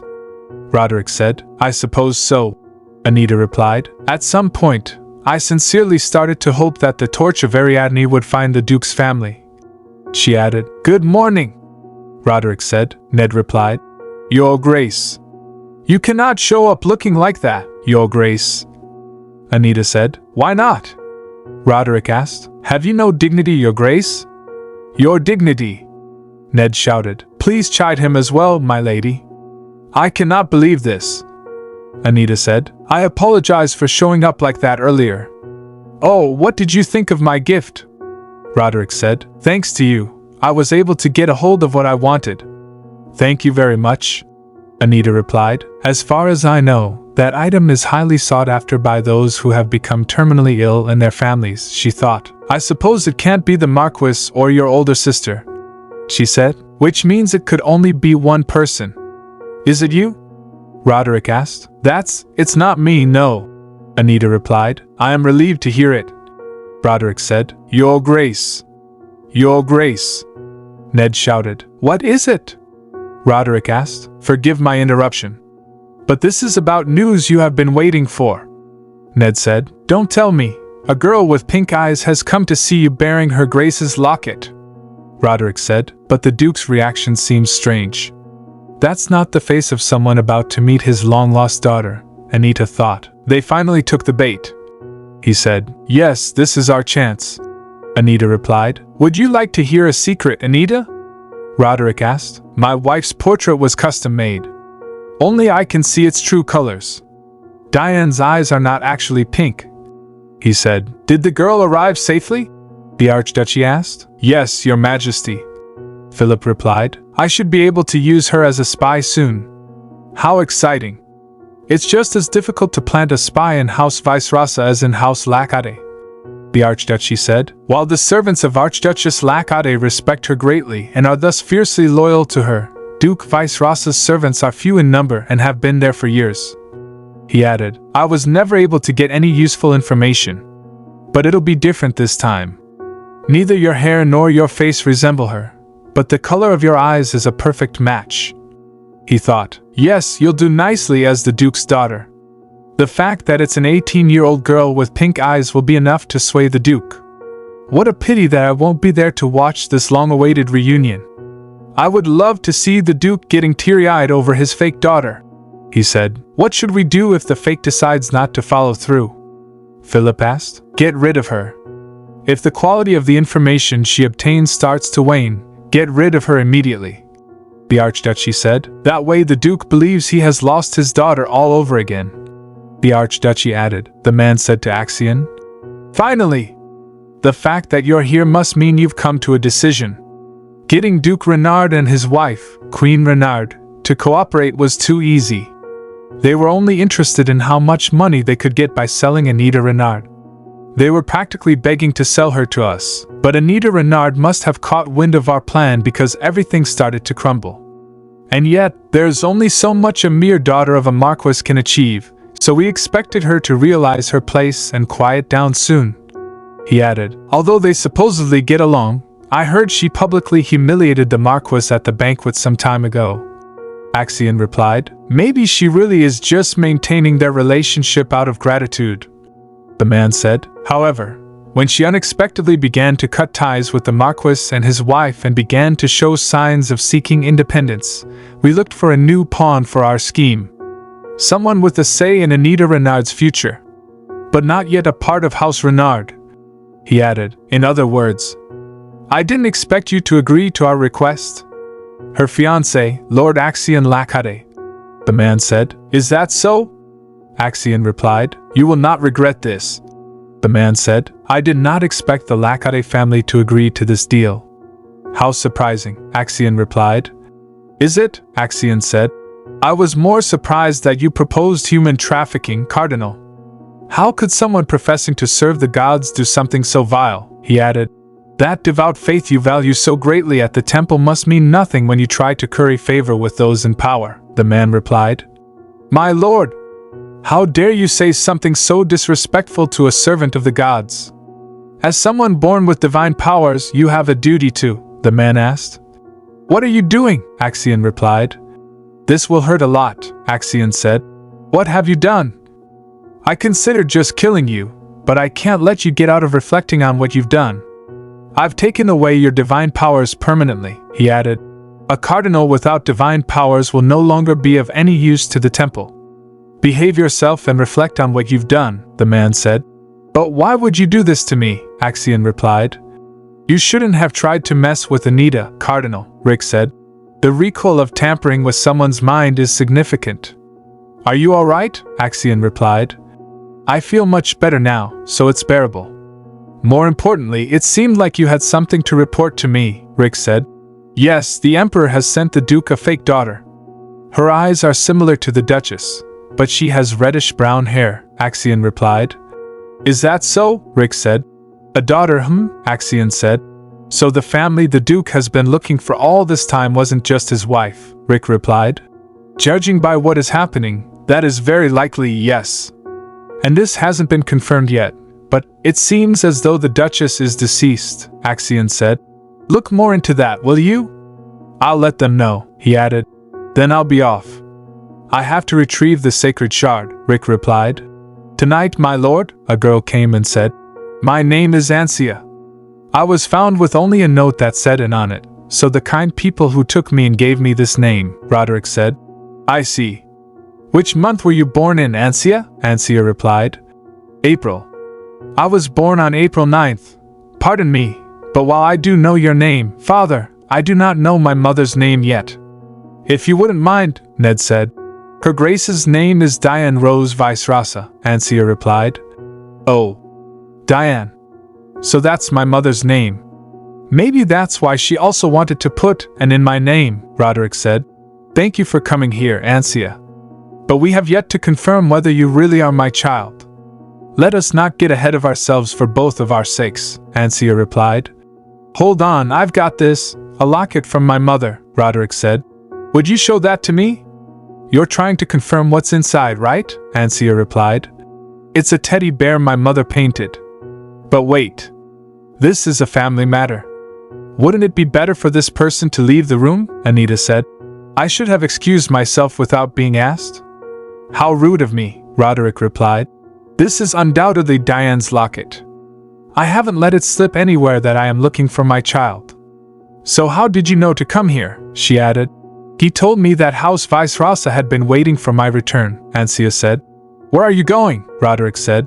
I will see Lady Anita off, so go ahead and take Ansia to her room, Nay replied. Yes, Your Grace, Ansia said. Please give me back my locket. It's the only keepsake I have from my late mother, Roderick said. What? The locket. Could I have it back? He said. All right. I'll leave it with you, he further said. I apologize that you had to see such an unsightly scene, Roderick replied. Did you get a look at the picture inside of the locket? Anita said. Partially, yes, Roderick replied. Diane excelled at many things, but she had no artistic talent at all, Anita said. Is that so? Roderick replied. I was the one who painted that teddy bear. You see, at the time, some people looked down on her for her lack of painting skills, saying it was necessary for a noblewoman to be artistic, Anita replied.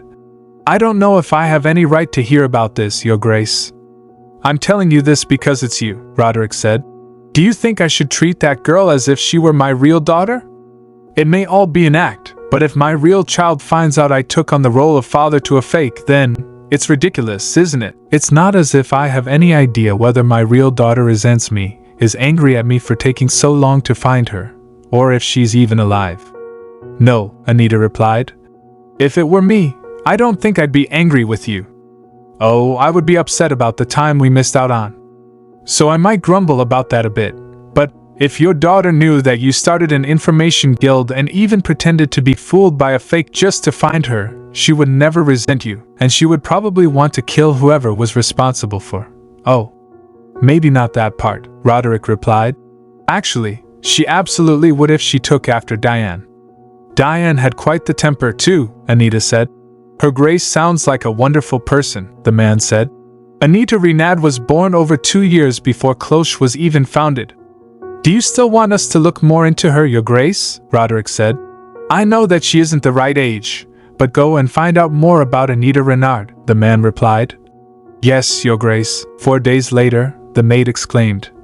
My lady, Anita replied. What is it? The maid said.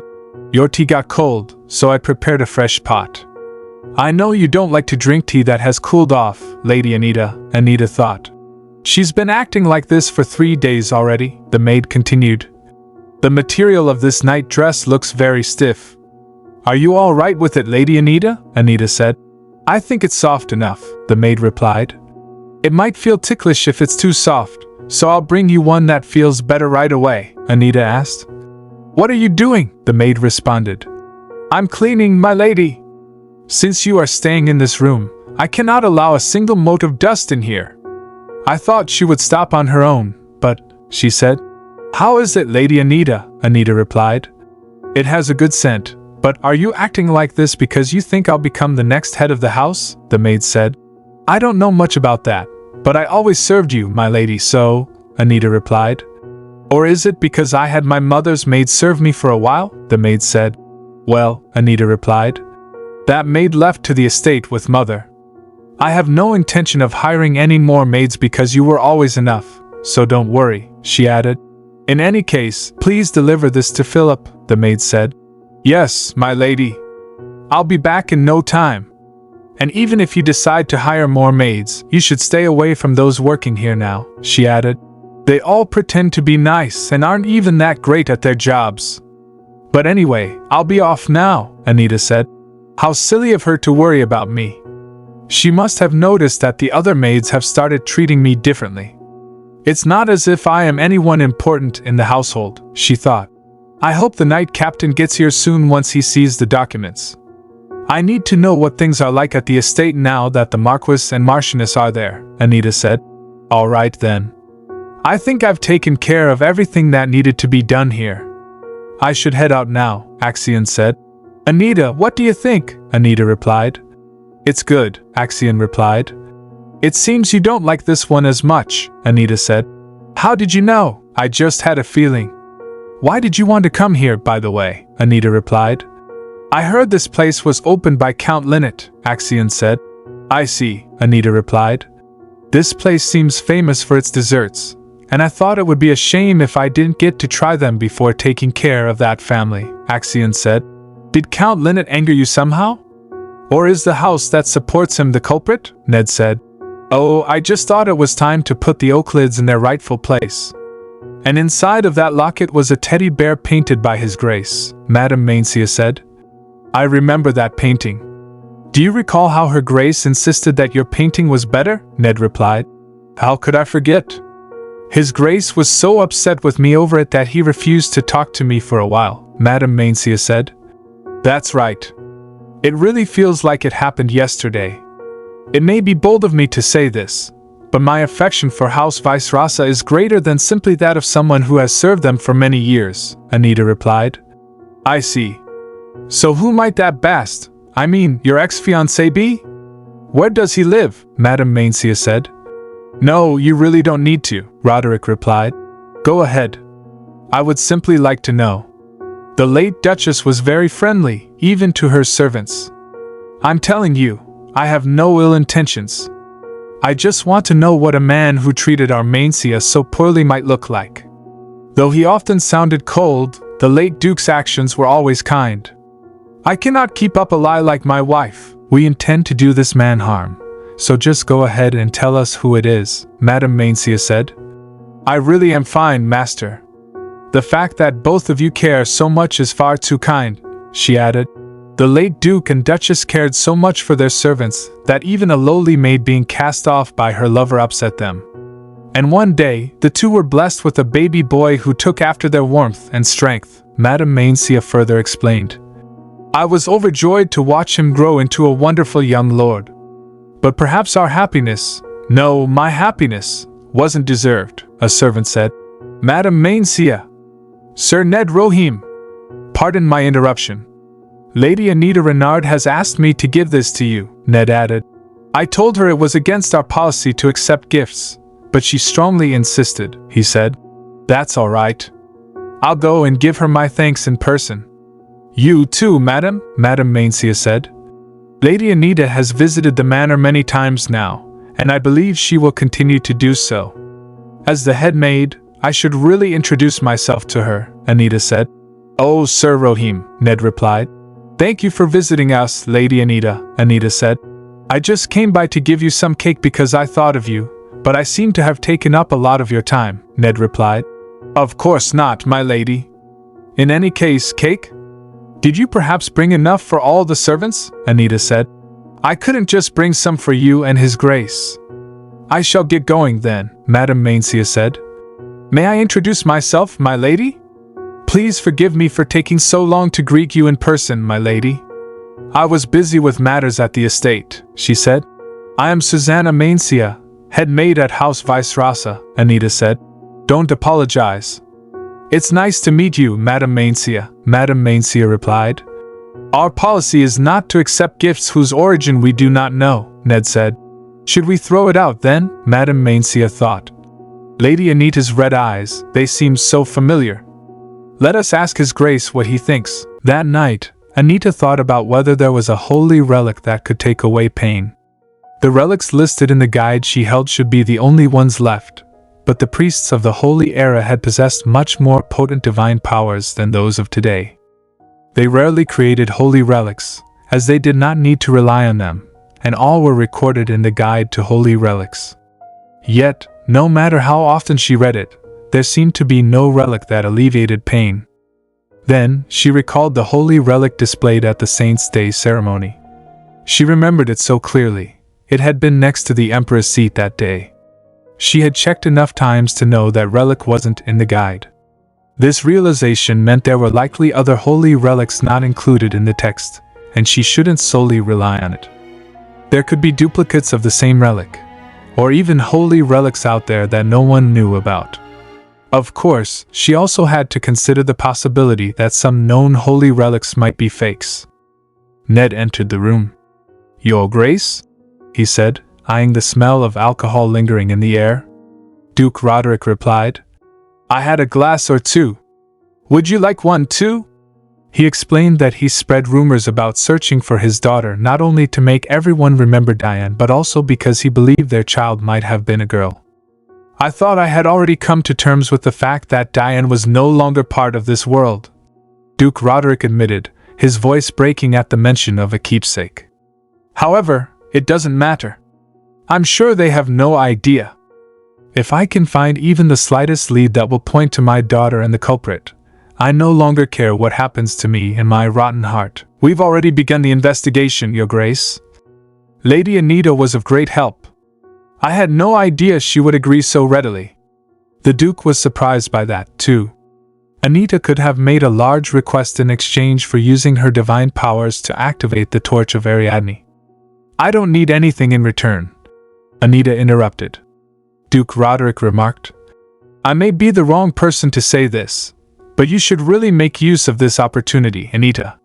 She explained that she had gained invaluable information. Infusing a holy relic with divine powers made it more potent. Also, I personally wish for you to find your family soon. No matter what she did, Anita couldn't help but be kind. Most people, including the current emperor, didn't know why they sought those who could use divine powers through the Saint's Day ceremony. The tyrant had destroyed any documents regarding divine powers, fearing the throne would lose its absolute authority. Thus, the only places where such records still existed were House Vice-Rasa and House Lacade. In other words, no one would ever dream that one day, in the far future, someone would appear to inform these two families that if they joined forces, they could bring down the imperial family.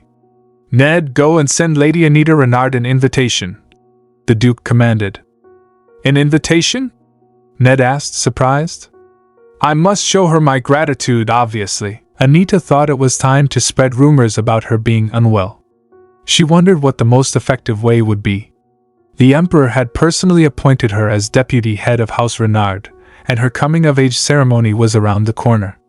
There's no doubt Grand Marchioness Euclid is getting nervous, she mused. Come in, she said when Philip knocked. My lady, an invitation has arrived for you, he announced. Who is it from? Well, what is making you hesitate so much? It's from House Vice-Rasa. Oh, but why is that cause for concern? I just worry that the Emperor might be angered when he notices House Renard getting involved with House Vice-Rasa. Pardon? That's a bit. I'm not certain he won't be angered, but don't worry too much. I am not the head of House Renard yet, after all. That isn't what I worry about, my lady. What is it then? Before Duke Vice-Rasa became a shut-in, everybody found it difficult to approach him. He is not to be taken lightly, so you want me not to be manipulated and used by him, is that it? Pardon? Oh, yes. It is as you say, my lady. I'll keep your advice in mind. I apologize for taking up your time, my lady. Anita thought he wouldn't be so worried if he knew what was written in the letter. She felt a sense of relief that only someone with divine powers could read it. If word were to get out that Duke Vice-Rasa wrote letters like this, his dignified and intimidating image would be shattered. In another part of the castle, there was conversation among ladies. Have you heard the wonderful news about House Vice-Rasa, you mean? One asked. I had no idea her grace was pregnant at the time. How fortunate that at least the young lady was able to return. Oh, do you think that means the Duke is trying to have Lady Anita befriend his daughter? Do you really think Lady Anita would agree to that? She doesn't seem like the type at all. It might be Lady Rachel Sylvia instead, then. Her family is high enough in status, Lady Rachel Sylvia said. And Count Savi even recently said, You mean my father? Anita interjected. What brings you here, Lady Rachel? Rachel replied. Well, perhaps I'm here to hear about what my father recently said. Anita thought it a coincidence that Lady Rachel had sent her a letter. The problem was that the noblewomen had already begun gossiping about the Duke's daughter. At Vice-Rasa Manor that evening, Ned announced, His Grace is already in the dining room. I will take you there directly. It looks like you hired a few new maids, Anita observed. Lady Ansia was unhappy about our number of servants, so we hired a few, Ned explained. I see, Anita replied. Here we are. I hope you have a wonderful time, he added. Oh, I see you have arrived, Lady Anita, the Duke greeted her. Did I arrive late? She asked. You got here just in time, actually. Come and sit. Father! Why is this lady joining our dinner? Oh, I forgot to tell you ahead of time. I invited her. I'm sure I've asked you not to call me that before we have proof, Ansia, the Duke said. It seemed the Duke had invited Anita to get a rise out of Ansia. I don't know why she's so wary of me, though. This lady is too extravagant. Everything from her face to the colors she wears. Ansia shouted. I'm scared of such extravagant people. How incredibly rude, Anita remarked. But I wonder if Arabella was scared of me back then, too.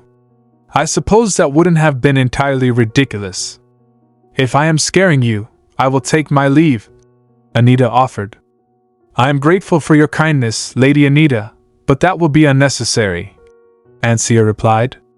This girl needs to learn her manners, the Duke said. Ansia, keep in mind that Lady Anita just let your impudence slide. Yes, I will, Ansia said, her voice trailing off. Oh, Lady Anita, do you not like the food? Or are you currently watching what you eat?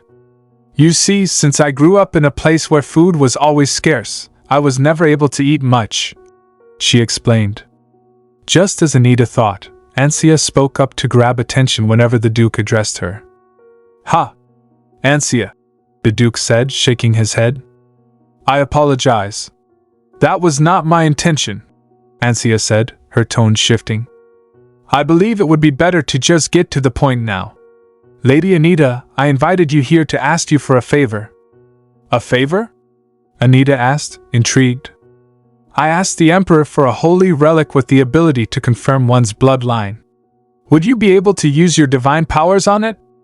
Yes, wait, why? Why does Lady Anita have to do it? You could just ask any of the priests at the temple. There are too many prying eyes at the temple. My decision is final, Ansia. But you never discussed this with me. What am I to you, father?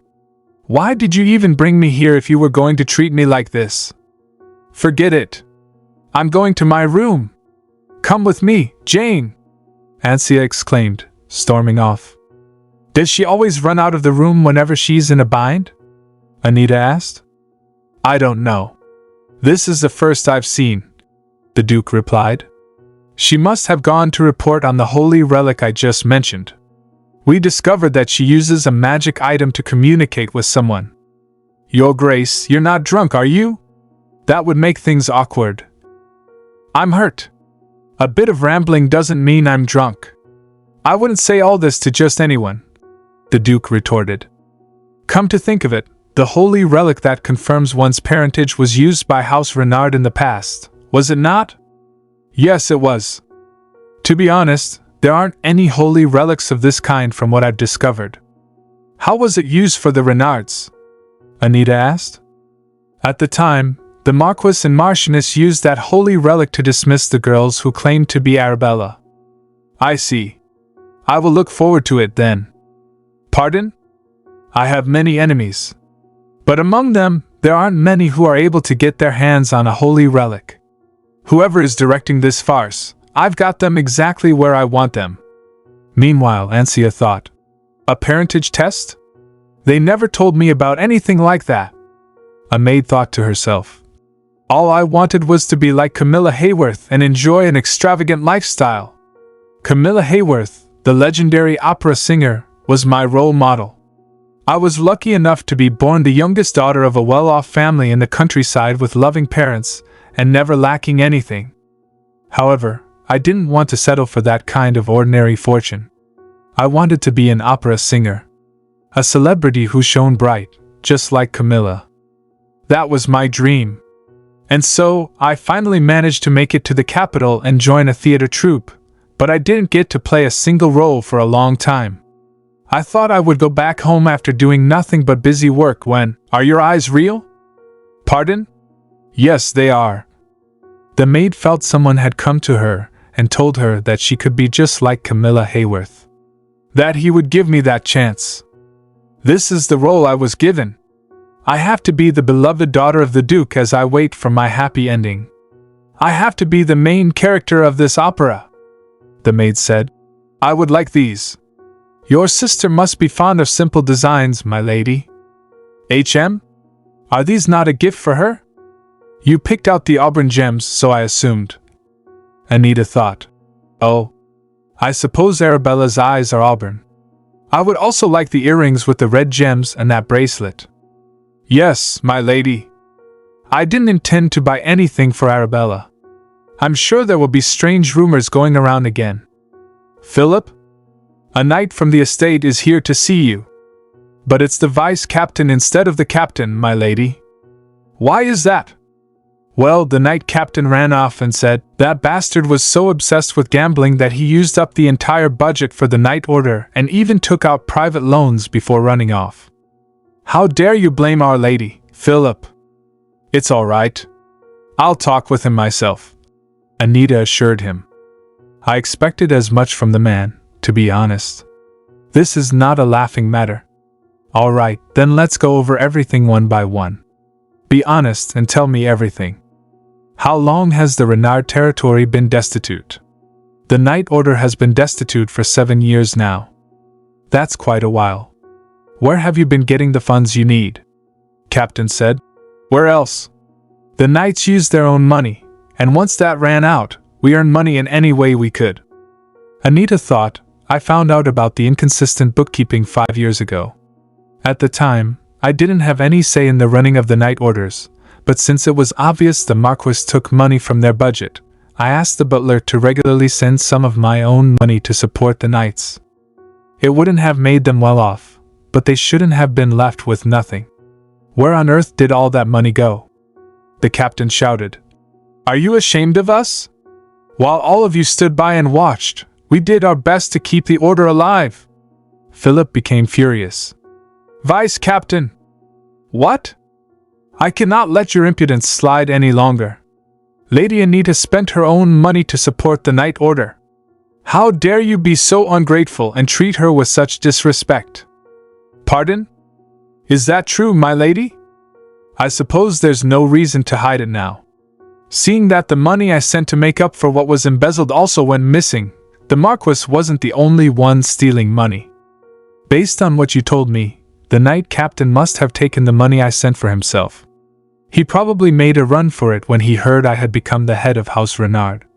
I wondered how he kept having enough money to gamble away when none of us were getting paid properly. I apologize, my lady. I spoke too rashly. Please punish me for my impudence, Anita said. Please get up. You may have been mistaken, but it is no easy feat to stand up to your master to right a wrong.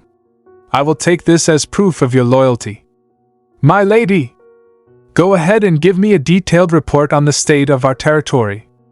Lady Arabella seemed to be in high spirits. I'm glad to hear that.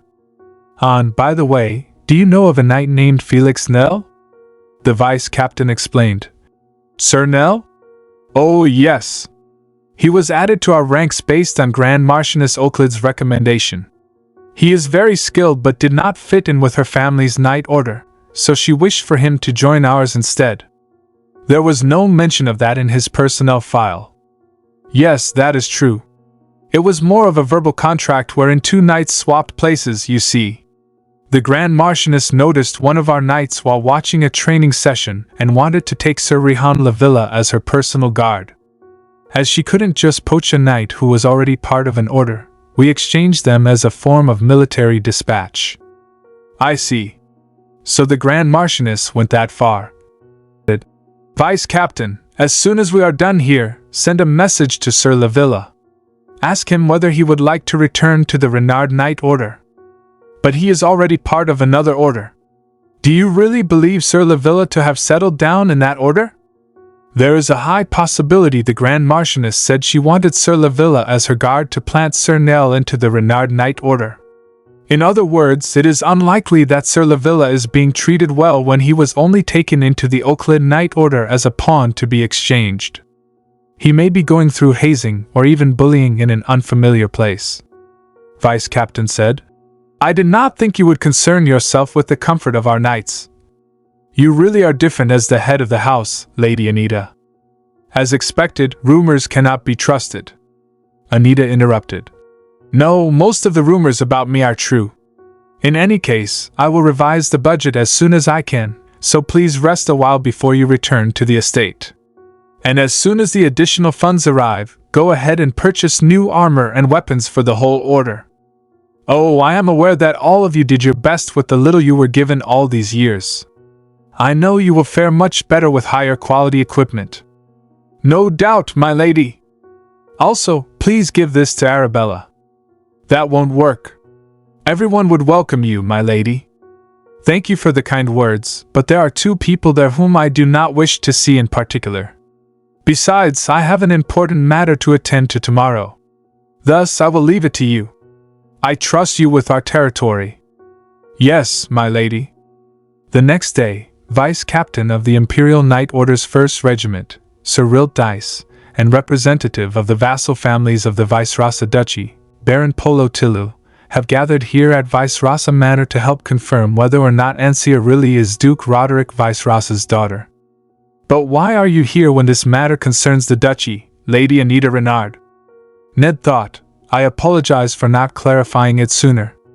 Lady Anita is here today to infuse the holy relic with her divine power. His Grace invited her personally.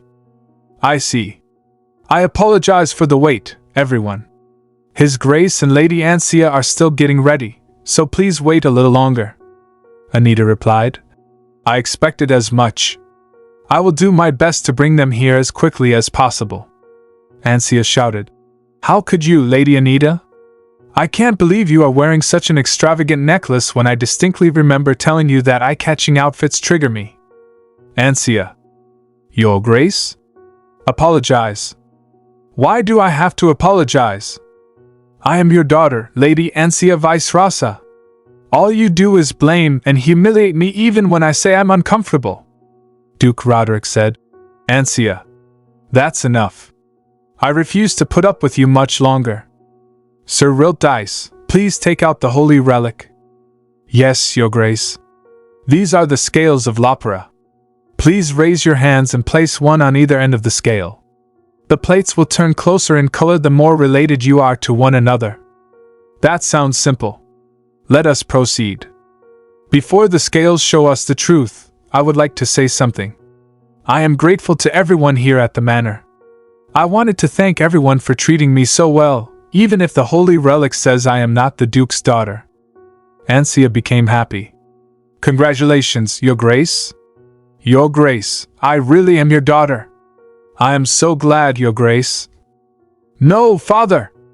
The holy relic was lent to us by His Majesty himself, and Lady Anita infused the divine power, so I suppose this result can be trusted.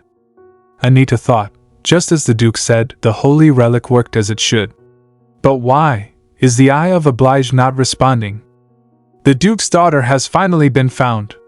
What a joyous occasion! The Duke and his daughter must be blessed by God. Thank goodness. Anita thought, is the result from the holy relic really true? There are several things that seem suspicious. Most of all, we have much to discuss, Ancia. Yes. The Eye of Oblige didn't react. I have to let the Duke know. Please leave us. I have something urgent to discuss with Ancia. Escort our guests out, Ned. Ned said. Yes, Your Grace. Ancia added. May I call you Father now? Of course. I know you've been eager to do so. The Duke smiled. It was almost as if he knew something. We should hire new maids for you tomorrow morning, Ancia. Pardon? Why? He replied. Why do you think? When you first arrived, we didn't have much time to go through a proper hiring process, so we just chose whoever was available. However, now that we have the time, we must be more selective. Ancia thinks, what does he mean by this? Is he saying he didn't care about who served me until he was sure I was his daughter? Or is he implying that he realized the recently hired maids are spies, using this situation to infiltrate House Vicerosa, which is usually impenetrable? Whatever it is, I can't back down now. I have to decide whether I want to be the Duke's daughter or a spy infiltrating House Vicerosa. And since I'm now confirmed as the Duke's daughter, Ancia, whatever you wish, Father. But before that, I have something to ask of you. Duke Roderick, what is it? Ancia, could I see a portrait of my mother? Duke Roderick, I suppose so. Go ahead. Ancia thinks, why is he treating me like this? Why is he nicer to Anita Renard than he is to me? I'm your daughter now. Also, could you keep Lady Anita from visiting the manor for a while? Duke Roderick, for what reason? Ansia, she scares me. I heard she even kicked out her long-lost sister and sent her away from the capital. Duke Roderick, Ansia, you cannot judge people by hearsay. More importantly, Lady Anita came here today to help us. Ansia, but why do you keep taking her side?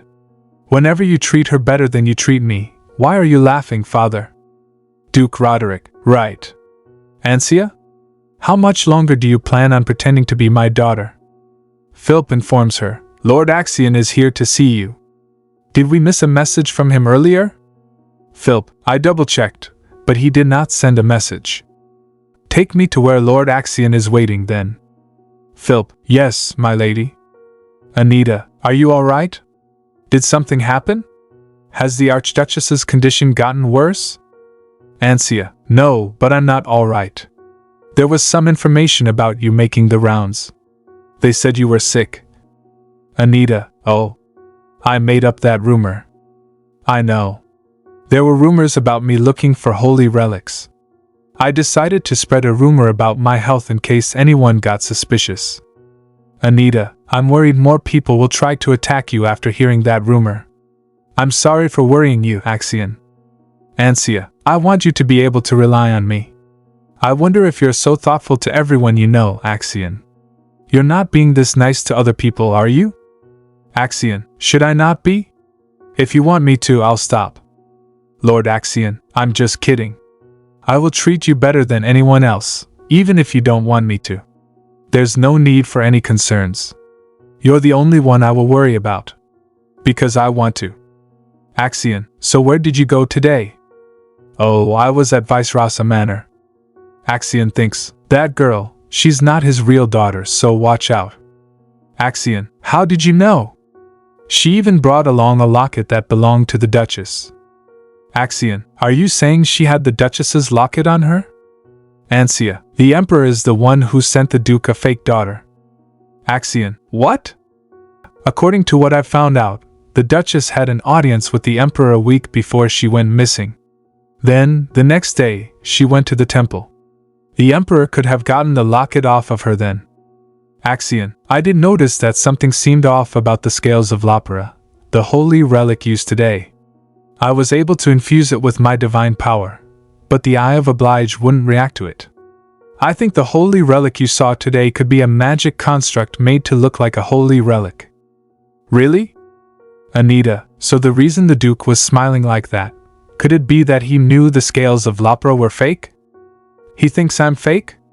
I don't know who put such a horrific idea in your head, but I swear you will regret saying that to me, Father. I'm glad I didn't admit the truth. I may have lost all my maids, but it doesn't matter. I refuse to let go of this opportunity. The holy relic proved that I'm his daughter, didn't it? It doesn't matter that the Duke is still suspicious. Axion, yes, and? Ansia, that young lord confessed to his crime a long time ago, but there hasn't been any investigation into House Linnet yet. There's no way that fool had the foresight to take the measures to prevent this. Anita, that means it had to have been House Euclid. Ansia, I'll have to raise the stakes if I want them to get punished for their crimes. Anita, alright, that's enough for now, Vanessa. Continue to keep your eye on the Linnet family. Vanessa, okay. Everyone thinks that I kicked Arabella out of the manor, so things have gotten a bit difficult. Philip, Grand Marchioness Euclid is here to see you, my lady. I wasn't told she would be visiting today. Philip, we didn't receive any messages ahead of time either, but she refuses to leave until she speaks to you. Ansia, barging in without a warning? She's still as rude as ever. But seeing that she arrived sooner than I expected, she must have been diligently digging up rumors about me. Show her the reception room and tell her I'll be there soon. Philip, yes, my lady. Lady Euclid enters. Lady Euclid, you're late, Anita. I was worried something had happened to you. Anita, I was a bit busy as I didn't expect your visit. If you announce your visit ahead of time, I will make sure to be available. So, what brings you here? Lady Euclid, I'm hurt. You say that as if I need an excuse to come and visit you. Don't be so cold. You act as if you're almost hiding something. Anita, oh, I just figured because you hurried here without warning, you're the one with troubling news. Lady Euclid, well, I'm not sure whether it's bad for me, but I did hear a worrying rumor recently. A rumor that you were looking for the tears of Asht. Anita, and? What is it you want to tell me? Lady Euclid, is that not a holy relic that keeps you in your present state? If the rumors are true, you are in a dire state that requires using that relic. How could I not take any action? Since I learned about this terrible problem that has befallen the person rumored to be the next head of House Renero, I came by because I couldn't just sit and watch. Anita, and what if you don't watch at all? I am grateful for your concern, but your words seem a bit excessive. I, too, value House Euclid's loyalty, so I hope you do not risk the friendship between our houses by taking unwise actions yourself. Lady Euclid, how rude of you, Anita! You will regret what you said today. Turns to her mother. Anita, did she confirm it, mother? Does she really have an incurable disease? Lady Renero, we are still within the grounds of Renard Manor, Marquis Euclid. Do not speak so hastily.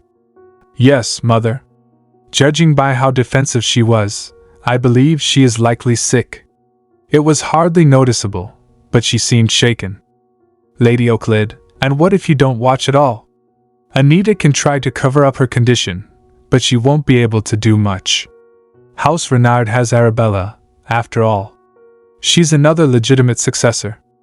Vance murmured, that foolish girl? Lady Renero, watch your tongue. She will be like your own sister soon. Duke Renero orders, I'll be more careful, mother. I know you are smart enough not to make the same mistake twice. Lady Renero, but Anita was the one who started it. Lady Renero, hold on just a bit longer. You will have the opportunity to get revenge soon. Duke Renero, I believe this will be easy, Marquis. Because I possess a weapon that Anita doesn't. Lady Renero, connections. Those with many connections can easily sway public opinion. Anita may be a clever girl, but she is still young and knows nothing of the world. Once the rumors begin to spread, she will have to fall back on her more experienced vassals. Duke Renero, you're right. All right then, mother, what do I do now? Lady Renero, I can't believe my son is so clueless. Think about it, will you? Do you not remember the noble family House Euclid has been eager to cut off at the right time? Duke Renero, I am referring to House Linnet. Meanwhile, at Linnet Manor, Linnet shouted, What do you mean? Mr. Linnet, the money you offered up to House Euclid was used to spread information about Anita Renard. Linnet, Anita Renard? Why did it have to be that woman? Mr. Linnet, House Linnet was a family that became rich overnight. A gold mine was discovered on their land, and the cafe they had opened in a good location became hugely popular, leading to a significant increase in wealth. However, they had no power among the aristocracy, so they tried to make connections through House Euclid. Linnet angrily, how am I supposed to bow any lower? Mr. Linnet, was it? Did someone pay you to do this? Mr. Linnet, but the more they got involved with the Euclids, the more they lost favor with House Renard. Ugh. If this gets any worse, they'll ruin me for sure. All I wanted was to gain some influence. Why is everything going so wrong? Assistant, please calm down, sir. House Renard couldn't possibly know about our relation to House Euclid. Mr. Linnet, you think so? Yes, that's right. Meanwhile, at Renard Manor, Lady Anita, Your Grace, I have something to tell you before I imbue my divine power into the holy relic today. Duke Roderick, what is it, Lady Anita? Lady Anita, the Emperor is the one who sent Ansia. Duke Roderick, I had my suspicions but did not expect this. Lady Anita, the Emperor may despise me, but he cannot harm me, you see. Duke Roderick, pardon? Lady Anita, a long time ago, I saved His Majesty's life. As a reward, we signed a magical contract that prevented him from ever harming those close to me. Duke Roderick, you really are, Lady Anita, reckless? Duke Roderick, you're right. My father scolded me for it, too. In any case, because of this contract, the Emperor can have harmed Diane himself. But I did suspect him. Lady Anita, because... Lady Anita, someone who killed his own half-brother and also killed all the witnesses is capable of doing anything. I had no idea. Lady Anita, of course not. This happened many years before you started attending social events. And talking about it is forbidden. Duke Roderick, but that doesn't seem like enough for someone of your caliber to suspect the Emperor. You must have another reason for suspecting him despite the contract, right? That's right. This is why I have so much fun talking to you, Lady Anita. Duke Roderick, I suspect that the Emperor has dabbled in forbidden magic. He's capable of doing so and has such a cruel character that he won't hesitate to use such dark magic. Lady Anita, but if you hadn't told me, I wouldn't have been able to confirm my suspicions. I've lost track of how many times you've helped me. So, I would like you to reconsider my offer. Duke Roderick, pardon? It's ready, isn't it? Please bring it in. Duke Roderick, I thought I had already refused your offer to be my official guardian. Duke Roderick, I'm impressed you could tell what it was from just a glance. You really are sharp. But please do reconsider. Lady Anita, what if? Yes. Consider this oath as a guarantee that I will not betray you, even if I were to find my family in the near future. Lady Anita, all right then. I'll sign it. Duke Roderick, good. You won't regret this. Shall we shake hands on it? Lady Anita, Your Grace? In celebration of this guardianship, would you consider hosting a ball in your name? Duke Roderick, what great scheme do I get to look forward to this time? Lady Anita, now that I have gained such a strong ace up my sleeve, I've decided to stop holding back and use the hand I've been dealt. Duke Roderick, I look forward to it, Lady Anita. You may wield me as you wish. A servant enters. My lady, a letter arrived from Lady Arabella while you were out. Lady Anita, another one? Thank you. 7 letters, huh? She must have written one a day and waited to send them together so the postman didn't have to deliver them daily.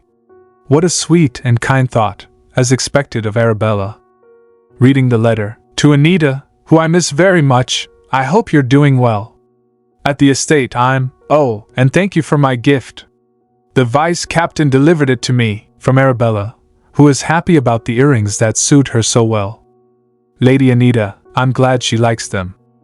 A few days later, at Vice Rasa Manor, a ball was held at Vice Rasa Manor, although the reason for the celebration was not announced. Noblewoman 1, a ball? All of a sudden? Does this mean His Grace will be joining high society again? Noblewoman 2, I'm not sure. Or perhaps he plans to confirm the rumors that his missing daughter has been found. Noblewoman 1, by the way, I don't see Lady Anita Renard around. Noblewoman 2, I guess what you told me earlier is true. There's gossip among the ladies that Lady Anita is. Noblewoman 1, yes, I told you. The Duke arrives. Duke Roderick, as host, I apologize for arriving late. Crowd, don't apologize, Your Grace. You're supposed to arrive fashionably late, right?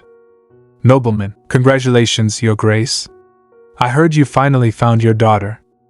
Duke Roderick, I'll be addressing that matter later in front of everyone. However, this ball is to celebrate something else. Nobleman, I understand, Your Grace. Duke Roderick, this is the first I speak of it, but I now have a ward. I wanted to be her godfather, but she refused. Nobleman, the Duke's ward? So this ball isn't about introducing his daughter? Duke Roderick, but it looks like my main guest is arriving even later than I did. She has yet to show herself. Noblewoman, a noblewoman young enough to become a ward, and someone who isn't here yet?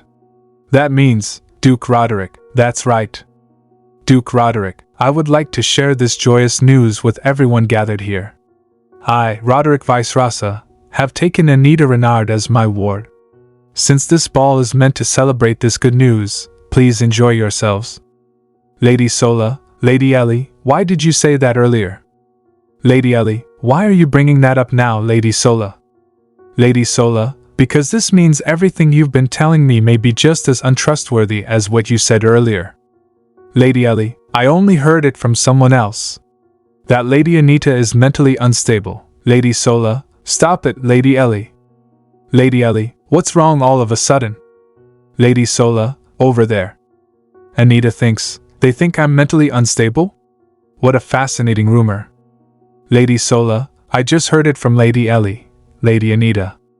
Lady Ellie, and I heard it from Lady Charlotte. Anita, how interesting. Keep going. Let's see whose name is at the end of that chain. I'm sure it'll be Grand Marchioness Euclid anyway, but still. Lady Sola, I actually know who Lady Charlotte heard it from. Anita, really? So they were saying that about me? I expected House Euclid to be involved, but this is new. Lady Sola, they seem to be close, don't you think? Lady Ellie, looking at how they talk to each other, they almost seem like father and daughter. Lady Sola, I agree. And it's clear that rumor is just a lie. I overheard Lady Anita talk about that rumor earlier, and the atmosphere was so tense. Rachel Savi thinks, why did she do that for me when she's usually like this? A few days ago, Lady Anita, how unusual for you to extend an invitation to me. Lady Ellie, I heard that there were marriage talks going on concerning you. Lady Anita, I would rather not talk about it. Lady Ellie, the rumors spread before the actual talks even began. Lady Anita, so? What did you want to tell me? Lady Ellie, you're the one who invited me here, Lady Anita. Ha. Lady Anita, alright. I guess you invited me here because you already knew, so I'll be honest. That's right, I don't wish to get married. He's an ugly old man over twice my age and just not good spousal material. Lady Ellie, why are there marriage talks to begin with, then? Lady Anita, my father isn't particularly happy about it either, but it seems as though he's having a hard time refusing his wife's wishes. It's my own fault, I suppose. I, as the child of the late Countess, got on the new Countess's nerves. Oh? Lady Anita, does that mean we just have to make sure the Count no longer views the Countess favorably? Well, that would be good, yes, but... Lady Anita, the Countess is having an affair with the gardener. Pardon? Lady Anita, well, technically, she's cheating on the gardener with the Count. The gardener is the real father of your stepsister, after all. What? Lady Anita, how long has that woman been? So she's been cheating even before my stepsister was born? Anita, but why are you giving me this information? Because I know you have helped me out before on several occasions. I thought I should thank you. What do you think? Will this information help you? Rachel Savi thinks, it's so embarrassing, but it's true that she was a huge help. She's so hard to read. Lynette, say that again. Lynette, they are demanding 5 times the usual rate for the tea leaves. And the gold mining operation is also being interfered with by House Renard.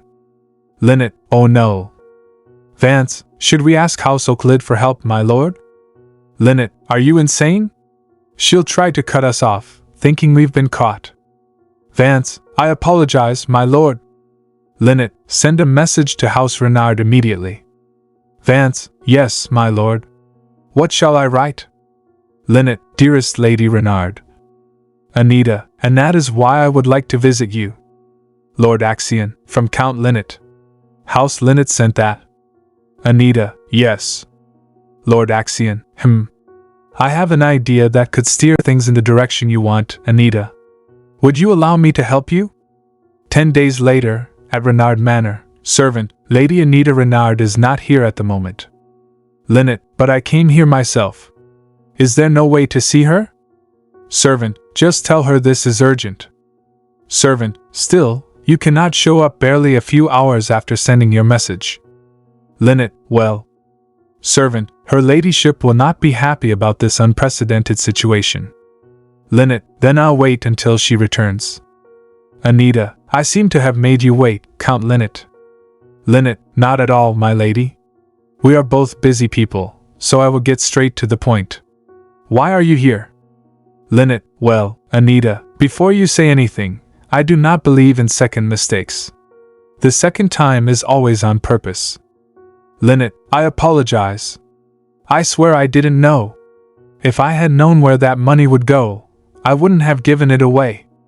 Anita, all right, and you didn't expect to be blamed for the incident with Arabella either, did you? Lynette, that's right. Anita, I don't know. Why would you, House Euclid's faithful underling, suddenly change your mind and come tattle to me? I don't quite believe that's all there is to it. Anita, I have an idea that could steer things in the direction you want, Anita. Judging by his reaction, Lord Axion must have really taken action. Did all of your gold trading merchants suddenly pull out? Lynette, how did you? Anita, I understand your plight, Count. House Euclid must have chosen to cut you off now that things are not going the way they want. Do you mean? Anita, yes. I don't intend to stand by any longer and let House Euclid get away with all of this. Isn't this a magic item used to record voices? Anita, to celebrate you switching to our side, I thought I'd give you a chance to prove your loyalty to me. Take this magic item with you the next time you meet the Grand Marchioness. Vanessa, yes, Master? Does this mean you forgive the Count? Anita, he's to blame too. He did all kinds of nasty things to try and get on House Euclid's side. Vanessa, he is to blame, yes. And won't she know who betrayed her if he uses that magic item? Anita, he's bolder than I thought, trying to betray his former master and join your side instead. I suppose he thinks betraying her will absolve him of the things he did to House Renard. Vanessa, he probably expects me to defend him if anything happens to House Lynette. What an idiot. Anita, or he might even ask for something in exchange for giving me the evidence on that magic item. Vanessa, what if he does that? You need that recording, don't you? Anita, it's fine. I never needed him to record anything for me anyway. Vanessa, huh? Then why did you give him that magic item? Anita, well, you see. Lynette thinks, what on earth? Lynette, she told me it was a recording device. Why did it set off an alarm? No. Please. This isn't what it looks like, my lady. Anita, Lady Euclid, Count Lynette. I knew you'd been acting suspicious lately. Meanwhile. Rachel Savi, does this new tea suit your taste? Anita, it does. And? Have you cleaned house? Rachel, of course. Thanks to you. I won't have to become the second wife of some countryside noble. Anita, you were going to be a second wife? Rachel, Lady Anita? This tea, it's hard to discern its flavor by just the scent, right? I was just thinking how surprising it is that its flavor is entirely different from its scent. Anita, but that's why I like it. Rachel, you're kind of like that as well, Lady Anita. You praise its taste, but you still sit and enjoy it silently with me. It's hard to read you without getting to know you more. Anita, you asked me once whether I considered us friends, right? Rachel, I did. Anita, thinking, Lady Savi, do you consider me your friend? Rachel, of course not. It would be best for you not to be so arrogant. Rachel, actually. I apologize. I was lying back then. You see, I'm a coward. I guess I can't be like you. I'm scared of being criticized for being honest, and that my younger sibling will take my place. That's the kind of cowardly person I am. Anita, I understand. Your stepsister was also at the tea party, after all. Rachel, but now that it's just the two of us, I'd like to be honest. I'll give you my true answer to your question. I do consider us friends. Anita, all right. What is it? Servant, my lady. Grand Marchioness Euclid is here to see you. Anita, take a deep breath. There's no need for you to run for something like that. Servant, yes, my lady. But there's something strange about her. Anita, is that so? Anita, you've come sooner than I expected. Lady Euclid, I did. We both know what's going on, so I'll get straight to the point. I still cherish House Renard. Now that Arabella is back, I simply wanted to follow the norms of succession because I thought it was only natural for the firstborn to become the next head of the house. Anita, oh, I see. If I'm understanding correctly, you cherish House Renard so much that you ignored us during the drought, yes? Lady Euclid, I had no authority or responsibility to help back then. It wasn't my house Renard any longer, after all. Anita, that would mean that, as long as you can justify it to yourself, your affection for House Renard can be ignored whenever you like. Lady Euclid, don't put words in my mouth. If anyone heard that, they would think I turned my back on. Anita, if you cherish House Renard so much, why did you plant a spy in our midst? And a knight at that. Lady Euclid, angry, what nonsense!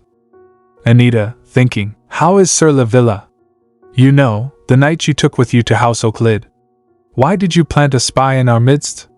And a knight at that. Lady Euclid, Anita! I heard the rumors about there being something wrong with your mental health, but I had no idea you suffered from such delusions. Anita, unfortunately, there is nothing wrong with me. Lady Euclid, please tell me which doctor diagnosed you. No doubt it's a useless quack. Anita, even pets at House Renard have terrible behavior issues. Lady Euclid, pet? That's right. How barbaric of you to take in some creature and make it bite your guests. Anita, go over there. Really, this family should have gone to me instead of my foolish little brother. That idiot couldn't even tell apart a spy from a knight, yet he was allowed to be the head of the family. So why not me? Anita, Grand Marchioness. You seem to be under the wrong impression that you're different. Yet you were cornered by your niece's little schemes and came to see me on your own accord. Lady Euclid, you haven't cornered anyone. You've been so spoiled that you think you're above everyone. Anita, well, I learned my manners from a woman who quickly lost her composure at the smallest provocation. I can't help it. You could still take over House Renard someday, but it won't be worthwhile. Lady Euclid, soon enough, you'll be known as a wicked woman who spread nasty rumors about her own niece, you see. Anita, go ahead and tell everyone. You have no proof, anyway. Just because the Duke is on your side for now. Lady Euclid, shouting, how dare you laugh at me? Anita, I'm confident I won't need the Duke's help. Look! You even created all the proof I need yourself. Lady Euclid, Anita, would you like to take a listen, Grand Marchioness? Anita, you've come sooner than I expected. Lady Euclid, this whole time? It's you, right? A cat meows. Anita, you're the wind spirit. What's with those weird noises? How did you know, Anita? Wind spirit, well, I recognized your aura. I felt the same thing whenever I met you at the lake. Anita, so why are you here? Wind spirit, all these people won't leave you alone, so I wanted to be here to protect you. Anita, were you worried about what happened at the Saints' Day ceremony? Are you all right with being in that form? Wind spirit, I just have to go back to the lake every 10 days. Anita, then promise me. Wind spirit, promise you what? Anita, that you won't cause any more commotion while you're here. Then I won't kick you out. Vance enters. Vance, my lady, the vice captain must have sent a message to Sir Lavilla. We received a reply right away. Anita, does he wish to return to House Renard? Vance, yes, he does, but, Anita, what is that raccoon-looking creature? Vance, oh, this? I'll be keeping him as a pet. You'll see him a lot in the manor from now on. Anita, I see. If that's what you wish, then. Anita, more importantly, I'd like to reinstate Sir Lavilla to House Renard. I'll leave the paperwork to you. Vance, oh yes, my lady. The next day. Anita, I apologize, Sir Lavilla.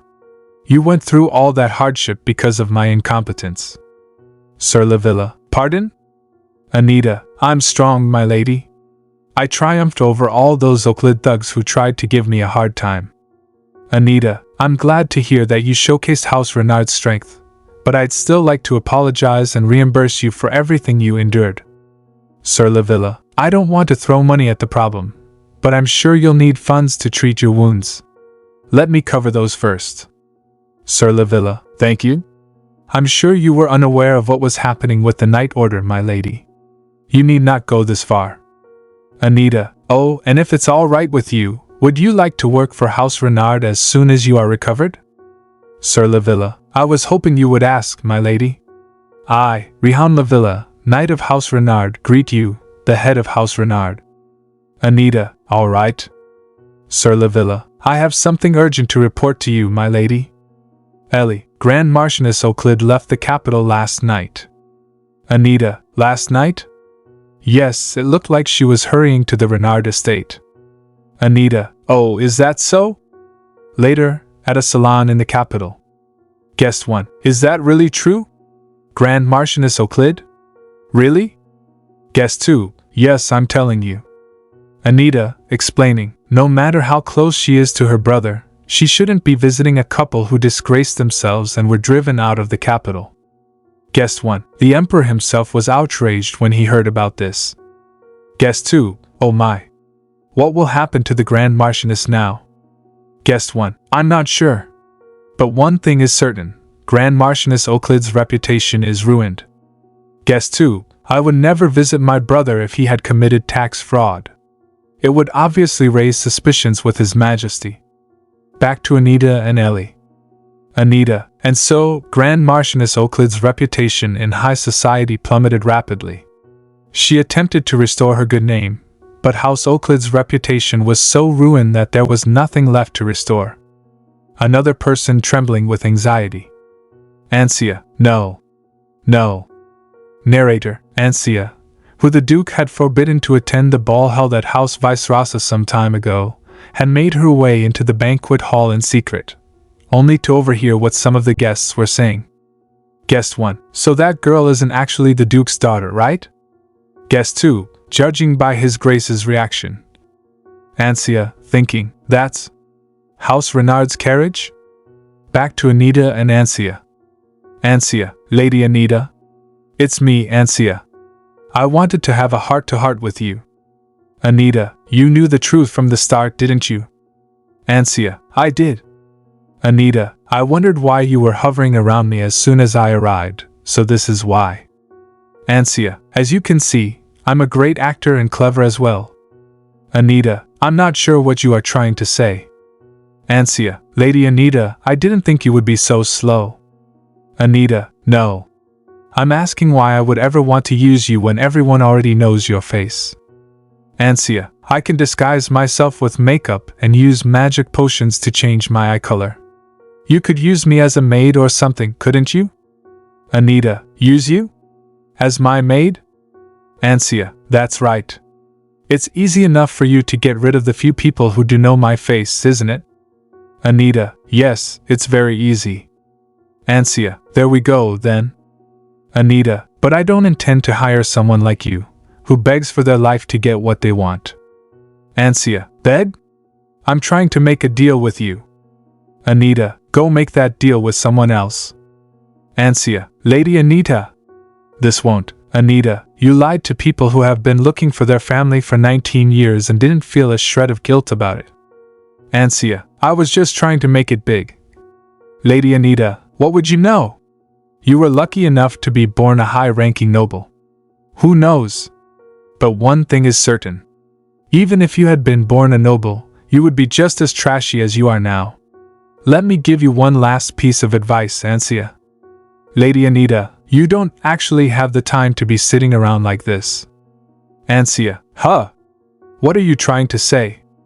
Lady Anita, do you really think the person who ordered you to infiltrate House Vicerosa didn't consider the possibility that you would betray them? Ansia, please help me, Lady Anita. Lady Anita, I refuse to do anything troublesome. Didn't you hear the rumors about me? It'd be better for you to beg for mercy from His Grace. Ansia, Lady Anita, please. A few days later. Duke Roderick, I guess that means that girl ran away right after meeting you. Lady Anita, oh, did she run away that quickly? Duke Roderick, that's right. She even scrounged up any valuables she could get her hands on before she ran. Lady Anita, I see. Is that why the manor looks so different? Duke Roderick, I've changed all the furniture in the drawing room, dining room, and her bedroom. Anywhere the girl had stayed was changed. Lady Anita, as you should. Are you not going to track her down? Duke Roderick, well, she was helpful to me in the end. I'm sure she'll get by just fine since she took some gems with her, too. Lady Anita, really? Duke Roderick, and if she dies, that's that. She deserves it. Lady Anita, more importantly, I plan on messing with Leofried, who is basically the leader of the nobles on the Emperor's side. Lady Anita, I see. Are you not going to ask me why? Duke Roderick, I'm sure you have your reasons. Lady Anita, could Leofried have been behind this Ansia case? Duke Roderick, you overestimate me, Anita. It's just because I dislike the Emperor and the nobles on his side. This business with Ansia is just an excuse. Lady Anita, oh. Duke Roderick, there was no reaction, you say? Lady Anita, that's right. She should hardly have been able to breathe, but she was just fine. Duke Roderick, I wonder why. Lady Anita, she asked how long do you intend to let her live? Duke Roderick, I was going to take care of her soon anyway, but it would be a shame to kill her without anyone knowing. It's been a while since she attended any parties. Lady Anita, there will be a routine meeting soon. How about then? Duke Roderick, oh my, you never make such quick decisions. Why the rush of an answer?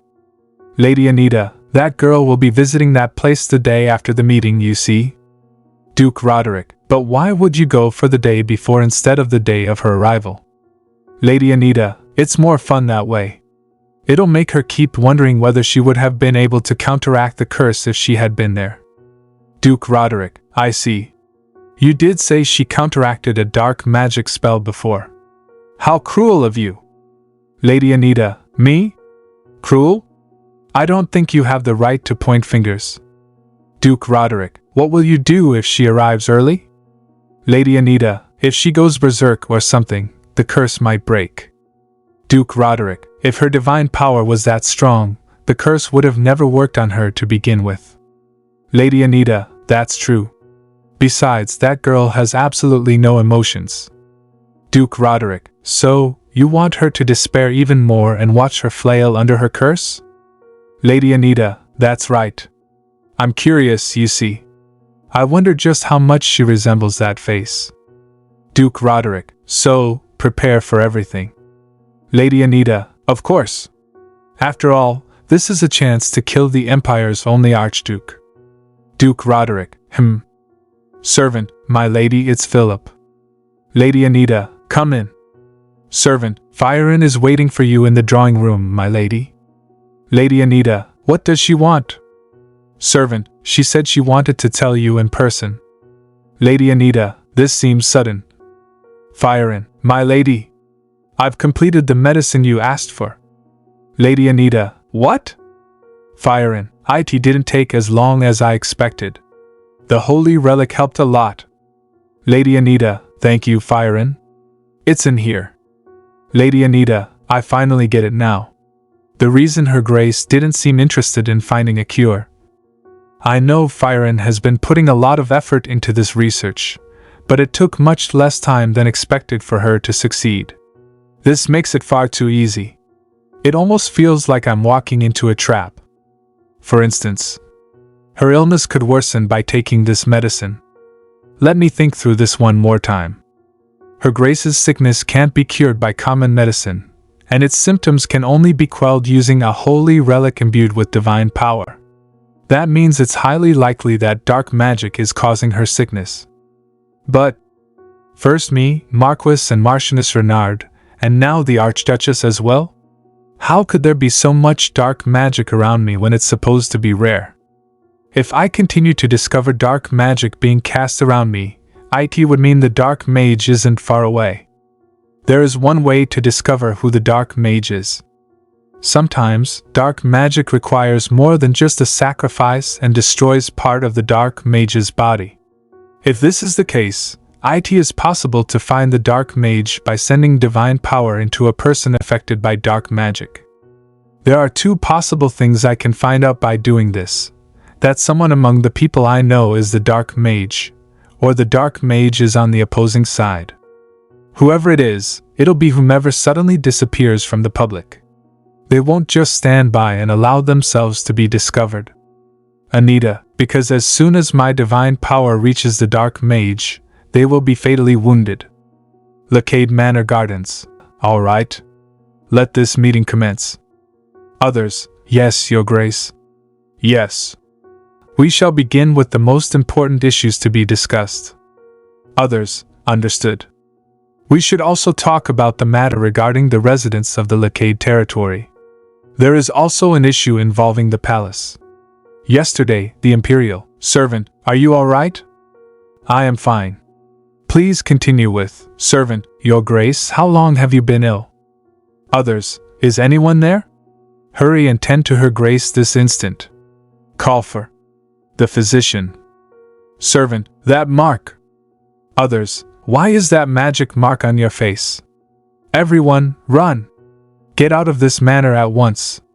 The Archduchess has an explosive magic mark on her face. I hoped for more victims, but seeing that a few powerful individuals were present, I'm sure the news will spread quickly. The news that dark magic still exists. Go on and die, the last Archduchess of the Empire. Servant, hurry and run. I told you to run. Lady Anita, I have no thoughts of doing so. I wouldn't have come here in the first place if I was going to just run away. Lady Anita, weren't you going to come tomorrow? Anita, yes, that was my original plan. I apologize for arriving without your permission. Lady Anita, your grace. Anita, I was right. It's dark magic. Lady Anita, please. What can I do to make you run away? Anita, I already knew that dark magic was involved in this. I might be able to destroy the dark magic. Lady Anita, I apologize. Anita, pardon? Lady Anita, I won't chide you. I'm just very worried about you. Anita, the dark magic cast on me was estrangement. Someone made me believe I had to leave House Renard, but I was able to break free from that curse some time ago. Who on earth would do such a thing? Anita, that's why I believe I can help you as well. I could break the dark magic. If I recover, you will be the next target. Lady Anita, I am aware. And it will also be revealed just how strong your divine power is. All of this could be a trap, Anita. Anita, I am aware of that as well. I won't outlive you anyway, Anita. Lady Anita, please don't say that. You can live a peaceful life full of joy. Anita, I've already had that kind of life. You must live like that from now on, Anita. Lady Anita, you know that no one can live forever. Anita, yes, I do. I know that everyone must pass eventually, but today isn't that day. I apologize for not listening to you. Anita, what? Anita became confused. I see it. I can see the link to the dark mage. Just a little more. Servant, your grace. Why? Lady Archduchess, you promised to show me the ocean and go back to the lake together. You also talked about wanting to feel the cold winds of the north again. Anita, your grace. That's right. The winds of the north were so cold, and yet, all I could think of was you. Anita, your grace. I'm fine. I just need some rest. Anita, I'm so glad you're okay. The vassals and maids must have evacuated by now. That means the head maid and butler will be here soon. Those two never listened to me even when House Lacade was in danger, and always stayed by my side. Just like you, Anita? Anita, yes, I know, but could we stay like this for just one moment? Anita, someone seems to have arrived already. Anita, pardon?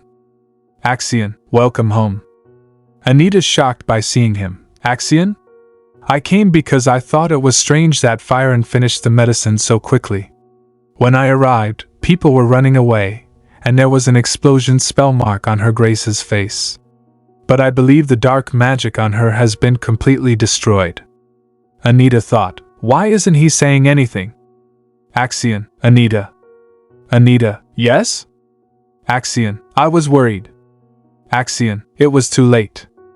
Axion, by the time I heard her grace was in grave danger, and that you had remained with her. Right. As soon as I heard, I found myself pleading with God, which I'd never done before. I prayed that her grace would be safe and that he wouldn't take you away from me. Anita, Axion? I'm right here, and I will always be right beside you. A few hours later. Lady Archduchess, Are you sure you don't need more rest? Anita, so you're alright now? Lady Archduchess, I am absolutely fine. Anita, I really think you should rest a bit longer. Lady Archduchess, it's fine. It seems the dark magic cast on me has been completely destroyed.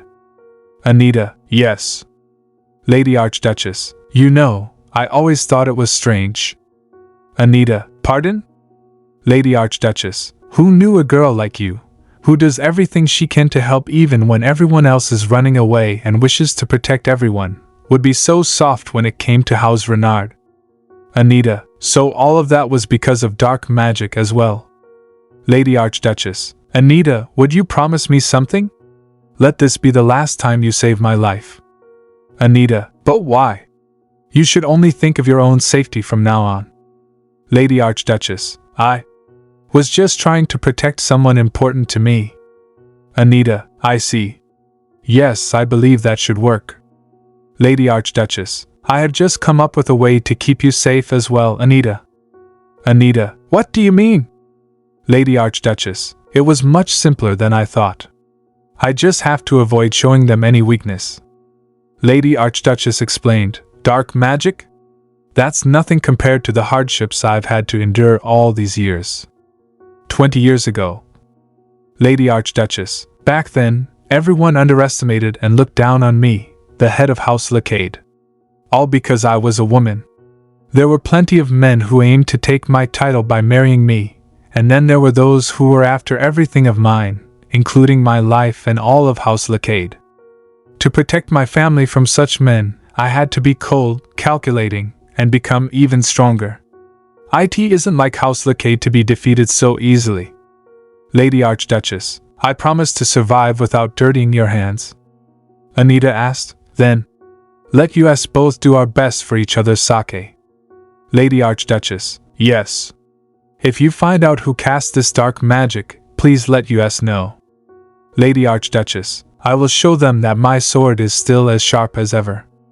Anita, I will. I already have a plan as well. Lady Archduchess, a plan? Anita, yes. That sounds like an amazing plan. A few days later. Lady 1, I heard that His Majesty even sent the Imperial Doctor to Lacade Manor. He really must be fond of Lady Anita Renard. Lady 2, but despite all that, they say it's unclear when Lady Anita will awaken. I heard that Her Grace was also put in danger. Lady 1, oh my. Rachel Savi, oh, you're here? Hello? I was just returning from hearing how Lady Anita is faring. Lady 1, how Lady Anita is faring? Goodness. So, how was Lady Anita doing? Rachel Savi, to be honest, I do not know very much, but it did seem serious. I met up with Lady Anita's maid, and it seemed like she still has not woken up. The servants at Lacade Manor are notoriously tight-lipped, so we haven't heard anything new. Lady 2, oh dear. Excellent. They're believing everything I say.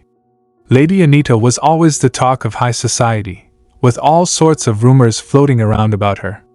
It'd be unfortunate if this is how she takes her leave. Lady 1, I hope she recovers soon.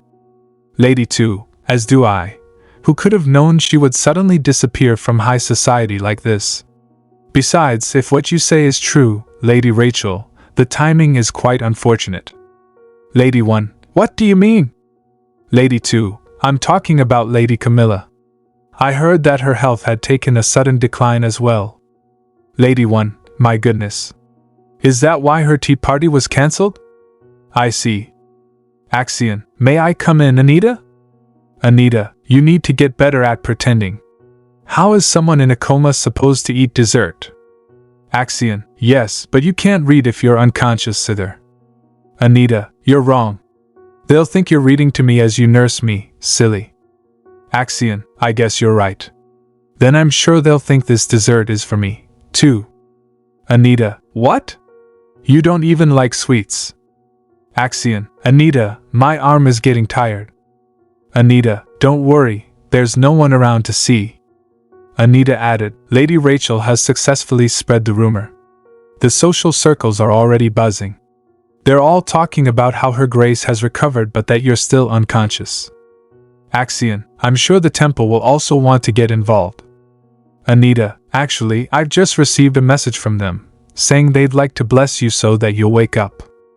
Axion, what should we do? I'd prefer it if you refused. Anita, why? Axion, because I aim to make our target let their guard down completely. Are you finally going to tell me about your plan? Anita, I am. That sounds like quite an interesting plan, Anita. Lady Rachel will help spread the rumor. Axion, what will you do after that? Anita, I will wait. For what? Anita, for the rumor that I was able to break the dark magic cast on you through a sudden explosion of divine energy, but that I lost all of my divine power in the process. Until our target believes that rumor. Axion, so you intend to wait until then? Anita, I do. If that happens, around the day of the last Saint's Day ceremony, there's no doubt our target will make an appearance. Axion, I see. Whoever it may be, this dark mage is definitely someone who likes to show off.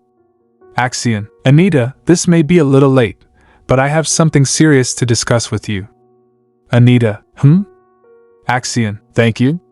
Thanks to you, I did not lose Her Grace, and I'll also be able to chase down the culprits. So don't worry. You won't be put into any more danger from now on. Anita, no, Axion, Axion, I'm not worried at all because I have you by my side. I'm just a little anxious about pretending to be unconscious for another few days.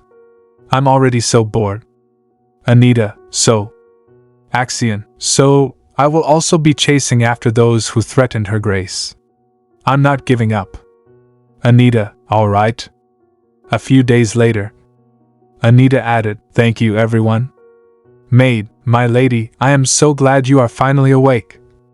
We were afraid you would not be able to wake up. Maid, we shouldn't be standing around like this. We will serve you something to eat right away. Anita, I wasn't hurt that badly. I feel a bit bad. This was inevitable though. What about Lord Axion? Maid, his lordship asked us to tell you he will be away on business today. Anita, yes, he left in a hurry. Can I wait for him in his room? Maid, you must have a meal first. Jean said he made 7 kinds of soups for you. There is also some soft bread. He prepared so much that we had to set it all up in the banquet hall instead of the dining room. Axion, then, let us all dine together. Vance, have you found it? I see. It sounds as though the mage who cast dark magic on Lady Anita and Marquis Renard isn't easy to track down. Axion, that's right, and I have a feeling the same dark mage cursed Her Grace as well. Vance, if it is someone who knows Marquis Renard and could make him willingly have dark magic cast on him, I thought the Emperor was a likely suspect. However, I simply haven't been able to think of a motive for His Majesty. I apologize for being so forward. Axion, no need to apologize. Have you made any progress regarding Duchess Vice-Rasa? Vance, she disappeared so long ago, and there are many things involved, so progress has been slow. Duke Vice-Rasa himself has not been able to find any leads, after all. Axion, I see. Lord Axion? What is it? Vance, I think I might have just been caught. Anita thinks, I'm certain I smelled blood. He must have drenched himself to cover the scent. I was just going to greet him, but... Axion, if it is someone who knows Marquis Renard and could make him willingly have dark magic cast on him, I thought the Emperor was a likely suspect. Anita, the Emperor? That reminds me of what the Duke told me a few days ago. Axion, more importantly, I plan on messing with Leofried, who is basically the leader of the nobles on the Emperor's side. Anita thinks, both Axion and the Duke are suspecting the Emperor. I knew His Majesty was cunning, but just how terrible could he be for them to be suspicious of him? Then again, I guess you can tell just by looking at House Leofried, who sides with the Emperor. Anita, they are disgusting and cruel. Marquis Leofried. I will never forget the humiliation his family caused me some 10 years ago. Though I still am not adept at the many etiquette rules meant for young ladies, I am quite good at brewing tea. Anita, and that is because the son and daughter of House Leofried taught me how to brew tea properly. They did this by making me pour tea for them like I was their maid. That was my very first tea party. It was my first social event, and I was humiliated for being unfamiliar with noble etiquette. Anita, it was then that the son of Marquis Leofried, the highest-ranking marquis, spoke up. It looks like Lady Anita is not yet familiar with the etiquette at tea parties. Lady Anita, oh my, what should we do? You could teach her something else, dear sister. Daughter of Leofried, oh, what a great idea! You really are brilliant, brother. Lady Anita, let me teach you. Anita, my maid is very good at brewing tea. Iris Leofried, Cindy. Cindy, yes, my lady? Iris, please teach Lady Anita how to brew tea properly. Cindy, pardon? My lady, the tea leaves should be. Anita thinks, Iris Leofried, who is 3 years older than me, was, to put it nicely, naive. But to put it harshly, she was like a doll who repeated everything her brother said. That is why I am well aware that Iris Leofried wasn't the one who planned to humiliate me that day. Anita continues, a few years after that, I was put in charge of House Renard's finances, and the son of Marquis Leofried took up the same position for his family. Anita thinks, it was quite amusing to see your face contort into a beastly grimace when you usually pretend to be so kind and caring. Son of Lord Leofried, Lady Anita, don't tell me you still harbor a grudge because of what happened that day. That was just my way of looking out for my sister, who made her debut on the same day. Anita, Lord Leofried, this is simply a result of your lacking abilities. Stop trying to find reasons elsewhere. I have been enacting my revenge on those hideous Leofrieds for years now. Anita's room, a few hours later, Anita thinks, come to think of it, I heard that Derek Leofried, who went to study abroad after that, was returning sooner than expected. Perhaps they hope to use their son to regain some power considering how House Leofried is waning due to the Duke. Axion, Anita? Anita, what happened? Axion, you know what happened, Anita. You found me out earlier. Anita, this is black tea. Is that all right with you, Axion? Axion, that's fine. Anita, I plan on going to the library tomorrow. I'm trying to find more information on dark magic. Axion, I see. If that's all, it's getting late, so you should. Anita, I harmed a person today. I tormented them so much that even though I've cleaned it all off, I still smell of blood. If you had to resort to that, they must have been a terrible person. And I'm the one who drove you to make that decision, so I am to blame for this death. Anita, don't say that. You only, no, I mean it. It's all right. No matter the circumstances, there's no way I could ever hate you. I see, so that's why you never asked what was going on. To be honest, I haven't been entirely truthful with you either. For example, Anita, did you know? Her Grace isn't actually my real mother. Axion told her maybe I'm being a little too childish in front of you, but I'd like you to hear this. Axion's mother thinks I feel so uneasy. I suppose I am getting old. I keep thinking about the past for no particular reason. Before Axion was born, I had just lost my dear husband. How dare you? You bastard! How dare you say such a thing when I just lost Eldon? Melissa, we apologize, Lady Melissa, but please hear us out. We're also aware of how strange this request is. Please let us explain. Melissa replied that man met an honorable. No, we're happy with the way things are. If we just lay low, we may even get to return and take back Axion. Are you saying you're fine with just visiting your son every now and then? What kind of parents are you? He explained. Melissa, I no longer want to perpetuate this history of bloodshed among family. As cruel as he may be, he is still my brother. In any case, make your choice for your son and the Empire and whether you plan to let the current Emperor go on like this. Thank you, Melissa. Lady Melissa, we are so grateful for all the help you've given us already. Those two fools seem to have no desire to start a rebellion even after his brother took the throne, but I still regret not persuading them back then. The Emperor had the two murdered and even ordered for it all to be covered up. Your Grace. Axion? My biggest regret in life was allowing my old friend to be murdered by the Emperor. To kill that kind-hearted fool, who always stood by his terrible brother, as well as his wife, the Emperor used an imperial treasure called the Sacred Shard. Afterward, he broke it up into several pieces and hid them away. My heart ached every summer as I watched their child long for his parents. Please, why can't you just forget about it all? Can't you just peacefully live as my son? Your Grace. I begged him again and again to leave it all behind and to just focus on surviving, but I cannot simply forget about what happened. Please listen to me. If I lose you too, Yes. I am aware. I also know that this is what my parents would have wanted for me. She thinks he already knew about everything. I'm just glad I didn't tell him more back then. But Axion, I couldn't have seen this coming either. Come in. Axion? I didn't know that you would grow up so fast. I have something to tell you. And become my greatest weakness. So, what did you want to tell me? First, let me apologize. I have done something I should have gotten your permission for first. What is it? Axion told her Anita now knows that I am not your son, Your Grace. I see. I apologize for not letting you know about this beforehand. It's fine. But... Axion. Yes? Axion's mother said I've wanted to tell you this for a while. I am eternally grateful that you are still alive.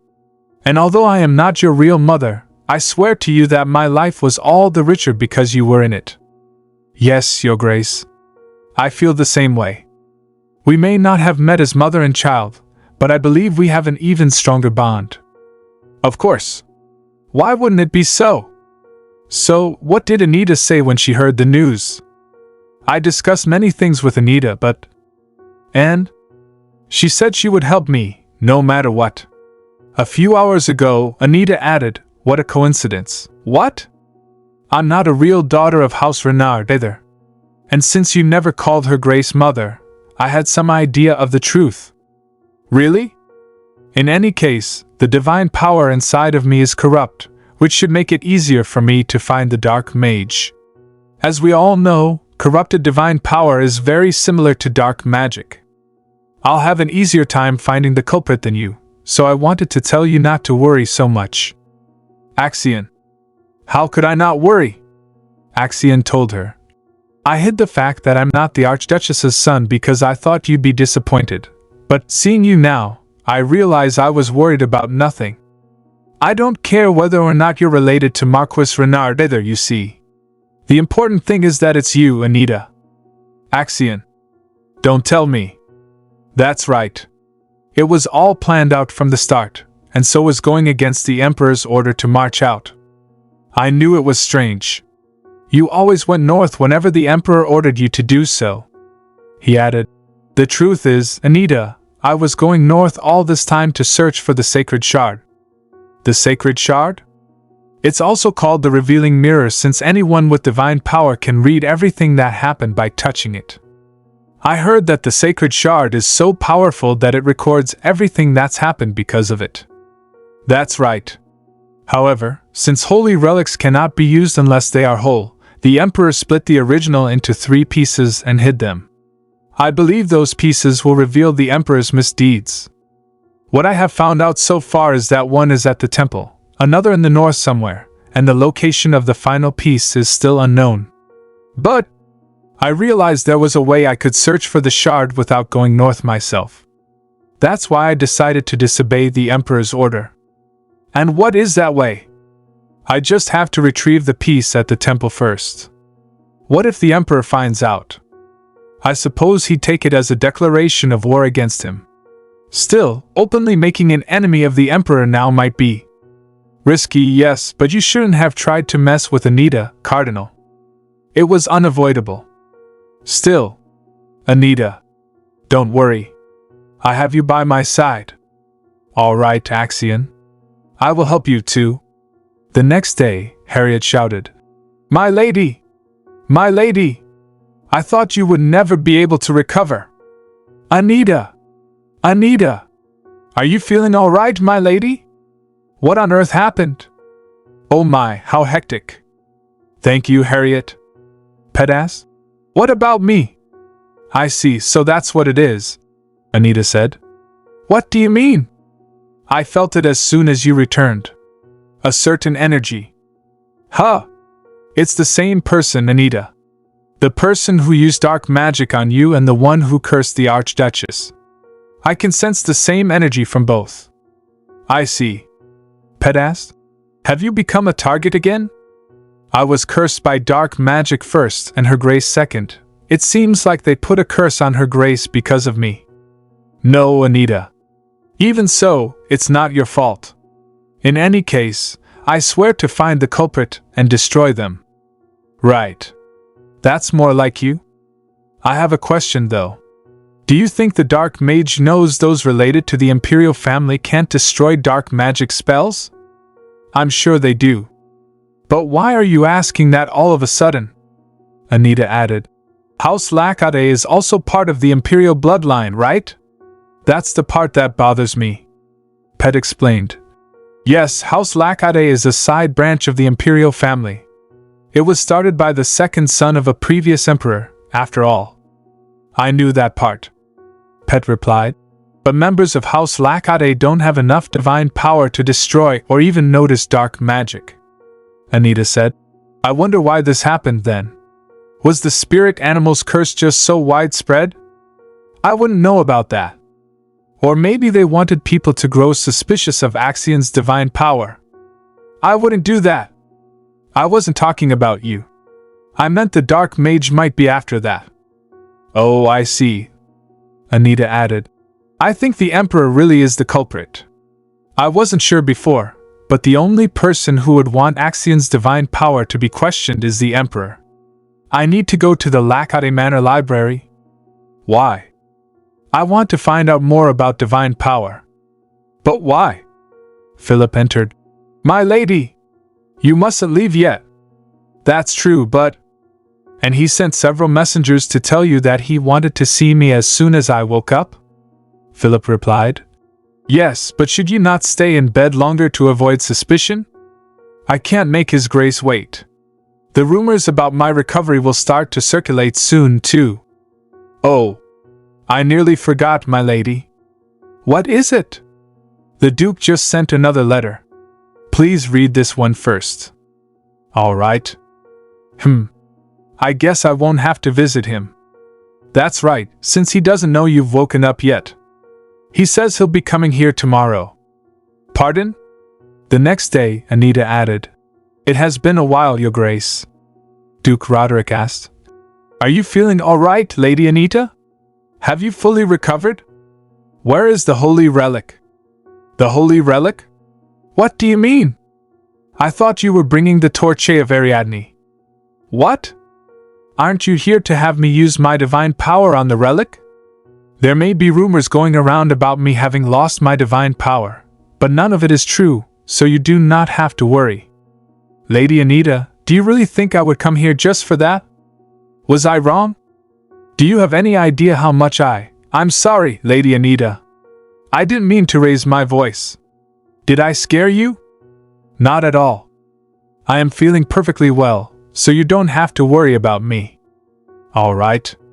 I heard House Lakade is very fond of you. I'm aware you have been under their protection. That's true. Then I will get going. Pardon? I simply wanted to make sure you were all right. Oh. Please have some tea with me before you go. I won't take up too much of your time. I need to head to Lakade Manor's library soon anyway. I heard you like Lake Alkenti. Yes, I do. Even now? Pardon? Even though Imperial Knights guard that place after sundown, a little girl managed to sneak in one day. When I first saw you, I thought you were a ghost. I would have assumed the same. At the Lakade Library, Axion said. Anita. You're here. How's that book, Anita? I think coming here today was a good decision. In the distant past, the Decarjavel arrived at its final destination in the north of the continent.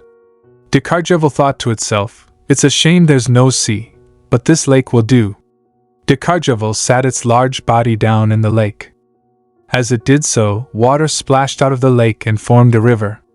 A young married couple witnessed this and thanked Dearest for creating a river for them. They then drank from the river. The couple later gave birth to a child whose eyes shone a mysterious blue. Axion became surprised. Strangely enough, afterward the couple knew how to get to a lake they'd never been to before. Anita said, as did their child. How fascinating. Right? It feels like some sort of clue. That too, but the author of the book is the only person who knows the name of the spirit animal. Dearest. In old times, people believed that names had power, so they often refused to reveal their actual names. That's right. The 16th emperor was killed because someone discovered his true name. Exactly. In the age when divine power and dark magic were strong, it was forbidden to tell anybody your real name. But the fact this author knows the spirit animal's name, it means the author is close to what we call a legend. Do you think the stories recorded in that book are trustworthy? Axion. You read all these books already, didn't you? Of course I did. I'd do anything for you. Hey, Axion? Yes? Is it possible to extract divine power and store it somewhere? Did the Duke ask you to do that? What? No. Usually, I go to the Duke's manor myself to imbue my divine power into the holy relic, but since that takes time, I thought it'd be a good idea to extract it ahead of time and store it. If this is something you want, I could look into it with you, but I'm just worried you might get hurt. Do you trust him, Anita? Do I trust him, you ask? I guess so. What's that? It's a book I borrowed from House Lacade today, but there's a part one don't understand. Do you need information on the Shern people? Do you know about them? Of course. I'm a spirit, so I can find them easily. I didn't know spirits could do that. Oh, we can. Also, there aren't many Shern people left anyway. There aren't? Yes, kind of. That's worrying to hear. What? If there are so few of them, it's likely they are being kidnapped and trafficked. Trafficked? You humans do that sort of thing? I'm hoping I'm wrong too, you know. Alright, let's make sure. On the last day of the month, the conversation between the guys shifted. We'll be able to sleep in an inn once we get past this forest. This job was such a pain. Right? I had no idea it could get so cold at the border of the northern region. But since this was a huge success, we'll finally be able to get a big payday once we get back. Wait. Isn't that a noble's carriage? There must be armed knights too, right? Oh. I think they're coming this way. Did they see us? Anita was surprised. How suspicious to come across a wagon this late at night. Oh, we are simply carrying fruit, my lady. Yes. We just happened to set out late because we had a bit too much to drink. Just fruit, you say? I'd like to take a closer look. This is all that's in there, my lady. We're pretty late already, so could we get going now? Take out all those crates of fruit. Do you wish to lose your lives too? Or will you choose to keep them? We apologize, my lady. Just as I expected. Step closer. Yes, my lady. There's a member of the Shern people inside this wagon. Pardon? Offload all the fruit, and you'll see. You're one of the Shern people, aren't you? What do you want?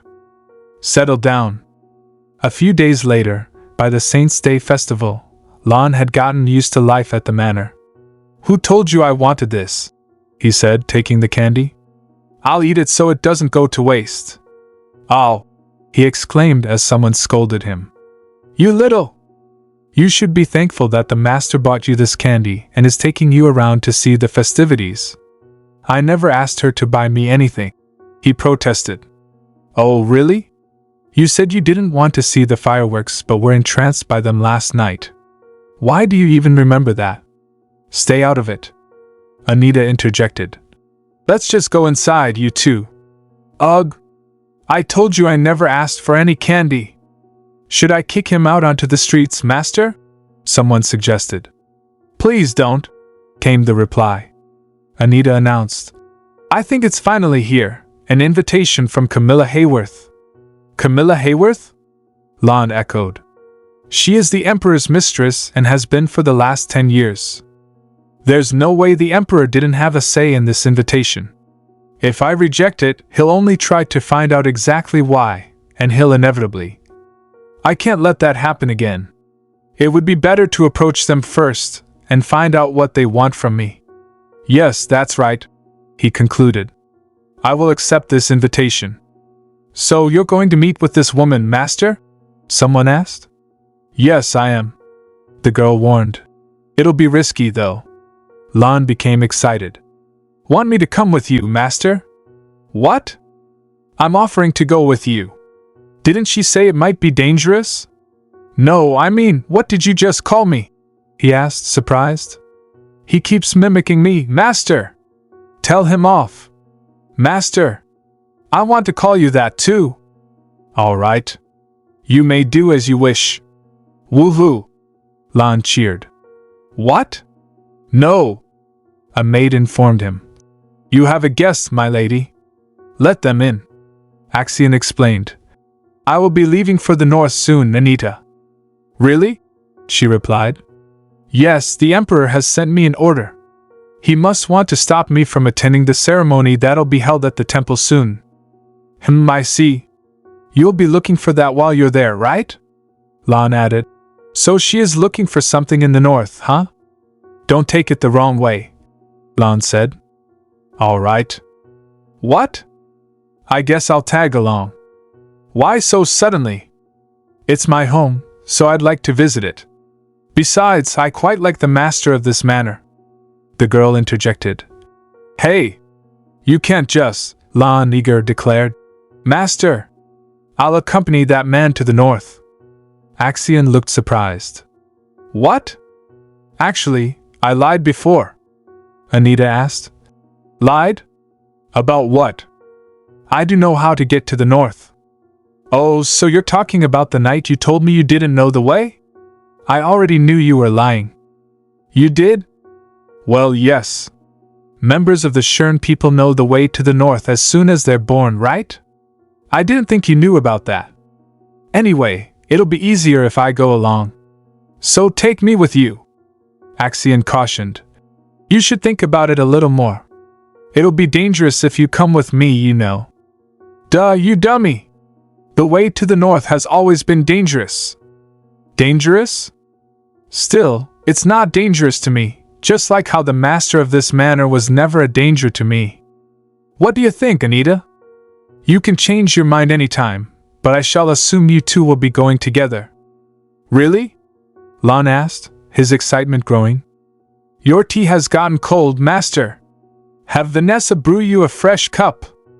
I don't mind. Why would you drink that when it's not good anymore? You don't eat much anyway, so you might as well have good things. I agree. Vanessa chimed in. I'll brew you a fresh cup, master. I really don't mind. Anita replied. All right then. Thank you, Vanessa. There was another reason I asked Axion to come here today. Dark mages react to pure divine power. If I cover up my divine energy with Axion's, the dark mage will believe that I have lost my divine power. However, I hope that the person I will be meeting isn't a dark mage. Clip, Camilla Hayworth. I can't rule out the possibility that she's the dark mage. She was born the daughter of a ruined noble family, and found success as an opera singer. Although she became the wife of a count, her married life was never genuine. She had only married him to fool others. The girl protested. There is an unspoken rule among nobles. Though an affair between married nobles was usually overlooked, an affair between an unmarried noble and an unmarried individual was different. In order to have her as his lover, the emperor married her off to a nobody with a decent title. Is she simply the emperor's lover or the dark mage who controls the emperor? I need to find out her true identity through this meeting. Thank you for coming, I said. Not at all, Countess, she replied, her voice smooth. How is your health? I inquired. I was worried when I heard that you had fallen ill after Saint's Day. Oh my, thank you for asking, she said, her expression gracious. But how about you, Lady Anita? I heard that you also fell ill around the same time. Fortunately, I am all right now. Thank you for your concern, Countess. Countess? I dislike that title. Please call me Lady Camilla. Come to think of it, your older sister will be making her debut this year, right? I continued, keeping the conversation light. The debutante season usually begins once the lake freezes, which is soon. That's right, Lady Camilla. There are rumors about how cruel she is to nobles whom she dislikes. She's also notorious for ruining the debutante balls of the children of those nobles, I added, gauging her reaction. Oh, your skin is so nice, Lady Anita. And soft. It must be because you're so young. Thank you, Lady Camilla. Have a safe journey home, Lady Anita. As the conversation drifted, I thought I couldn't detect any pure divine energy. Has Anita Renard really lost her divine power? It was definitely strange. Please take a look, Wind, I whispered, seeking guidance from my unseen companion. All right. It is a little strange, but it doesn't feel particularly noteworthy. But if you asked me to check, it must be because you felt something, right? I'm not sure. I had the same strange feeling with her that I always feel when I have an audience with the Emperor. It could just be because they're lovers, or because that woman is also a dark mage. A few days later, it was the day Axion was to leave for the north, and Lan had not taken back his offer to join him. Anita asked. Should I give him more? She replied. I think he does need some more, my lady. No! I don't want any more. It's too bitter, Lan shouted. Then, do you need more layers to wear? No. I'm too warm. I used a potion to change the color of Lan's eyes because the Shern people were a target no matter where they went.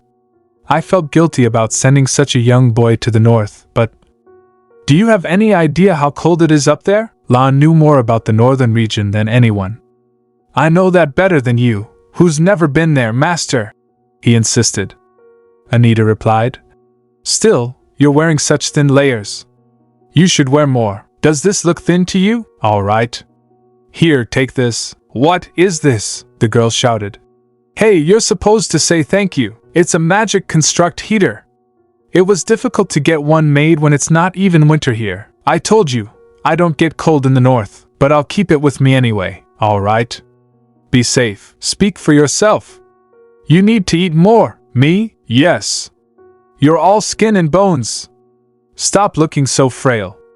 You look like you might die if someone so much tapped your shoulder. All right, Lan. You rude little. Goodbye. I should get going as well. Where are you headed today? To Vice Rasa Manor. I have an appointment. Ned came, my lady?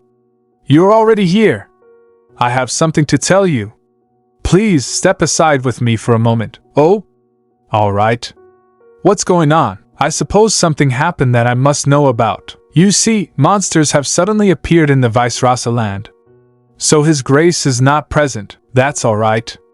I meant to simply infuse the holy relic with divine power today, so please just lead me to where it is. Well, we have a couple of guests who knew you'd be coming and wished to meet you. Me? I apologize.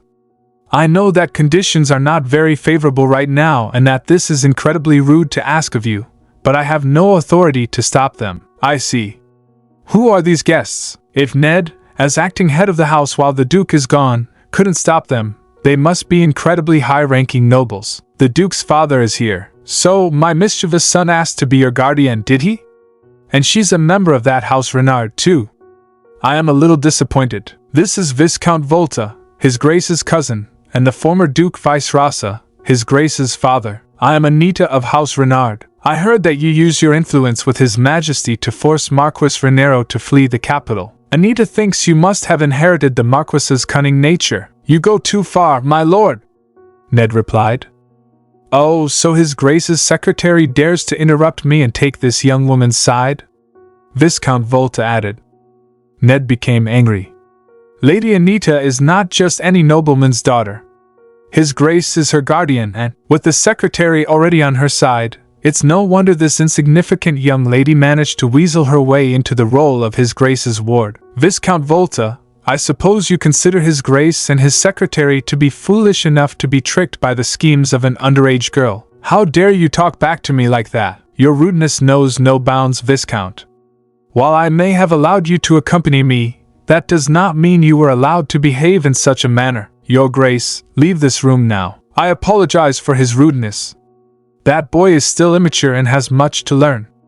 I shall have a word with him. Thank you, but I must admit I am impressed.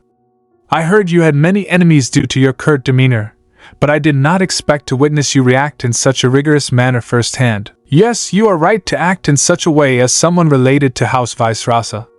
I could see why my son would want you as his ward. Thank you. You need not thank me. The situation may not be in your favor, but I do quite like you. However, the fact that I appreciate your character has little to do with you becoming a ward of House Vice-Rasa, though I wish it did. I do not mind my good-for-nothing son making more enemies. It is impossible for someone of his noble status not to have any enemies to begin with. For a noble to have no enemies means that he is weak or a coward, if not both. In that sense, I do not mind my son or you making more enemies. Do you understand what I mean? Yes, but that is only the case when it comes to you two as individuals. When it comes to House Vice-Rasa, things are very different. You are not a mere nobleman's daughter, after all. Oh, I hope I am not offending you by being unnecessarily honest. I apologize. With old age, one's patience grows thin. It is far better than hearing you say something you do not mean. Yes, so I take it that you do not wish to be at the head. I was very curious about you, Lady Anita, and I am glad I have gotten some answers today. Have you? It's enough. Even now you are answering many of my questions. I see. As you are such a bright young woman, I trust that you have realized what I mean to say. Yes, Your Grace. Anita thinks he wants me to keep my distance from the Duke. I will endeavor not to cause His Grace any trouble, he replied. Good. I see you understood. To meet the former Duke Vice-Rasa that day was an experience, but what he told me was clearly a warning, telling me to stay away from House Vice-Rasa. And during the next few days, as if aware of what had happened at Vice-Rasa Manor, I was summoned more often to the Imperial Palace. Duke Archduchy, is it true? I heard that you have lost your divine power. Yes. More precisely, I can no longer sense my divine power. It could be that God has taken away my divine power in exchange for allowing me to save Her Grace. I see. How did you discover that your divine power was gone? I know this may sound strange, but I sensed it fade away. You must have been very disappointed. I am simply upset that I will no longer be able to help Her Grace. Haha, you really care for her as though she were your own mother. I am sorry about this, Anita, but I need to make sure that you have indeed lost your divine power. Do not misunderstand. Divine power is an important matter that affects everyone. After all, I am aware, Your Majesty. The Saint's Day ceremony will be held in a few days. How about we have your divine power tested after the ceremony? As you wish, Your Majesty. So, he really wishes to do something that day, huh? Good. I am grateful. Anita thinks the Emperor is one of the few people I know with such an overwhelming presence. I know you were waiting, so come on out. Come on. I won't chide you. I'm sorry. I first met this mysterious boy in the Empress's garden. Hello? As I was summoned to the palace more often and continued to run into him, the boy began to wait for me. It's been a while, the boy said. I was waiting for you, but you had no idea when I would be back. Can we meet again next time? I don't live in the palace, so I can't meet you every day. I can only be here when His Majesty orders me to be. So promise not to wait for me anymore, all right? I should get going now. It's getting late. See you again. Here, what's this? It's candy.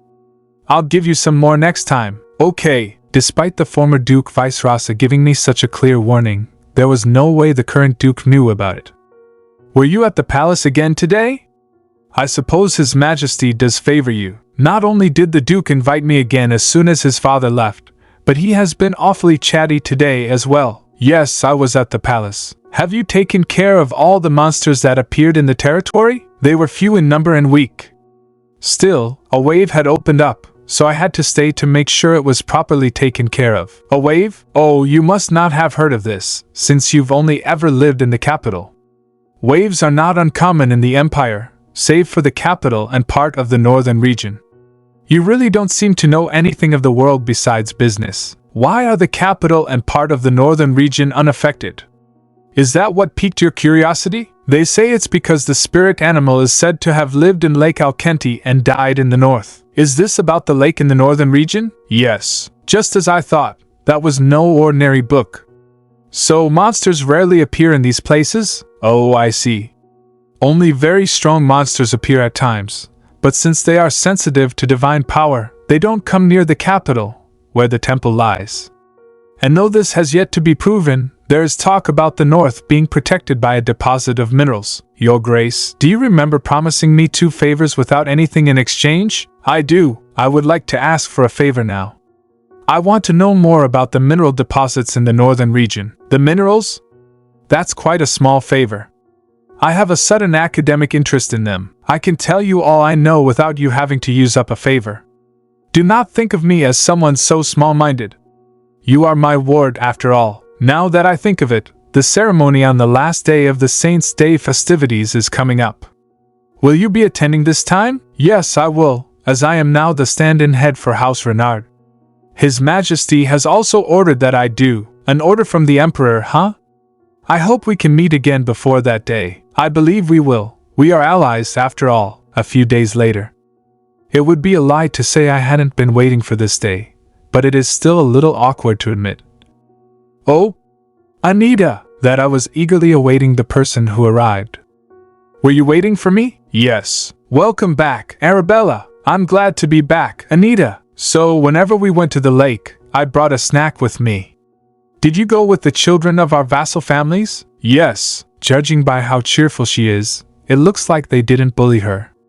I'm glad you enjoyed yourself. How have you been, Anita? Have mother and father said anything? Not really. I see, and yet you kept sending me letters. Of course I did. I wanted to talk to you, Anita. Anita? You're wearing the earrings. Oh, these? Yes. They were a present from you, after all. Meanwhile, at the palace.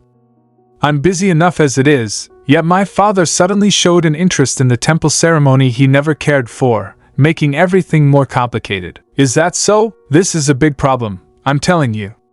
The reason for my father's insistence on attending the ceremony is most likely because of your fiancé, you know. I suppose that could be true. You really never change. Back when I was just a prince, and even now when I'm the crown prince in name only, you've always been indifferent about everything. Is that so? In any case, now that my father wishes to attend, we can forget about this ceremony going without a hitch. You seem to think of His Majesty as a villain. That's because he is. Considering that you are such a villain's son, you seem to be quite wise, Your Highness. What? Not only did you distract His Majesty and the nobles with those scandals, but you also made no move to break my engagement to Anita, even after her divine powers were revealed. I'm hurt. Did you really think I would do that to you? House Lacade is far too frightening for me even to attempt that. I only ever do things I am capable of. It is this humility that keeps me from earning my father's ire and yours. I do have some good news to tell you. I think I know who it concerns. That's right, it's the child. He's able to see the shapes of things under bright sunlight. We are seeing marked improvements, yet sadly, I have no good way to repay you. It's not like House Lacade lacks power and wealth compared to the imperial family. However, I could dedicate myself to you. I have no need for that. You aren't greedy either. Perhaps it's because you were born to such privilege. Then, please grant me immunity. Immunity? I shall pardon anything you do, save a revolt against me. I shall trust your promise. I am already looking forward to what you have planned. Well, you need not wait much longer. You will find out about it soon. It's been 3 days since Arabella returned to Renard Manor. I hadn't simply asked her to come back just to show her around the capital. I had decided that, among the members of House Renard, it'd be good for at least Arabella to take part in the last day of the Saints' Day ceremony. It will be far too demanding for Lady Arabella, my lady, Anita protested. The number of events happening that day would certainly be too much for Arabella to handle. No! I can do it! But as pale as she looked, Arabella insisted on participating. Arabella, Philip is just worried about you. You don't have to push yourself. Anita!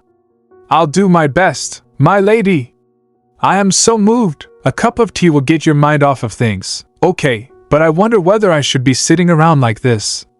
It took me this long just to memorize the order of the ceremony. It's alright. I asked you to join me for tea because I could tell you were worried. Try relaxing for a bit.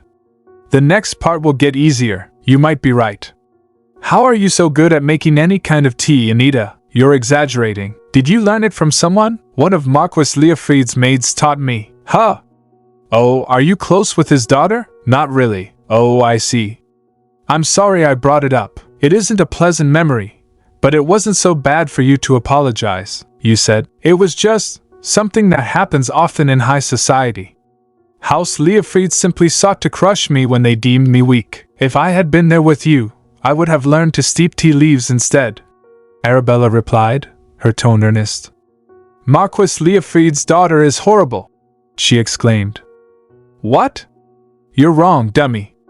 I would never make you do that in my stead. Though I smiled while saying so, it felt strange. I had already repaid the Leofried siblings more than they were due for what they had done, so I couldn't bring myself to say they were terrible people. While Axion assured me that I was a good person just the way I was, Arabella was someone who made me want to become a good person. Anita, she said softly, I really admire how you stand strong despite everything. You inspire me. I blinked, taken aback by her sincerity. Thank you, Arabella. That means a lot. Let's promise to always support each other, no matter what happens, she continued, determination shining in her eyes. Absolutely, I replied, feeling a warmth bloom in my chest. We'll face whatever comes next together. As we shared our tea, the burdens of society and my past felt a little lighter, knowing I had a true friend beside me, someone who encouraged me to be the best version of myself. The day before the last Saint's Day ceremony, the great temple in the north, Cardinal Edmund, excuse my tardiness. What have you been discussing, man? We were just discussing the matter of divine power, Cardinal Edmund. I see. So you were wasting your time discussing something that can't be solved through words alone? Man, Cardinal Edmund! You are being ludicrous, Cardinal Edmund. Oh dear, I must have said too much again out of worry. That was my mistake. I apologize. In any case, man, is the reason the Emperor insists on participating this year because he noticed us trying to recruit Anita Renard into our ranks? Another man. Surely not. I believe it's simply his way of trying to keep us in check. By the way, there is a rumor going around that Lady Anita may have lost her divine powers, Cardinal Edmund. I've heard of it as well. If true, it would be very disappointing. Man, you speak as though you're actually worried about Lady Anita, Cardinal Edmund, but all you were ever after was her divine power. Man, Cardinal Edmund. In any case, the Emperor will order her divine power to be measured after the ceremony, so we will find out if those rumors are true. Another man, confused. Is that true? If she does still have her divine powers, that'd also be a problem. She's to take over as head of House Renard soon. Once Anita Renard becomes the head of her family, we will be at a disadvantage. Man, indeed. It will not be easy to convince her to grant us her powers, Cardinal Edmund. As I said earlier, there's no point in worrying about this now. We can't devise a plan until we see the results anyway. For now, let's focus on getting everything sorted for tomorrow's ceremony instead. The day of the last Saint's Day ceremony. The ceremony venue. Girl, the Saint's Day festivities are finally over. Anita, technically it hasn't completely ended yet. There's still the ball tomorrow, remember? Another girl. Come to think of it, will Lady Anita be attending today? Girl, I assume so. She's the substitute temporary head of House Renard, after all. Here she comes. Girl. Oh, but who is that with her? Is that Arabella Renard? Anita, do you remember what the first part of the ceremony is today? Arabella, extinguishing the fire with holy water? Anita, and after that? Arabella, oh wait. I know this. Anita, take your time. Arabella, Anita! Didn't you tell me that God is the only being to be worshipped at the temple and that the imperial family acts as equals to the other nobles here? Anita, thinking. It looks like the imperial family decided to attend together today. Arabella, what is it? The prince, his highness, why did he just smile at me? Did I do something wrong, Anita? Should I have avoided his gaze? Anita, he smiled at you. Oh, I see. That just means he likes you. Arabella, what? Arabella, I'm all right now, Anita. Just stay put. Anita, thinking, he really is as young as they say. He might be 5 years older than me at most. Arabella, is this young priest the one hosting the ceremony today? How strange. Man, did you sense it too, Cardinal? Cardinal Edmund, what is this sinister presence? Girl, how beautiful. Wow, it's so pretty. Another girl, you're right. I didn't expect this part to be so flashy. I thought it was just extinguishing some flames. Anita, wait a minute. Arabella, what is it, Anita? Anita, thinking, something feels off. I sense a strange presence. Suddenly, a greeting echoes through the venue. Strange man, greetings. It's an honor to see all of you nobles here today. Spectator, did the temple prepare a show for us? I wonder which troupe this actor is from. Another spectator, the temple would never hire a mere actor for such a ceremony, would they? He must be a visiting priest. Servant shouted, what's going on? Put me down at once. Help, strange man. Me? A priest? God would be furious. Crowd, everybody run. Everyone, please evacuate the premises. Arabella, Anita. What is going on? Anita, thinking, he looks exactly like the priest who was hosting the ceremony. It's a specialty of dark mages to copy a person's voice and looks. Did they go with the priest's face on purpose to confuse everyone? But that would mean that the real priest who led the ceremony is passed out on that stage somewhere. Anita, confused. There you are. What is she doing? Is she trying to hide me with her body? Arabella, hurry, go. Anita, I'm all right, Arabella. The most suspicious person right now is the Emperor, who hasn't shown any sign of being surprised at all. If nobles were to die during an event hosted by the temple, the imperialist faction would certainly get more power. Duke, guards, do not focus on the culprit but on the safety of the attendees. Those able to fight against these forces, do so at once. I will fulfill any wish of whoever contributes the most to solving this situation. Even if that wish is immunity. Anita smiled. I expected as much. Strange man, noticing Anita. Why is she so relaxed? Anita, you should go ahead. Arabella, what? No. If you won't leave, neither will I. Anita, I told you go. Lord Roderick arrives. Lord Roderick, are you all right? Greetings, Your Grace. Anita, this is not the time for formalities. Lord Roderick, no, actually, you arrived just in time. Anita, please take Arabella and leave for my sake. Arabella, what? No.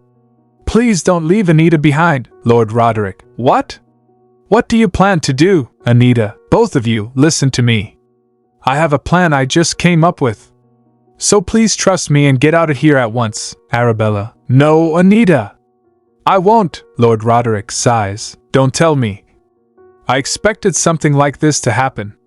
All right, Arabella. But Your Grace, Lord Roderick, I apologize for putting my hands on you without permission, Lady Arabella. However, this is Lady Anita's request. Arabella, Anita! No, please! Come with us, Anita thinks. She really doesn't get it, does she? Strange man. The fact that I have the upper hand. I believe I've waited long enough. Anita, you did. Thank you, strange man. Don't tell me. Anita, apparently there are firearms that run on divine power.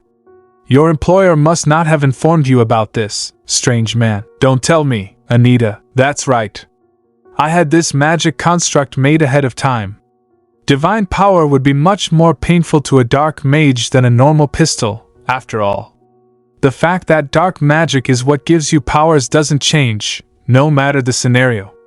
And divine power can stop dark magic, Anita thinks. Something feels off. I most definitely saw him get shot, but where did he disappear to? Lord Roderick. Lady Anita! Have you seen Lady Arabella? She ran off to look for you. Anita. What? I asked you to take her with you, Lord Roderick. When we halted for a moment, she got free and ran off.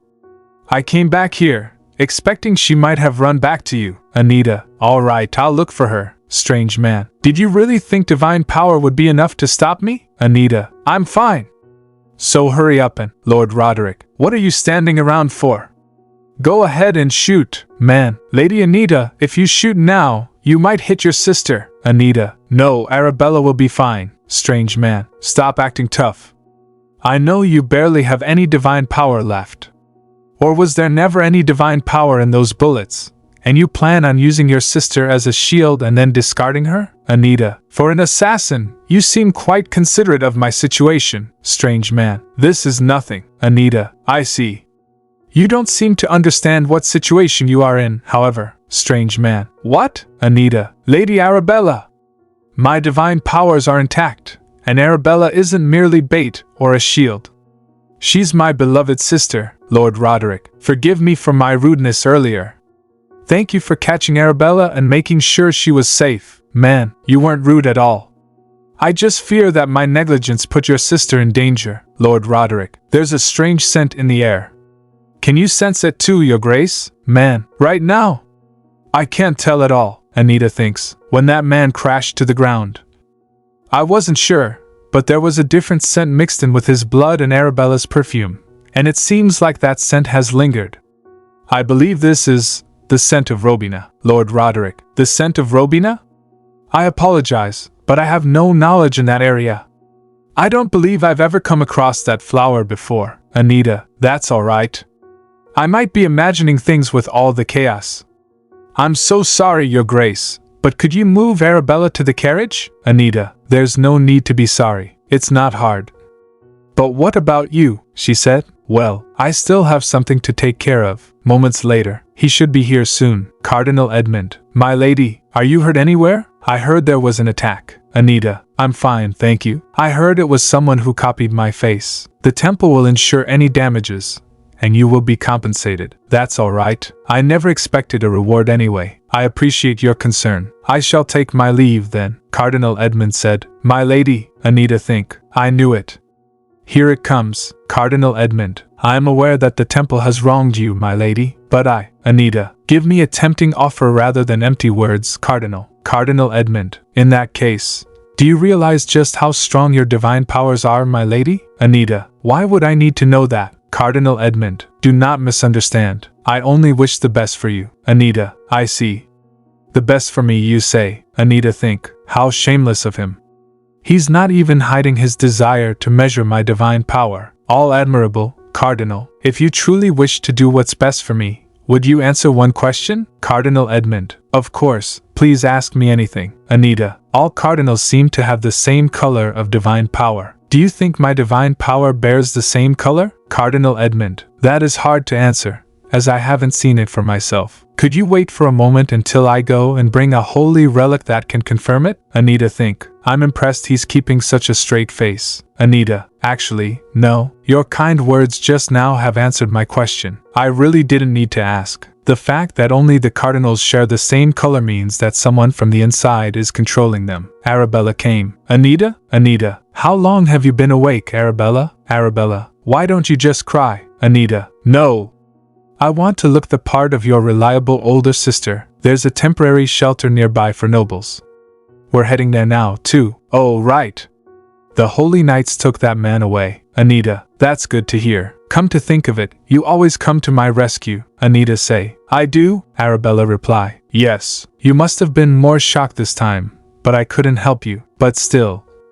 Next time, I promise to protect you. Anita think, all right. I never planned to tell you the truth, but when I see you caring for me so much, thinking that I am your real sister, Arabella say, let's go and sit down. The man who was killed earlier was part of the imperial faction. Even when none of the noble houses wished their daughters to marry the prince after a scandal, this man stepped up, offering his youngest daughter, the pride of his noble house, as the prince's fiancé. He was both loyal to the empire and an important member of high society, which means that the imperial faction and those related have suffered a huge loss. It's such a clear, one-sided loss on their part that it's hard to believe the emperor was behind it all. But why? Duke, I will fulfill any wish of whoever contributes the most to solving this situation. Anita think, why did he look like everything was going according to plan? Queen entered. Lady Anita, you have done a very great deed today. Anita. Greetings, Your Majesty. Queen. What happened was simply terrible. His Majesty has declared that he will not forgive those who dare to commit such a wicked crime in the sacred temple. Anita added. Yes, I heard many people were injured. Queen replied. That's right, some have even been gravely injured,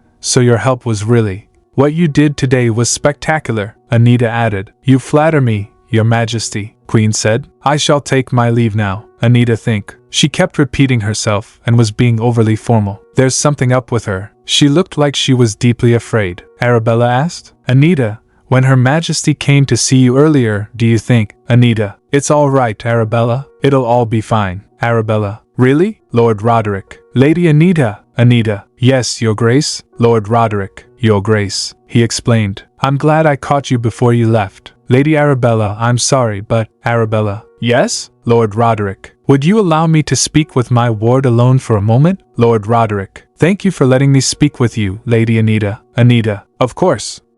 Is something wrong? Lord Roderick. Wrong? The fact that you young ladies were put in such danger is not simply wrong. I intend to send a formal complaint to the temple as soon as possible. Anita. There is no need for that. Lord Roderick. What? Anita. That's something I can do myself, isn't it? Lord Roderick. But why? I became your guardian so you could use me for things like this. If you are going to use me, you ought to do so properly. For tedious and bothersome things like this, for example. Anita. Do I really need to tell you this? Lord Roderick. Please, Lady Anita. Anita. That's all right. I can handle it myself. More importantly, how is the search for your daughter going? Lord Roderick. Unfortunately, there hasn't been much progress. I have been keeping an eye on the middleman, however. Anita. I see. May I ask why you suddenly changed your mind, though? Lord Roderick. About what? Anita. Well, what made you decide to help House Vice-Rasa with such enthusiasm? Lord Roderick. There's someone who has made me want to become a better person. Anita. I'm quite a good judge of character. You're speaking of your sister, aren't you? Lord Roderick. How did you know? Anita. It had to be either her or your fiancé. But he seems more likely to go along with whatever you wish to do. Lord Roderick. You really are a good judge of character. Of course. That's also how I got to meet Diane. Anita thinks. Sometimes I get curious. Even though he always looks so forlorn and lonely when he mentions Diane, I wonder why he speaks of her and his memories with her. Could it be that his love for her is simply bigger than his deep longing and loneliness? Lord Roderick. Well, this is a slightly different matter, but may I ask you a question? Anita. Of course. Always. This is my first request for advice from my guardian. No, from a wise adult, in fact. Lord Roderick. A wise adult? I don't know if I qualify as one, but I shall do my best to advise you well. You've heard that cuckoos lay their eggs in other birds' nests, right? Anita. Yes. It's called brood parasitism. And the baby cuckoo often pushes the other eggs out of the nest or threatens the other baby birds to survive. Lord Roderick. That's right. Anita. Well, if that baby cuckoo one day realizes the truth, should it tell the real baby bird this fact? Would that be the right thing to do? Lord Roderick. Well, I don't quite understand what this is about. However, if you're asking whether the baby cuckoo should reveal its identity to the real baby bird, I'm not sure. To be honest, I feel like it isn't necessary. Anita. Wouldn't everyone think that the baby cuckoo is deceiving the real baby bird? I don't know. Anita thinks. But the baby cuckoo didn't intend for this to happen, right? Lord Roderick. Think about it. The one responsible for placing the baby cuckoo in another bird's nest is the mother, not the baby. The baby cuckoo was simply born there.